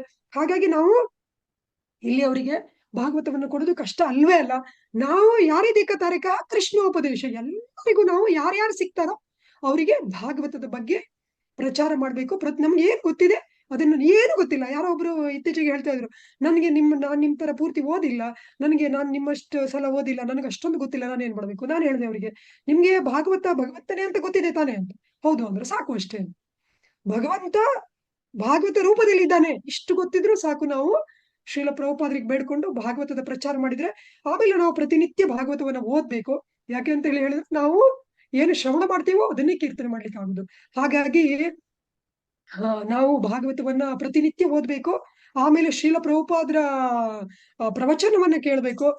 ನಾರಾಯಣ ಪದ್ಮನಾಭ ಪ್ರಭು ಕೂಡ ಹೇಳ್ತಾ ಇದ್ದೆ, ಇದು ಶ್ರೀಲ ಪ್ರಭುಪಾದರ ಇದಿದೆ, ಏನು ಲೆಕ್ಚರ್ ಡಿವೈಸ್ ಇದೆ, ಪ್ರವಚನಗಳು ಇದರಲ್ಲಿ ಇಂಗ್ಲಿಷ್ ಅಲ್ಲಿ ಇದೆ. ನಾರಾಯಣ ಪದ್ಮನಾಭ ಪ್ರಭು ಈಗ ಕನ್ನಡದವರ ಒಳಿತಿಗಾಗಿ ಕನ್ನಡದಲ್ಲಿ ಮಾಡ್ತಾ ಇದ್ದಾರೆ. ಈಗಾಗ್ಲೇ ಒಂದು ಸುಮಾರು ಮಾಡಿದ್ದಾರೆ. ಸದ್ಯದಲ್ಲೇ ಇನ್ನೊಂದು ಕೆಲವು ತಿಂಗಳುಗಳಲ್ಲೇ ಕನ್ನಡದಲ್ಲೂ ಕೂಡ ರಿಲೀಸ್ ಆಗುತ್ತೆ. ಆದ್ರೆ ಯಾರ್ಯಾರಿಗೆ ಇಂಗ್ಲಿಷ್ ಕೇಳಿಸ್ಕೊಂಡು ಅರ್ಥ ಆಗುತ್ತೋ, ಶ್ರೀಲ ಪ್ರಭುಪಾದರ ಇಂಗ್ಲಿಷ್ ಅಂತ ಹೇಳಿಕ್ ಆಗುದಿಲ್ಲ. ಇದು ನಿಜವಾಗ್ಲೂ ವೈಕುಂಠ ವಾಣಿ. ಇದು ಭಕ್ತರಿಗೆ ಎಲ್ರಿಗೂ ಕೂಡ ಅರ್ಥ ಆಗುತ್ತೆ. ದಯವಿಟ್ಟು ತಗೊಳ್ಳಿ. ಇದ್ರ ಜೊತೆ ಬೇರೆ ಪುಸ್ತಕಗಳು ಕೂಡ ಬರುತ್ತೆ. ನನಗೆ ಎಷ್ಟೋ ಪ್ರಶ್ನೆಗಳಿಗೆ ಉತ್ತರ ಹೇಳಿದ್ದೇನೆ. ಭಾಗವತವನ್ನ ನಾವು ಯಾವ ರೀತಿಯಲ್ಲಿ ವಿತರಣೆ ಮಾಡ್ಬೇಕು ಅಂತ. ಅದರಲ್ಲಿ ನಮ್ಮ ಎಲ್ಲ ಪ್ರಶ್ನೆಗಳಿಗೂ ಕೂಡ ಇದರಲ್ಲಿ ಉತ್ತರ ಸಿಗುತ್ತೆ. 90 ಪ್ರಶ್ನೆಗಳಿಗೆ. ಈಗ ಮಾಂಸ ತಿನ್ನುವವ್ರ ಮನೆಗೆ ನಾವು ಭಾಗವತಂ ಕೊಡ್ಬೋದಾ? ನಾವು ದುಡ್ಡಿಲ್ಲ ಅಂತಾರೆ, ಅವಾಗ ನಾವ್ ಏನ್ ಹೇಳ್ಬೇಕು? ನಮ್ ಪುರ್ಸೊತ್ತಿಲ್ಲ ಅಂತಾರೆ, ನಾವ್ ಏನ್ ಹೇಳ್ಬೇಕು? ನಮ್ಗೆ ಇಂಟ್ರೆಸ್ಟ್ ಇಲ್ಲ ಅಂತಾರೆ, ನಾವ್ ಏನ್ ಹೇಳ್ಬೇಕು? ಮನೆಯಲ್ಲಿ ತೊಂದರೆ ಇದೆ ಅಂತೇಳಿ ಹೇಳಿ ನಾವೇನು ಹೇಳಬೇಕು? ನಾನು ಇನ್ನೂ ಸ್ಟೂಡೆಂಟ್, ನನಗೆ ನಾನು ಇನ್ನು ದುಡಿತಾ ಇಲ್ಲ, ಅಥವಾ ನಾನು ಮನೆಯಲ್ಲಿ ನಾನು ಹೌಸ್ ವೈಫ್, ನನ್ನ ಹತ್ರ ದುಡ್ಡಿಲ್ಲ, ಇಂಥವ್ರಿಗೆಲ್ಲ ಯಾವ ರೀತಿಯಲ್ಲಿ ಉತ್ತರ ಹೇಳ್ಬೇಕು ಅಂತ ಪ್ರತಿಯೊಂದನ್ನು ಕೂಡ ಇಲ್ಲಿ 90 ಪ್ರಶ್ನೆಗಳಿಗೆ ಉತ್ತರ ಇದೆ. ಇದರಲ್ಲಿ ತುಂಬಾ ಅದ್ಭುತವಾದ ಪುಸ್ತಕ ಡಿವೋಟಿಸೇ ಮಾಡಿರೋದು. ಇನ್ನೊಂದು ಪುಸ್ತಕ ಇದೆ, ಯು ಮಸ್ಟ್ ರೀಡ್ ಅಂತ ಹೇಳಿ. ಅಂದ್ರೆ ಇದು ನಾನು ಹೇಳ್ತಾ ಇದ್ದೆ, ಪ್ರತಿನಿತ್ಯ ನಾವು ಶ್ರೀಲ ಪ್ರಭುಪಾದರ ಭಾಗವತವನ್ನು ಓದ್ಬೇಕು, ಅವಾಗ ನಮ್ಗೆ ಹುಮ್ಮಸ್ಸು ಬರುತ್ತೆ ಅಂತ. ಶ್ರೀಲ ಪ್ರಭುಪಾದ್ರೆ ನಾವು ಓದ್ಬೇಕು ಅನ್ನೋದನ್ನ ಎಷ್ಟು ಒತ್ತು ಕೊಟ್ಟು ಹೇಳಿದ್ದಾರೆ. ನಾವು ಎಷ್ಟೋ ಕ್ಲಾಸ್ಗಳನ್ನು ಕೇಳಿಸ್ಕೊಳ್ಬಹುದು, ಏನೇ ಇರ್ಬೋದು, ಆದ್ರೆ ನಮ್ಮ ಸ್ವಾಧ್ಯಾಯ ಏನಿದೆ ಅದು ನಿಜವಾಗ್ಲೂ ನಾವು ಪ್ರತಿಯೊಬ್ಬರು ಮಾಡ್ಲೇಬೇಕು. ಅದನ್ನ ಶ್ರೀಲ ಪ್ರಭುಪಾದರು ಒತ್ತು ಕೊಟ್ಟು ಹೇಳಿದ್ದಾರೆ. ಆಮೇಲೆ ಇನ್ನೊಂದು ಬುಕ್ ಇದೆ, ತುಂಬಾ ಅದ್ಭುತವಾದ ಪುಸ್ತಕ ಇದು, ಪ್ರೀಚಿಂಗ್ ಮೀನ್ಸ್ ಬುಕ್ ಡಿಸ್ಟ್ರಿಬ್ಯೂಷನ್. ಈಗ ಎಷ್ಟೋ ಜನ ಡಿವೋಟಿಸ್ ಹೇಳ್ತಾರೆ, ನಾನು ಪ್ರೀಚಿಂಗ್ ಮಾಡ್ಬೇಕು, ನಾವು ಎಷ್ಟೊಂದ್ ಸಲ ಬುಕ್ ಡಿಸ್ಟ್ರಿಬ್ಯೂಷನ್ಗೆ ಕರೆದಾಗ್ಲೂ ಕೂಡ ನಮ್ಗೆ ಪ್ರೀಚಿಂಗ್ ಅಲ್ಲಿ ನಾವು ಬಿಸಿ ಇದ್ದೇವೆ ಅಂತ ಹೇಳಿ ಶ್ರೀಲ ಪ್ರಭುಪಾದ್ರೆ ಇದಕ್ಕೆ ಉತ್ತರ ಕೊಡ್ತಾರೆ, ಪ್ರೀಚಿಂಗ್ ಮೀನ್ಸ್ ಬುಕ್ ಡಿಸ್ಟ್ರಿಬ್ಯೂಷನ್. ನಾವು ಯಾವುದೇ ರೀತಿಯಲ್ಲಿ ಏನ್ ಮಾಡಿದ್ರು ಕೂಡ ಬುಕ್ ಡಿಸ್ಟ್ರಿಬ್ಯೂಷನ್ ಮಾಡಿದ್ರೇನೆ ಅದಕ್ಕೆ ನಿಜವಾದ ಫಲ ಅಂತ. ಒಂದ್ ಕಡೆ ಶ್ರೀಲ ಪ್ರಭುಪಾದ್ರು ಹೇಳ್ತಾರೆ, ರಥಯಾತ್ರೆಯನ್ನ ರಥಯಾತ್ರೆ ಮಾಡಿ ಬುಕ್ ಡಿಸ್ಟ್ರಿಬ್ಯೂಷನ್ ಮಾಡಿ ಅಂತ. ಹಾಗೆ ನಾವು ಏನೇ ಮಾಡಿದ್ರು ಕೂಡ ನಮ್ ಗುರು ಮಹಾರಾಜರು ಕೂಡ ಹೇಳ್ತಾರೆ, ಯಾವುದೇ ಒಂದು ಪ್ರೋಗ್ರಾಮ್ ಇದು ಸಕ್ಸಸ್ ಹೇಗ್ ಗೊತ್ತಾಗುತ್ತೆ ಅಂದ್ರೆ ಎಷ್ಟು ಬುಕ್ಸ್ ಡಿಸ್ಟ್ರಿಬ್ಯೂಷನ್ ಆಯ್ತು ಅಂತ ಹೇಳಿ. ಹಾಗಾಗಿ ಯಾವುದೇ ಒಂದು ಕೆಲಸ ಮಾಡಿದ್ರು ಕೂಡ ನಾವು ಭಾಗವತವನ್ನ ಡಿಸ್ಟ್ರಿಬ್ಯೂಷನ್ ಮಾಡಿದ್ರೆ ನಿಜವಾಗ್ಲೂ ಅದು ಸಕ್ಸಸ್ ಅಂತ. ನಮ್ಮಲ್ಲಿ ಒಬ್ರು ಭಕ್ತರಿದ್ದಾರೆ, ಅವ್ರ ತಂಗಿಯ ಮದುವೆಗೆ ಹೋಗ್ತಾರೆ. ಮದುವೆಯಲ್ಲಿ ಅವ್ರಿಗೆ ಹೋಗ್ಲಿಕ್ಕೆ ಇಷ್ಟ ಇರ್ಲಿಲ್ಲ. ಆಮೇಲೆ ನನ್ನ ಹತ್ರ ಕೇಳ್ತಾ ಇದ್ರು, ಏನ್ ಮಾಡೋದು ಅಂತ ಹೇಳಿ ಏನ್ ಮಾಡೋದು, ನಾವು ಎಲ್ಲಿ ಹೋದ್ರು ಭಾಗವತಂ ಡಿಸ್ಟ್ರಿಬ್ಯೂಷನ್ ಮಾಡೋದು ಅಷ್ಟೇ. ಮದುವೆಯಲ್ಲಿ ಭಾಗವತಂ ಟೇಬಲ್ ಹಾಕಿ ಅಂತೇಳಿ ಹೇಳಿದೆ. ಭಾಗವತಂ ಟೇಬಲ್ ಹಾಕಿದ್ರು, 3 ಸೆಟ್ ಸ್ಪಾಟ್ ಅಲ್ಲೇ ಡಿಸ್ಟ್ರಿಬ್ಯೂಷನ್ ಆಯ್ತು. ಎಷ್ಟೊಂದು ಜನರಿಗೆ ಭಾಗವತದ ಪ್ರಚಾರ ಆಯ್ತು. ಇವತ್ತಲ್ಲ ನಾಳೆ ಅವ್ರು ತಗೊಂತಾರೆ. ಹಾಗೆ ನಾನು ಹೇಳ್ತಾ ಇದ್ದೆ, ಅದು ಸಕ್ಸಸ್ಫುಲ್ ಮದುವೆ ಅಂತ ಹೇಳಿ. ಹಾಗೆ ಯಾವುದೇ ಒಂದು ಪ್ರೋಗ್ರಾಮ್ ಇರ್ಲಿ, ದೇವಸ್ಥಾನದಲ್ಲೇ ಇರ್ಲಿ, ಹೊರಗಡೆನೆ ಇರ್ಲಿ, ಅಕ್ಕಪಕ್ಕದಲ್ಲಿ ಯಾರು ಸತ್ಯನಾರಾಯಣ ಪೂಜೆ ಅಂತ ಕರೀತಾರೆ, ಗೃಹ ಪ್ರವೇಶ ಅಂತ ಕರೀತಾರೆ, ಮಕ್ಕಳ ನಾಮಕರಣ ಅಂತ ಕರೀತಾರೆ, ಇಲ್ಲ ಇನ್ನೇನೋ ಬರ್ತ್ಡೇ ಅಂತ ಕರೀತಾರೆ, ಮದುವೆ ಆನಿವರ್ಸರಿ ಅಂತ ಕರೀತಾರೆ. ಏನೇ ಪ್ರೋಗ್ರಾಮ್ ಇರ್ಲಿ ಹೋಗ್ಬಿಟ್ಟು ಭಾಗವತದ ಬಗ್ಗೆ ಪ್ರಚಾರ ಮಾಡಿ ಬನ್ನಿ. ಹಾಗಾಗಿ ನಾವು ಎಲ್ಲ ಒಂದು ಸಂದರ್ಭವನ್ನ ಶ್ರೀಮದ್ ಭಾಗವತದ ಪ್ರಚಾರಕ್ಕಾಗಿ ಉಪಯೋಗ ಮಾಡ್ಕೊಳ್ಬೇಕು. ಇನ್ನೊಂದು ಪುಸ್ತಕ ಇದೆ ಈ ಸೆಟ್ ಅಲ್ಲೇನೆ, ವೈಕುಂಠವಾಣಿ ಅಂತ. ಶ್ರೀಲ ಪ್ರಭುಪಾದರ 4100 ಇದು ಲೆಕ್ಚರ್ಸ್ ಇದೆ, ಇದರಲ್ಲಿ ಪ್ರವಚನಗಳಿದೆ. ಅದು ಯಾವ ನಂಬರ್ಗೆ ಯಾವ ಲೆಕ್ಚರ್ಗೆ ಯಾವ ನಂಬರ್ ಒತ್ತಬೇಕು ಅಂತ ಹೇಳ್ಬಿಟ್ಟು ಅದರದ್ದು ಇಂಡೆಕ್ಸ್ ಇದು ವೈಕುಂಠವಾಣಿ ಅಂತ ಹೇಳಿ. ಹಾಗಾಗಿ ಇದನ್ನು ಕೂಡ ತಗೊಳ್ಳಿ. ಪ್ರತಿನಿತ್ಯ ಶ್ರೀಲ ಪ್ರಭುಪಾದರ ಲೆಕ್ಚರ್ ಕೇಳಿಸ್ಕೊಳ್ಳಿ, ಪ್ರತಿನಿತ್ಯ ಭಾಗವತಂ ಓದಿ. ಯಾರು ಸಿಗ್ತಾರೋ ಎಲ್ಲರಿಗೂ ಭಾಗವತಂ ಬಗ್ಗೆ ಹೇಳಿ. ಪರಂ ವಿಜೇತೆ ಶ್ರೀ ಕೃಷ್ಣ ಸಂಕೀರ್ತನಂ, ಇದರಲ್ಲಿ ಸೋಲೇ ಇಲ್ಲ. ನಾನು ಯಾವಾಗ್ಲೂ ಹೇಳ್ತಾ ಇರ್ತೇನೆ, ನಾವು ಇದರಲ್ಲಿ ಹೇಗೆ ಅಂದ್ರೆ, ನೀವು ಯುದ್ಧ ಭೂಮಿಗೆ ಎಂಟರ್ ಆದ್ರೆ, ಪ್ರವೇಶ ಮಾಡಿದ್ರೆ ಖಂಡಿತವಾಗಿಯೂ ಜಯ ಶತಸಿದ್ಧ. ಆದ್ರೆ ನಾವು ಯುದ್ಧ ಭೂಮಿಗೆ ಪ್ರವೇಶ ಮಾಡ್ಲಿಕ್ಕೆ ಹಿಂಜರಿತಾ ಇದ್ದೇವೆ. ಪ್ರವೇಶ ಮಾಡಿದ್ರೆ ಜಯ ಶತಸಿದ್ಧ. ಆದ್ರಿಂದ ನಾವೆಲ್ಲರೂ ಕೂಡ ಶ್ರೀಲ ಪ್ರಭುಪಾದರ ಈ ಒಂದು ನಿಜವಾಗ್ಲೂ ಶ್ರೀಲ ಪ್ರಭುಪಾದರು ನಮ್ಮ ಮೇಲೆ ಮಾಡಿರುವಂತಹ ಕೃಪೆ ಅದು ಅಷ್ಟಿಷ್ಟಲ್ಲ. ನಮ್ಗೆ ಯಾವುದೇ ಒಂದು ಯೋಗ್ಯತೆ ಇಲ್ಲ ಅಂದ್ರೆ ಕೂಡ ನಮ್ಗೆ ಇಂತಹ ಒಂದು ಮಹತ್ತರವಾದ ಸೇವೆಯನ್ನ ನಮ್ಗೆ ಅನುಗ್ರಹಿಸಿದ್ದಾರೆ ಶ್ರೀಲ ಪ್ರಭುಪಾದರು.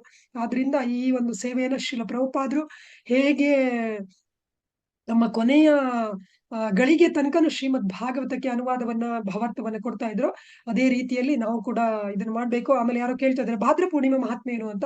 ಭಾದ್ರ ಪೂರ್ಣಿಮೆ ಭಾಗವತದ ಮಂಗಳ ಮಾಡಿದ ದಿವಸ. ಭಾಗವತ ಶುಕದೇವ್ ಗೋಸ್ವಾಮಿ ಪರೀಕ್ಷಿತ್ ಮಹಾರಾಜಿಗೆ ಹೇಳಿ ಕೊನೆಯ ದಿವಸ ಇದು. ಹಾಗಾಗಿ ಭಾಗವತಂಗೆ ವಿಶೇಷ. ಆದ್ರೆ ನಮ್ಗೆ ಪ್ರತಿನಿತ್ಯ ಭಾದ್ರ ಪೂರ್ಣಿಮೆ. ಶ್ರೀಲ ಪ್ರಭುಪಾದರು ಭಾದ್ರ ಪೂರ್ಣಿಮೆ ಅಂತ ನೋಡಿಲ್ಲ. ಶ್ರೀಲ ಪ್ರಭುಪಾದರು ಹೋಗ್ಬೇಕಾದ್ರೆ, ಫಾರಿನಿಗೆ ಹೋಗ್ಬೇಕಾದ್ರೆ 1 ವರ್ಷ ಪೂರ್ತಿ ನಾವು ಶ್ರೀಲ ಪ್ರಭುಪಾದರ ಮುಖಾರವಿಂದದಿಂದಲೇ ಕೇಳ್ತೇವೆ, 1 ವರ್ಷ ನಾನು ಪೂರ್ತಿ ಭಾಗವತ ಡಿಸ್ಟ್ರಿಬ್ಯೂಷನ್ ಮಾಡಿನೇ ನನ್ನನ್ನು ನಾನು ಅಲ್ಲಿ ಮೇಂಟೈನ್ ಮಾಡ್ತಾ ಇದ್ದೆ ಅಂತ ಪ್ರಭುಪಾದ ಹೇಳ್ತಾರೆ. ಅಂದ್ರೆ ಅರ್ಥ ಏನು, 365 ದಿವಸ ಶ್ರೀಲ ಪ್ರಭುಪಾದರು ಭಾಗವತವನ್ನು ವಿತರಣೆ ಮಾಡಿದ್ದಾರೆ. ಹಾಗಾಗಿ ನಾವು ಕೂಡ ಕ್ಷಣ ಕ್ಷಣದಲ್ಲೂ, ಪ್ರತಿ ಕ್ಷಣದಲ್ಲೂ, ಪ್ರತಿನಿತ್ಯನೂ, ಪ್ರತಿ ದಿನಾನು, ನಮ್ಮ ಕೊನೆಯ ಉಸಿರಿರುವ ತನಕನು, ಜನ್ಮ ಜನ್ಮಾಂತರದಲ್ಲೂ ಕೂಡ ಶ್ರೀಮದ್ ಭಾಗವತವನ್ನ ವಿತರಣೆ ಮಾಡೋಣ. ಈ ಒಂದು ಭಾಗವತದ ವಿತರಣೆ ಬಗ್ಗೆ ಮಾತಾಡ್ಲಿಕ್ಕೆ ಅವಕಾಶ ಕೊಟ್ಟಂತಹ ನಾರಾಯಣ ಪದ್ಮನಾಭ ಪ್ರಭುಗಳಿಗೆ ಧನ್ಯವಾದಗಳು. ಹರೇ ಕೃಷ್ಣ. ಹರೇ ಕೃಷ್ಣ. ಹರೇ ಕೃಷ್ಣ. ತುಂಬಾ ಹೇಳಿಲ್ಲ ನಾನು, ಉತ್ಸಾಹ ನಾವು ಅವರಿಂದ ಶ್ರವಣ ಮಾಡಿದ್ರೇನೆ ಅವರ ಮುಖದಲ್ಲಿರೋ ಉತ್ಸಾಹ, ಅವರ ಕಂಠದಲ್ಲಿರೋ ಉತ್ಸಾಹ ನಮ್ಮಲ್ಲಿ ಒಂದು ಚೂರು ಲವಲೇಶದಷ್ಟು ಬಂದರೂ ಕೂಡ ಈ ಒಂದು ಭಾರತ ದೇಶವನ್ನ, ಇಡೀ ಪ್ರಪಂಚವನ್ನೇ ನಾವು ಬದಲಾಯಿಸ್ಬೋದು. ಹಾಗಾಗಿ ದಯವಿಟ್ಟು ಮಾತಾಜಿಯವರು ಯಾವಾಗ್ಲೂ ಅವೈಲಬಲ್ ಇರ್ತಾರೆ. ಅವರ ನಂಬರು ನಾನು ಗ್ರೂಪಲ್ಲಿ ಹಾಕ್ತೀನಿ. ಯಾರಿಗೆ ಏನಾದ್ರು ಅನ್ಸಿದ್ರು ಪ್ರೈಸ್ ಎಲ್ಲ ನಾವು ಅದನ್ನ ಗ್ರೂಪಲ್ಲಿ ಹಾಕ್ತೀವಿ. ಮತ್ತೆ ನಾವು ಪ್ರೈಸ್ ಬಗ್ಗೆ ಅಷ್ಟೊಂದು ಅದಕ್ಕೆ ಇಂಪಾರ್ಟೆನ್ಸ್ ಕೊಡಬಾರ್ದು. ನಾನು ಹೇಳ್ತಿರೋದು ಆ ಪ್ರೈಸ್ ಮೇಲೆ ನಾವು ಇಷ್ಟು ದಿನ ಇಂಪಾರ್ಟೆನ್ಸ್ ಕೊಟ್ಟು ವಿಷಯದ ಇಂಪಾರ್ಟೆನ್ಸ್ ನ ಕಳ್ಕೊಂಡ್ಬಿಟ್ಟಿದೀವಿ ನಾವು. ಸೊ ಪ್ರೈಸ್ ಇದೆ, ಮಾತಾಜಿ ಹೇಳಿದ್ರಲ್ಲ, ಸರಳವಾಗಿ ಜ್ಞಾಪಕ ಇಟ್ಕೊಳ್ಳಿ, ಒಂದ್ ಮೊಬೈಲ್ ಫೋನ್ ಅಂದ್ರೆ ಮೂರ್ ಭಾಗವತಂ ಅಂತ ಅಷ್ಟೇ. ಸೊ ಅದ್ರ ಬಗ್ಗೆ ನಾವು ಜಾಸ್ತಿ ಅದ್ರ ಮೇಲೆ ಫೋಕಸ್ ಮಾಡೋದು ಬೇಡ. ನಿಜವಾಗ್ಲೂ ಕೃಷ್ಣ ತುಲ್ಯ ಭಾಗವತಂ ಅದೆಲ್ಲರ ತಲೆಯಲ್ಲೂ ಇದ್ರೆ ಐ ಥಿಂಕ್ ಬೇಕಾದಷ್ಟು ಪುಸ್ತಕ ವಿತರಣೆ ಆಗುತ್ತೆ. ಸೊ ಇದೇ ಉತ್ಸಾಹವನ್ನ ನಾವು ಮುಂದುವರ್ಸ್ಕೊಂಡು ಹೋಗ್ಬೇಕು. ಗೊತ್ತು ನನಗೆ ಈ ಗ್ರೂಪ್ ಅಲ್ಲಿ ಇದ್ದಿದ್ದ 34 ಜನರಲ್ಲಿ ಅಟ್ಲೀಸ್ಟ್ 5 ಜನ 10 ಜನ ಶುರು ಮಾಡ್ತಾರೆ ಅನ್ನೋ ನಂಬಿಕೆ ನನಗಿದೆ. ಅವರ ಉತ್ಸಾಹವನ್ನು ನೋಡಿ ಅವ್ರು ಇಲ್ಲಿ ಗ್ರೂಪ್ ಅಲ್ಲಿ ಮೆಸೇಜಸ್ ಹಾಕ್ತಾರೆ, ಫೋಟೋಸ್ ಹಾಕ್ತಾರೆ, ಬೇರೆಯವರು ಮಾಡ್ತಾರೆ ಅನ್ನೋ ಉತ್ಸಾಹ ಅನ್ನೋ ನಂಬಿಕೆ ಇದೆ. ಮತ್ತೆ ನಾವು ಸ್ವಲ್ಪ ರೀ ಎನರ್ಜೈಸೇಷನ್ ಮಾತಾಜಿ ಅವರಿಂದ ಆಗಾಗ ತಗೊಳ್ಳೋಣ. ಅವರ ಶಕ್ತಿ, ಅವರ ಉತ್ಸಾಹ ನಮಗೂ ಬರ್ಲಿ ಅಂತ. ಸೊ ಹಾಗಾಗಿ ದಯವಿಟ್ಟು ಎಲ್ಲರಲ್ಲೂ ವಿನಂತಿ, ಪ್ಲೀಸ್ ಇದನ್ನ ಬಿಡಬೇಡಿ.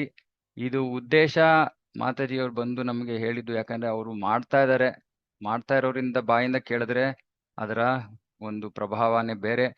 ನಾನ್ ಥಿಯರಿಟಿಕಲ್ ಆಗಿ ಹೇಳೋದಕ್ಕಾಗಲ್ಲ, ಯಾಕಂದ್ರೆ ನಾನು ಮಾಡ್ತಾ ಇಲ್ಲ ಅವರಷ್ಟು. ಸೊ ಹಾಗಾಗಿ ಅದಕ್ಕೋಸ್ಕರ ನಾವು ಅವ್ರನ್ನ ಇನ್ವೈಟ್ ಮಾಡಿದ್ದು. ಎಲ್ಲರಿಗೂ ಇದರಿಂದ ಉತ್ಸಾಹಿತರಾಗಿದ್ದೀರಾ, ಒಂದು ಕಾರಣ ಸಿಕ್ಕಿದೆ, ನಿಮ್ಮ ಪ್ರಶ್ನೆಗಳಿಗೆ ಉತ್ತರ ಸಿಕ್ಕಿದೆ. ಮತ್ತೆ ಖಂಡಿತ ಅವ್ರು ಹೇಳ್ದಂಗೆ ಆ ಪುಸ್ತಕದಲ್ಲಿ ಕ್ವೆಶ್ಚನ್ಸ್ ಅಬೌಟ್ FAQ ನಲ್ಲಿ ಎಲ್ಲರೂ ತಗೊಳ್ಳಿ ಅದನ್ನ. ಕನ್ನಡದಲ್ಲೂ ನಾವು ಅದನ್ನ ಅನುವಾದ ಮಾಡಕ್ಕೆ ಬೇಗ ಪ್ರಯತ್ನ ಮಾಡ್ತೀವಿ. ಅದನ್ನ ಎಲ್ಲರೂ ತಗೊಂಡು ಅದನ್ನು ಓದ್ಕೊಂಡು ಇನ್ನೂ ನಿಮ್ಮನ್ನ ನೀವು ಸಿದ್ಧ ಮಾಡಿಕೊಂಡು. ಬಟ್ ಮೂಲ ವಿಷಯ ನಾನ್ ತಗೊಂಡಿದ್ದು ಈ ಸೆಷನ್ ಇಂದ ಅಂದ್ರೆ, ನಮಗೆ ಹಿಂಜರಿಕೆ ಇರಬಾರ್ದು. ನಮಗೆ ನಂಬಿಕೆ ಇದ್ರೆ ಇನ್ನೊಬ್ಬರಿಗೆ ನಂಬಿಕೆ ಬರುತ್ತೆ, ನಮಗೆ ಉತ್ಸಾಹ ಇದ್ರೆ ಇನ್ನೊಬ್ಬರಲ್ಲಿ ಉತ್ಸಾಹ ಬರುತ್ತೆ. ಸೊ ಆ ಒಂದು ಮನಸ್ಥಿತಿಯಲ್ಲಿ ನಾವೆಲ್ಲರೂ ಪ್ರಯತ್ನವನ್ನ ಮಾಡೋಣ. ಮಾತಾಜಿ ಹೇಳ್ದಂಗೆ ನಮ್ಮ ಪರಂಪರಾ ಭಾಗವತ ಪರಂಪರೆ. ಈ ಎಷ್ಟು ವಿಷಯಗಳು ನಾವು ರೆಕಾರ್ಡಿಂಗ್ ಮಾಡಿದೀನಿ, ಅದನ್ನ ಗ್ರೂಪಲ್ಲಿ ಹಾಕ್ತೀನಿ. ಅದರಲ್ಲೂ ಸ್ವಲ್ಪ ಸ್ನಿಪ್ಪೆಟ್ಸ್ ಮಾಡೋದಕ್ಕೆ ಟ್ರೈ ಮಾಡ್ತೀವಿ. ಮಾತಾಜಿಯವರ ಮಾತುಗಳಿಂದ ಸ್ವಲ್ಪ 10 ಸೆಕೆಂಡ್ 20 ಸೆಕೆಂಡ್ ಸ್ನಿಪ್ಪೆಟ್ಸ್ ತಗೊಂಡು ಅದನ್ನ ಎಲ್ಲ ಗ್ರೂಪ್ಗಳಲ್ಲಿ ವಿತರಣೆ ಮಾಡೋ ಒಂದು ಯೋಚನೆ ಮಾಡ್ತಾ ಇದೀವಿ. ಸೊ ಅದನ್ನು ನಾವು ಮಾಡಿ ಪ್ರಯತ್ನವನ್ನ ಮಾಡೋಣ. ಹಾಗಾಗಿ ನಾವೆಲ್ಲರೂ ಬಹಳ ಹೃತ್ಪೂರ್ವಕವಾಗಿ ಮಾತಾಜಿಯವರಿಗೆ ಧನ್ಯವಾದಗಳನ್ನ ಹೇಳ್ತಾ, ಪ್ರಶ್ನೆಗಳಿದೆ ಆದರೆ ಸಮಯ ಆಗಿದೆ. ಸೊ ಹಾಗಾಗಿ ನಾವು ನನ್ನ ಸಂಪರ್ಕದಲ್ಲಿರಿ, ಮಾತಾಜಿಯವರ ಸಂಪರ್ಕದಲ್ಲಿರಿ, ಇದನ್ನ ಮುಂದುವರ್ಸ್ಕೊಂಡು ಹೋಗ್ಬೇಕು. ಬಹಳ ಧನ್ಯವಾದ. ಮಾತಾಜಿಯವರು ಬಂದು ನಮಗೆ ತಮ್ಮ ಅಮೂಲ್ಯವಾದ ಸಮಯ ಕೊಟ್ಟಿದ್ದಕ್ಕೆ ನಾವೆಲ್ಲರೂ ಅವರಿಗೆ ವಂದನೆಗಳನ್ನ ಅರ್ಪಿಸ್ತಾ ವೈಷ್ಣವ ಪ್ರಣಾಮಂತ್ರ ಹೇಳಿ ಈ ಒಂದು ಸೆಷನ್ ಮುಗಿಸೋಣ. ವಾಂಛಾಕಲ್ಪತರುಭ್ಯಶ್ಚ ಕೃಪಾಸಿಂಧುಭ್ಯಶ್ಚ ಪತಿತಾನಾಂ ಪಾವನೇಭ್ಯೋ ವೈಷ್ಣವೇಭ್ಯೋ ನಮೋ ನಮಃ. ಅನಂತ ಕೋಟಿ ವೈಷ್ಣವೃಂದ ಕಿ ಜಯ, ಸಮೇತ ಗೌರಭಕ್ತವೃಂದ ಕಿ ಜಯ, ಜಗದ್ಗುರು ಶ್ರೀಲ ಪ್ರಭುಪಾದ್ ಕಿ ಜಯ. ಹರೇ ಕೃಷ್ಣ. ಬಹಳ ಧನ್ಯವಾದ. Thank you Mataji. Hare Krishna. Okay, ಯಾರಿಗಾರು ಏನಾದ್ರು ಒಂದೆರಡು ಮಾತು ಹೇಳ್ಬೇಕಂದ್ರೆ ಹೇಳ್ಬಿಟ್ಟು ಮುಗಿಸೋಣ. ಯಾರಿಗಾದ್ರು ಏನಾದ್ರು ಈ ಸೆಷನ್ ಇಂದ ನಿಮ್ಗೆ ಏನು ಅನಿಸ್ತು? 1 or 2 minutes. ಮಾತಾಜಿ ತುಂಬಾ ಇನ್ಸ್ಪೈರಿಂಗ್ ಆಗಿತ್ತು. ಯಾರ್ಯಾರಿಗೆ ಭಾಗವತಂ ಡಿಸ್ಟ್ರಿಬ್ಯೂಟ್ ಮಾಡ್ಬೇಕನ್ನೋ ಉತ್ಸಾಹ ಇರ್ಲಿಲ್ಲ, ಅವ್ರಿಗೆ ಈಗ ಉತ್ಸಾಹ ಬಂದಂಗೆ ಆಗತ್ತೆ. ಖಂಡಿತವಾಗ್ಲೂ ಪ್ರಭುಜಿ ಹೇಳ್ದಂಗೆ 5 ಜನ ಅಲ್ಲ 35 ಜನನೂ ಮಾಡ್ಬೇಕು ಅನ್ನೋ ಆಸೆ ಇದೆ.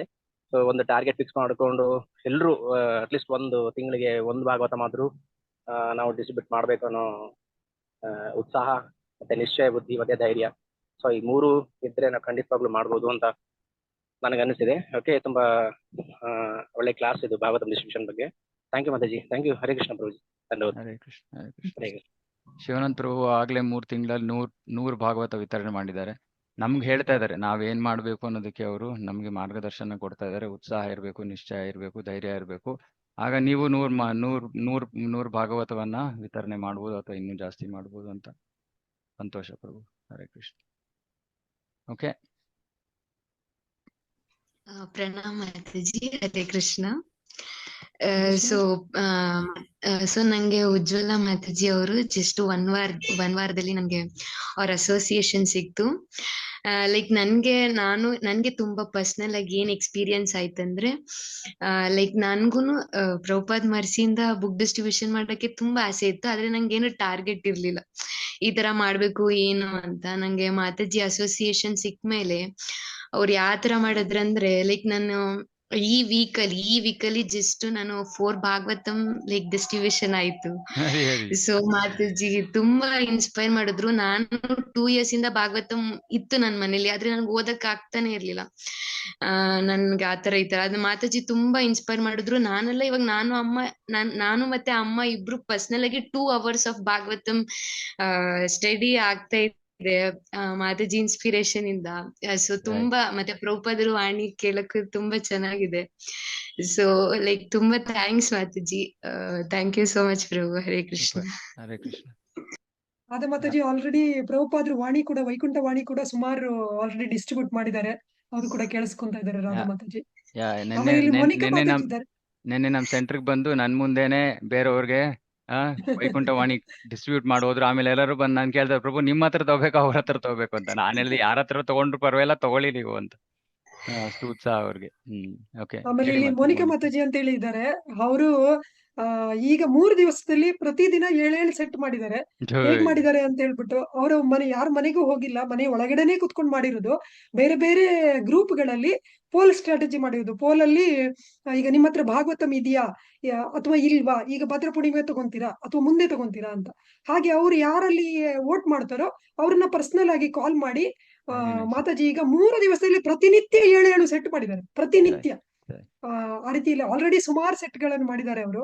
ಹಾಗಾಗಿ ಮನೆಯೊಳಗೆ ಕೂತ್ಕೊಂಡು ಎಷ್ಟೋ ಜನ ಈ ತರ ಮಾಡ್ತಾ ಇದ್ದಾರೆ. ಎಲ್ಲ ಸ್ಟ್ರಾಟಜೀಸ್ ನಾವು 108 ಐಡಿಯಾಸ್ ಫಾರ್ ಡಿಸ್ಟ್ರಿಬ್ಯೂಟಿಂಗ್ ಭಾಗವತಂ ಅಂತ, ಅದು ಕೂಡ ನಾನು ನಾರಾಯಣ ಪದ್ಮನಾಭ ಪ್ರಭುಗೆ ಸಾಫ್ಟ್ ಕಾಪಿ ಶೇರ್ ಮಾಡ್ತೇನೆ. ಅದನ್ನು ಕೂಡ ದಯವಿಟ್ಟು ಓದಿ ಎಲ್ಲರೂ. ನಾವು ಎಲ್ಲಾ ರೀತಿಯಿಂದ ಪ್ರತಿಯೊಬ್ಬ ಡಿವೋಟಿ ಕೂಡ ಭಾಗವತಂ ಡಿಸ್ಟ್ರಿಬ್ಯೂಟರ್ ಆಗ್ಬೇಕು ಅನ್ನೋದೇ ನಮ್ದು ಉದ್ದೇಶ. ಅದಕ್ಕಾಗಿ ಯಾವ ರೀತಿ ಮೆಟೀರಿಯಲ್ಸ್ ಬೇಕೋ, ಯಾವ್ದು ಏನು ಬೇಕೋ ಎಲ್ಲ ನಮ್ ಕಡೆಯಿಂದ ನಾವು ತಯಾರು ಮಾಡ್ತಾ ಇದ್ದೇವೆ. ಅದರಿಂದ ಎಲ್ಲರೂ ಇದರದ ಸಂಪೂರ್ಣ ಸದುಪಯೋಗ ಮಾಡ್ಕೊಳ್ಳಿ. ಹರೇ ಕೃಷ್ಣ. ಯಾರೊಬ್ರು ಏನೋ ಮಾತಾಡ್ಬೇಕು ಅಂತ ಇದನ್ನ ಹ್ಯಾಂಡ್ ರೈಸ್ ಮಾಡಿದ್ರು. ಶಶಾಂಕ್ ಪ್ರಭು. ಹರೇ ಕೃಷ್ಣ ಪ್ರಭು. ಹೇಳಿ ಪ್ರಭು, ನೀವೇನು ಹೇಳ್ಬೇಕು ಅಂತ ಇದ್ರ? ಹಾ ಪ್ರಭು. ಸೊ ಪ್ರಭು, ಫಸ್ಟ್ಲಿ ಥ್ಯಾಂಕ್ಸ್ ಮಾತಾಜಿ. ಆಕ್ಚುಲಿ ಈ ಸೆಷನ್ ನಿಮ್ಗೆ ಮತ್ತೆ ಮಾತಾಜಿ ಕಂಡಕ್ಟ್ ಮಾಡಿ ತುಂಬಾ ಥ್ಯಾಂಕ್ಸ್. ಬಿಕಾಸ್ ನಮ್ಗೆ ಭಾಗವತಂ ಹಿಸ್ಟ್ರಿ ಗೊತ್ತಿರಲಿಲ್ಲ. ಲೈಕ್ ಮಾತಾಜಿ, ಲೈಕ್ ನೀವು ಪ್ರಭುಪಾದ್ ಸ್ಟೋರಿ ಹೇಳಿದಾಗ, ಲೈಕ್ ಪಾಶ್ಚಾತ್ಯ ದೇಶಕ್ಕೆ ಹೋದಾಗ, ಲೈಕ್ ಅವರು ಲೈಕ್ ಅವ್ರ ಹತ್ರ ಅಮೌಂಟ್ ಇಲ್ಲದೆ ಇದ್ದಾಗೂ ಸಹ ಲೈಕ್ ಅವ್ರಿಗೆ ಹೆಂಗೆ ಅಲ್ಲಿ ಕೃಪೆ ಬಂತು ಅಂಡ್ ಅದನ್ನ ತಗೊಂಡು ಲೈಕ್ ಅವ್ರು ಪಾಶ್ಚಾತ್ಯ ದೇಶಕ್ಕೆ ಹೋಗಿ ವಾರ್ ತರ ಇನಿಷಿಯೇಷನ್ ಆಯ್ತು. ಲೈಕ್ ಏನು ಗಂಧ ಗಾಳಿ ಗೊತ್ತಿರೋಂತ ಪ್ರದೇಶಕ್ಕೆ ಹೋಗಿ ಭಾಗವತಂ ಸೆಟ್ಸ್ ನ ಡಿಸ್ಟ್ರಿಬ್ಯೂಟ್ ಮಾಡ್ಬೇಕು ಅನ್ನುವಂತ ಅವರು ಹಠಾನ ನೀವು ಅಲ್ಲಿ ಲೈಕ್ ನಮ್ಗೆ ಕ್ಲಾಸ್ ಅಲ್ಲಿ ಹೇಳಿದ್ರಿ.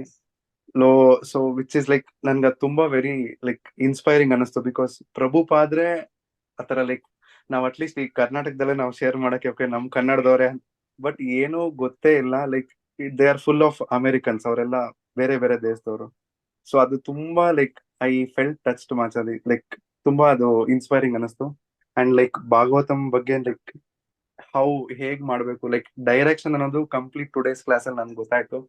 ಸೊ ನನ್ಗೆ ಅದ್ರ ಬಗ್ಗೆ ಕಮೆಂಟ್ ಮಾಡ್ಬೇಕಿತ್ತು ಮಾತೆ. But thank you for that Mataji. Thanks Prabhu for this session. Very nice. Okay, now it has to result in distribution. Yeah, Prabhu. Enthusiasm has to result in distribution. Yeah, Shruti Mataji. Hare Krishna Prabhu. Yes, Vamshi Prabhu. So thank you Mataji, thank you so much for this session. Actually ನಂದು 2 realisation ಹೇಳ್ಬೇಕಂತಿದ್ದೆ. ಒಂದು ಬಂದ್ಬಿಟ್ಟು ನಾನು ಯಾವಾಗ್ಲೂ ಅನ್ಕೋತಿದ್ದೆ ಅಂದ್ರೆ ಏನಕ್ಕೆ ನಮ್ಗೆ ಆಗ್ತಾ ಇಲ್ಲ ಅಂತ. ನೀವು ಒಂದ್ ಮಾತು ಹೇಳಿದ್ರಿ, ಯುದ್ಧ ಗೆಲ್ಬೇಕು ಅಂದ್ರೆ ವಾರ್ ಫೀಲ್ಡ್ ಬರ್ಬೇಕು. ಸೊ ಯುದ್ಧ ಮಾಡ್ಬೇಕು ಅಂತಕನೇ ಕೂತಿದ್ದೀನಿ ಅಷ್ಟೇ ಹೊರತು ವಾರ್ ಫೀಲ್ಡ್ಗೂ ಎಂಟ್ರಿ ಕೊಟ್ಟಿಲ್ಲ ಇನ್ನ. So that was one of my realisation actually. So I think ಇವಾಗಾದ್ರೂ ಎಂಟ್ರಿ ಕೊಟ್ರೆ ಶುರು ಮಾಡ್ಬೋದು ಮಾತಾಜಿ ಒಂದು. ಆಮೇಲೆ ಜಯನೋ ವಿಜಯನೋ ಅದು ಅದು ಅದು ಸೆಕೆಂಡ್ರಿ. ಅದು ಒಂದು ಇಬ್ರು ಇದ್ದಾರೆ ಭಾಗವತದಲ್ಲಿ, ಒಬ್ರೇ ಅಲ್ಲ. ಅದು ಒಂದು. ಮತ್ತೆ 2ನೇ ವಿಚಾರ ಬಂದ್ಬಿಟ್ಟು ಯಾವಾಗ್ಲೂ ಮೈಂಡ್ ಬ್ಲಾಕ್ ಇರ್ತಿತ್ತು, ಅದು ಎಕ್ಸ್ಪೆನ್ಸಿವ್ ಅಂತ. ಇವಾಗ ನಾರಾಯಣ್ ಪ್ರಭು ಹೇಳ್ದಂಗೆ ಅದನ್ನ ತೆಗೆದ್ಬಿಟ್ಟು ಆ ವ್ಯಾಲ್ಯೂ ಏನಿದೆ ಅದ್ರ ಬಗ್ಗೆ ಇಂಪಾರ್ಟೆನ್ಸ್ ಕೊಟ್ರೆ ಆಟೋಮೆಟಿಕ್ಲಿ ಸರಿ ಹೋಗುತ್ತೆ ಅಂತ ಇನ್ನೊಂದು ರಿಯಲೈಸೇಷನ್. ಪ್ಲಸ್ ಫ್ರಾಂಕ್ ಆಗಿ ಹೇಳ್ಬೇಕಂದ್ರೆ ನಮ್ ಬೆಂಗಳೂರಲ್ಲೇ ತಗೊಂಡ್ರೆ ಒಂದ್ಸರಿ ಶಾಪಿಂಗ್ ಹೋಗಿ ಬಂದ್ರು ಏನಿಲ್ಲ ಅಂದ್ರು ಜನ ಹೆಚ್ಚು ಕಮ್ಮಿ ಒಂದ್ 5,000 to 10,000 ಖರ್ಚು ಮಾಡ್ತಾರೆ.